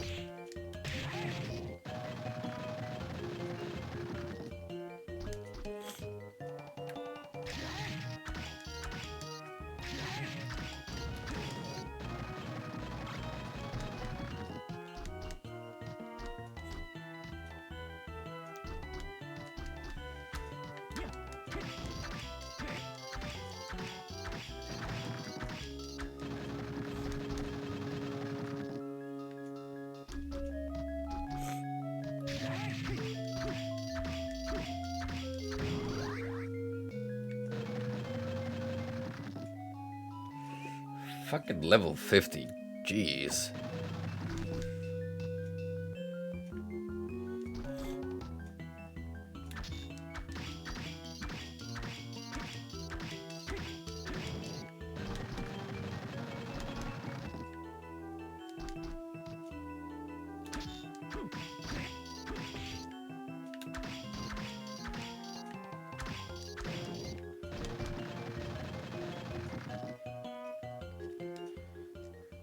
How much of XP do you give me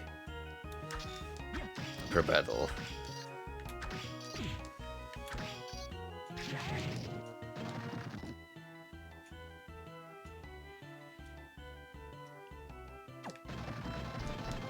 Didn't pay enough attention that time. So it's 2692 at the moment.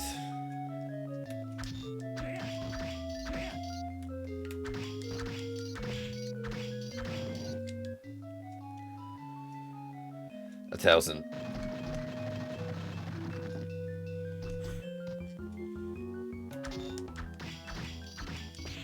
May not seem like much,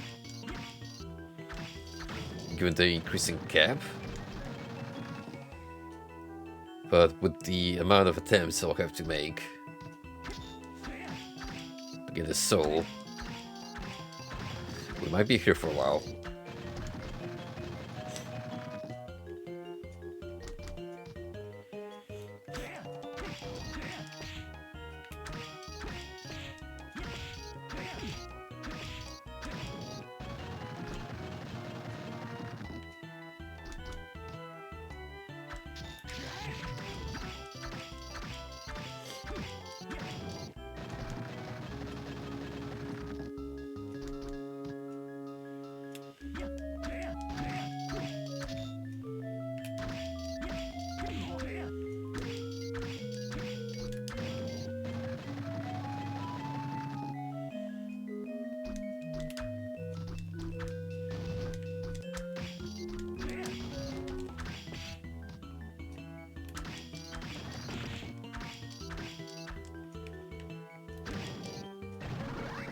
Punches enemies.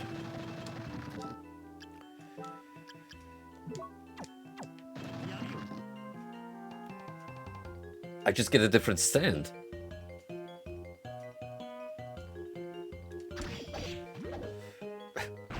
With a massive blow.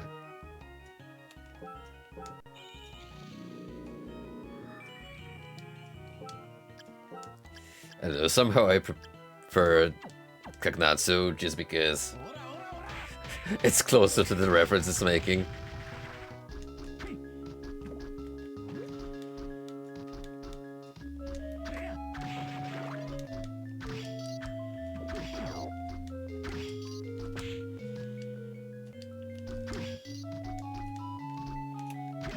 Let's see them this way. Just connecting staircase upwards.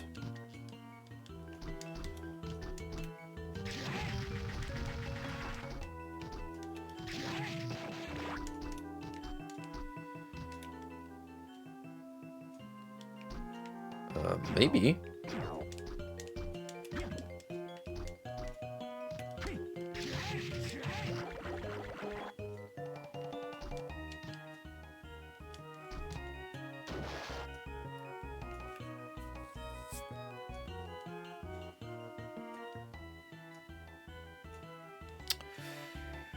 Oh, we're here now.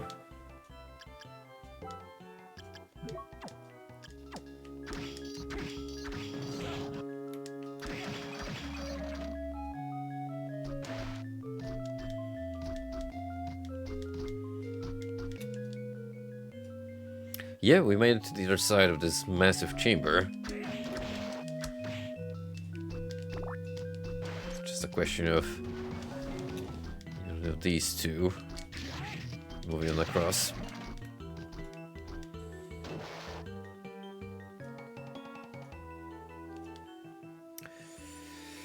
I don't feel like I want to necessarily drop down though. Because if I do, it's gonna lock me away from this route.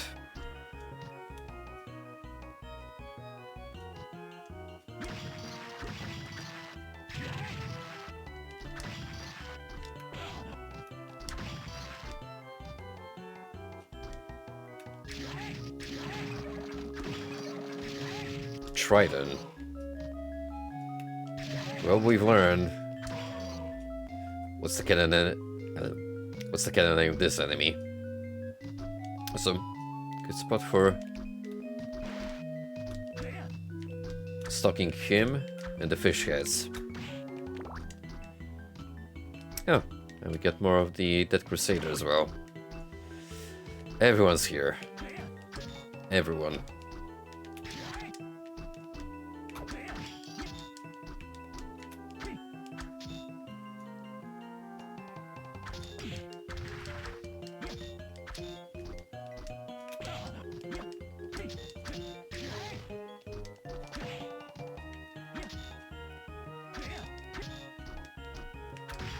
Damn, that even guards low.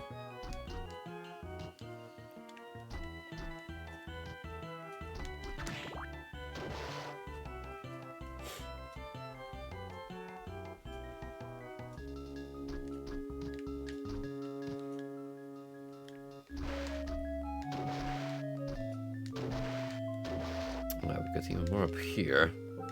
Question is, can I reach that point?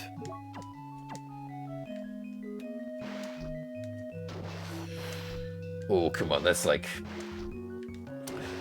maybe an inch at most.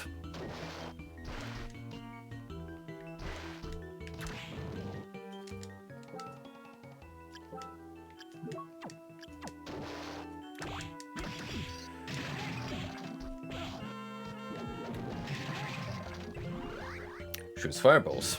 Thank you.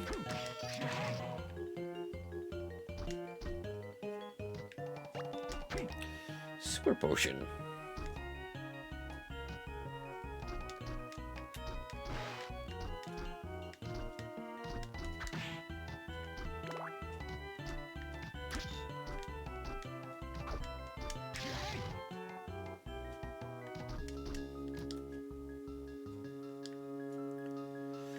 Ah, now we've looked back to over here. Right.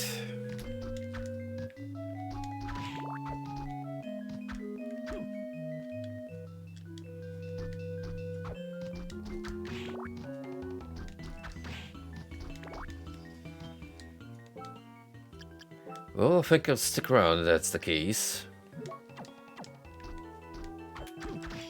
And play around with this guy. And the Trident. Just so I can get those two under my belt.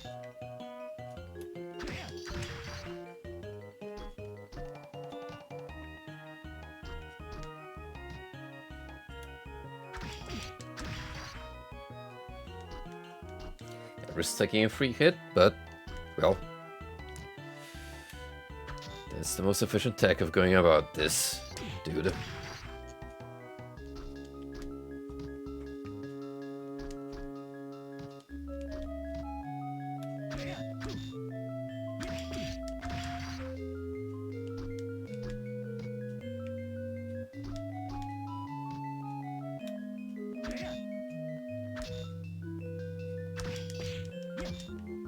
just gotta wait my turn, huh?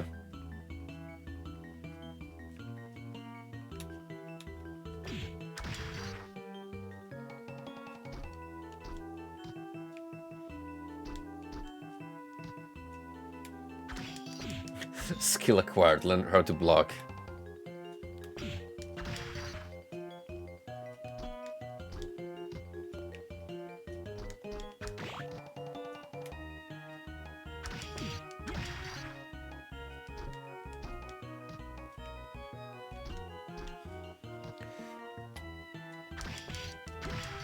Might make this my last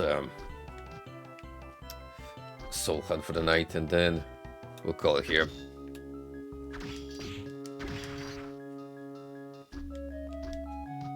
It's getting a little late on my end now.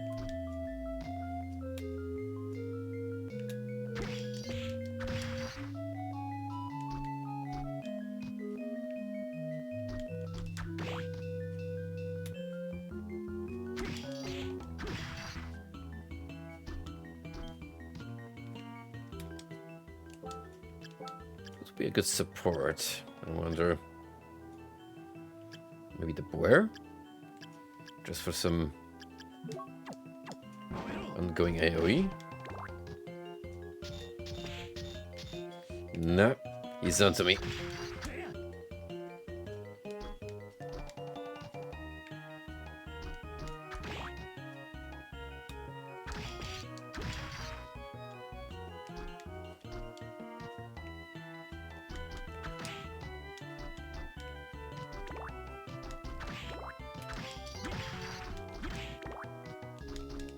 Oh, I could try to jump and kick. Didn't think about that one.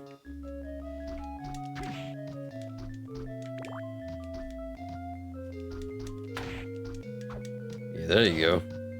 It's not super powerful, but I could just do some Chun-Li shenanigans.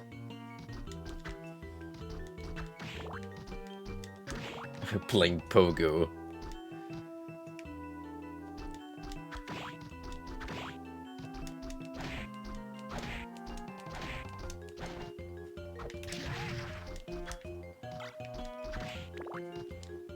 Oh hey, Estok, everyone's favorite Dark Souls free weapon.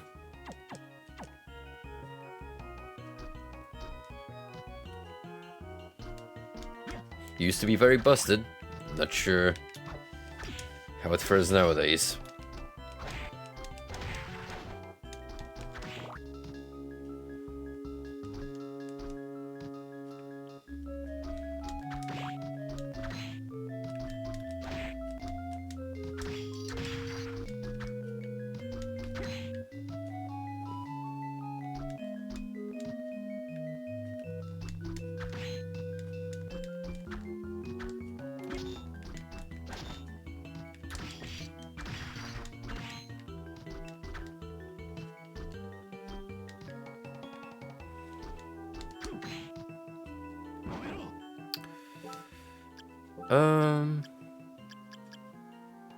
Hold on.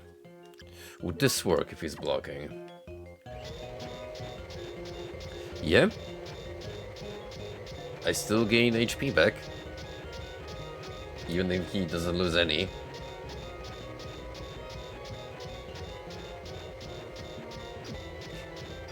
Unstoppable force meets immovable object.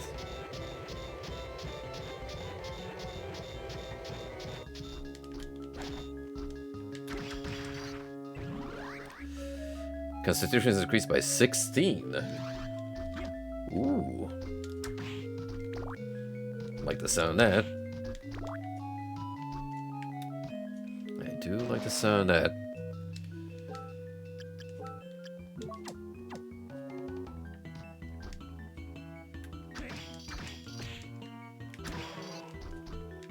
Now we just need Triton to join the collection.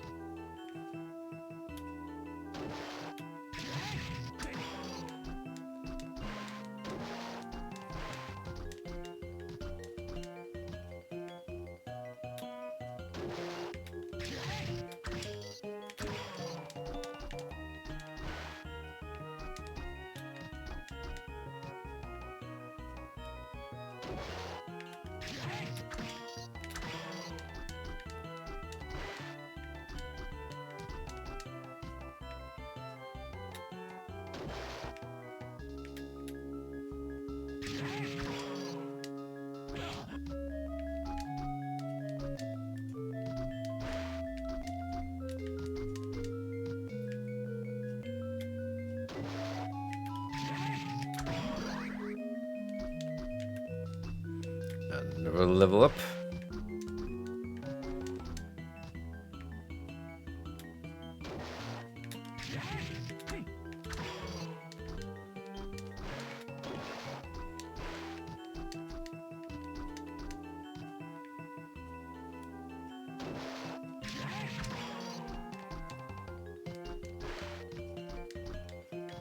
Jumping does feel a little touchy underwater, even if you have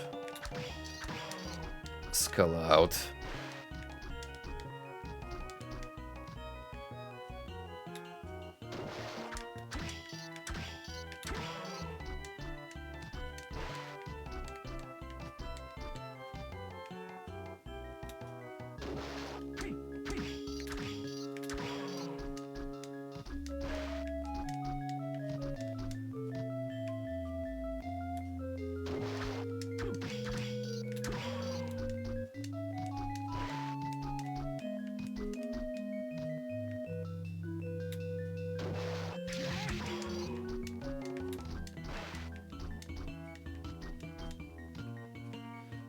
This should also hopefully go fairly smooth.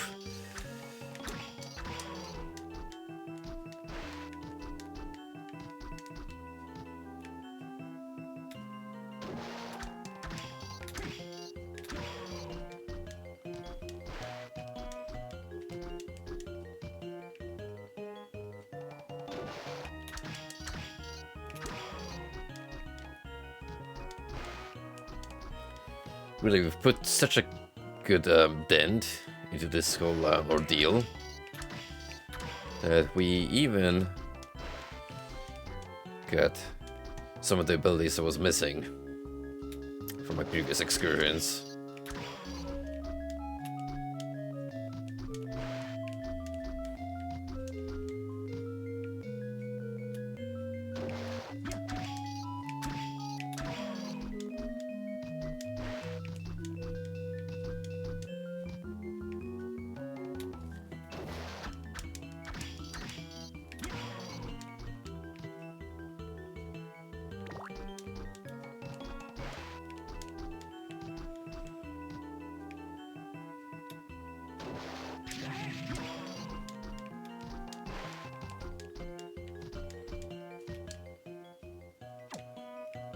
If only my luck stat increased accordingly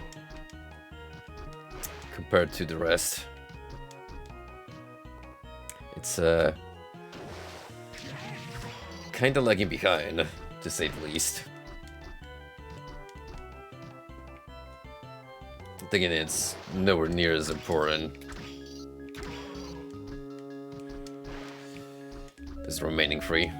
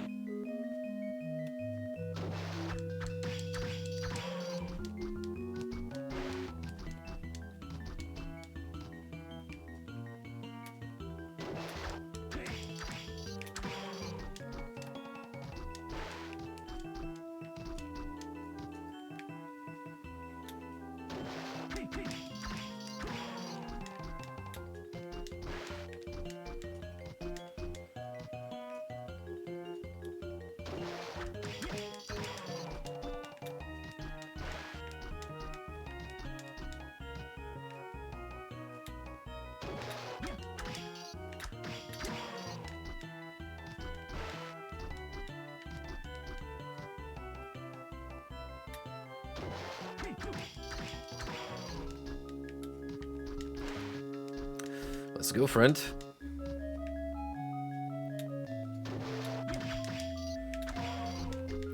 You're the only thing pushing me back from calling it a Reptonite.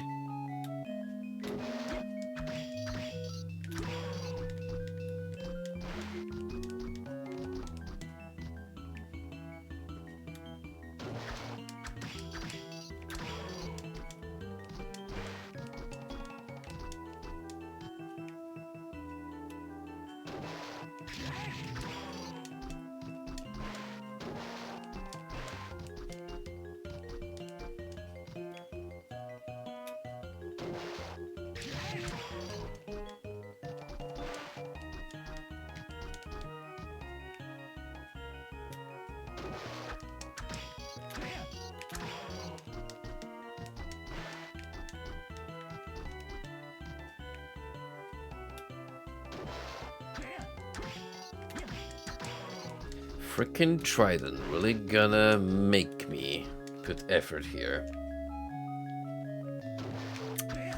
Okay, I see how it is. No freebies. Typical.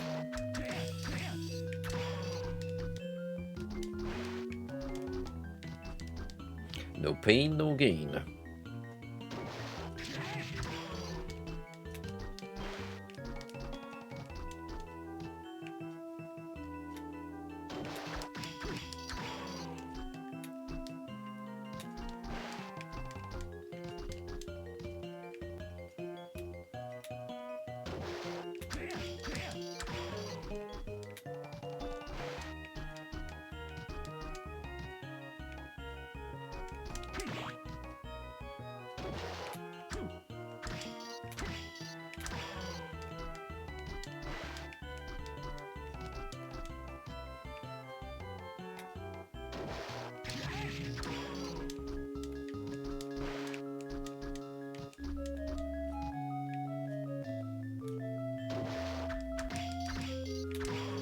Come on, dog. Work with me here.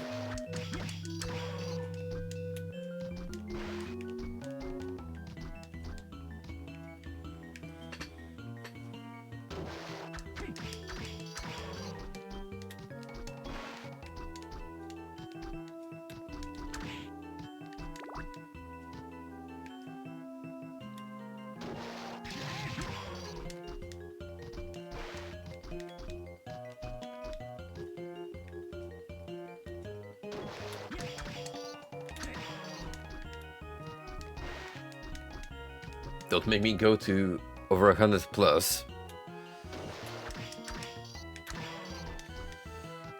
Just to get this shiny floating orb.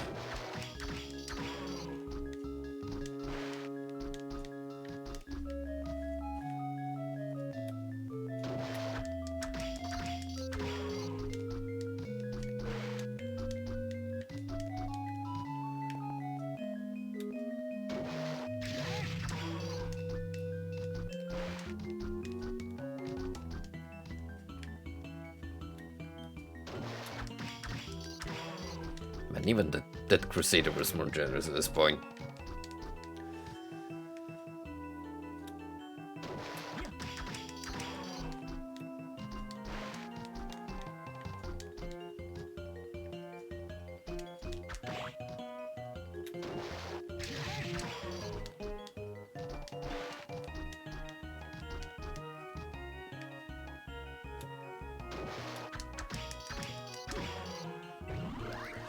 Strength is increased by 16.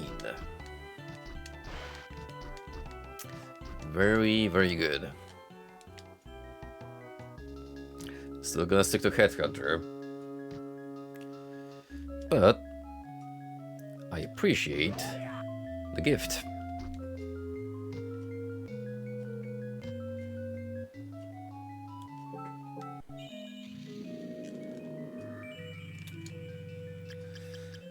So, quick summary. Nice. What a freaking number to end on for tonight. 66.6%.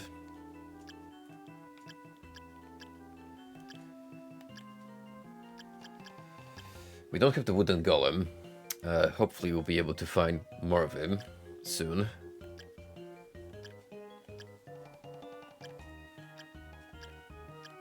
And that's the only mob from what I've encountered whose soul I don't have. And we can always head back in case he's only spawning in one specific area.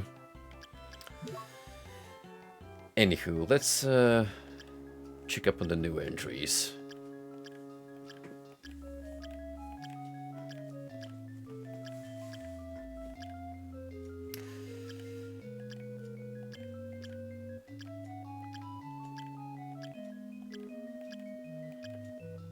We're learning a lot about the inhabitants of the castle.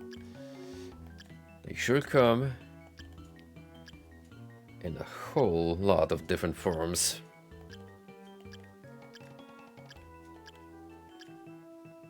Altair, an atrocious eagle that carries Ripper with it.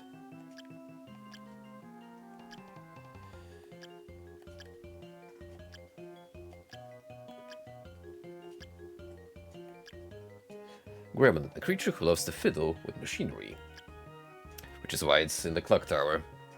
Harpy, a bird monster with the upper body of a woman. Medusa Head, a creature mass-produced from the head of Medusa. I don't like the term mass-produced, especially given just how many of them show up. Bomber Armor, a numbered soldier that throws bombs. Lightning Doll, a doll possessed by the spirit of an electrocuted prisoner. How gruesome. Giant Worm, transformed to giant insect by exposure to Castle's magic. Oh, does that explain the eye at the back? Yikes. Needles, a giant mutant sea urchin. Maneater, a worm that subsists on skulls. Fishhead, dead fish reinvented to protect the sea. Nightmare, a demon that takes up residence in one's dreams. Triton, ruler of the Water Kingdom. Slime, a creature whose body is made up of a gelatinous substance.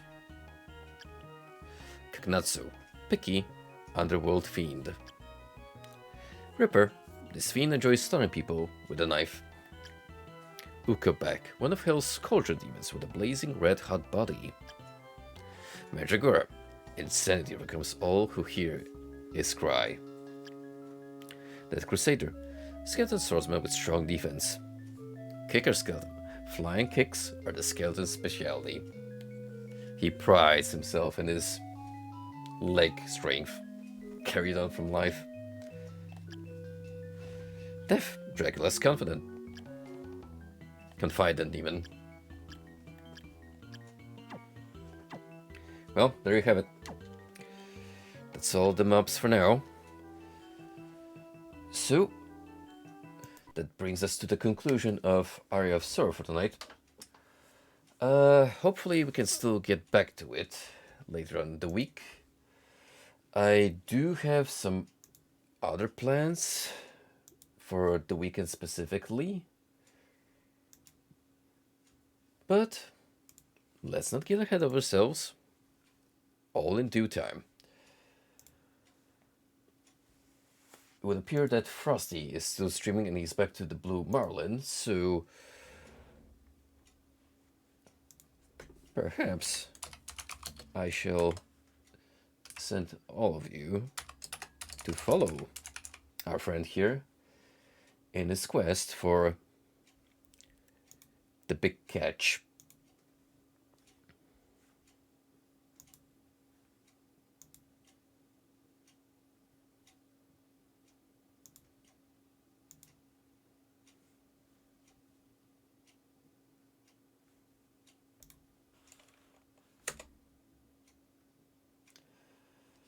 Raid has been enacted.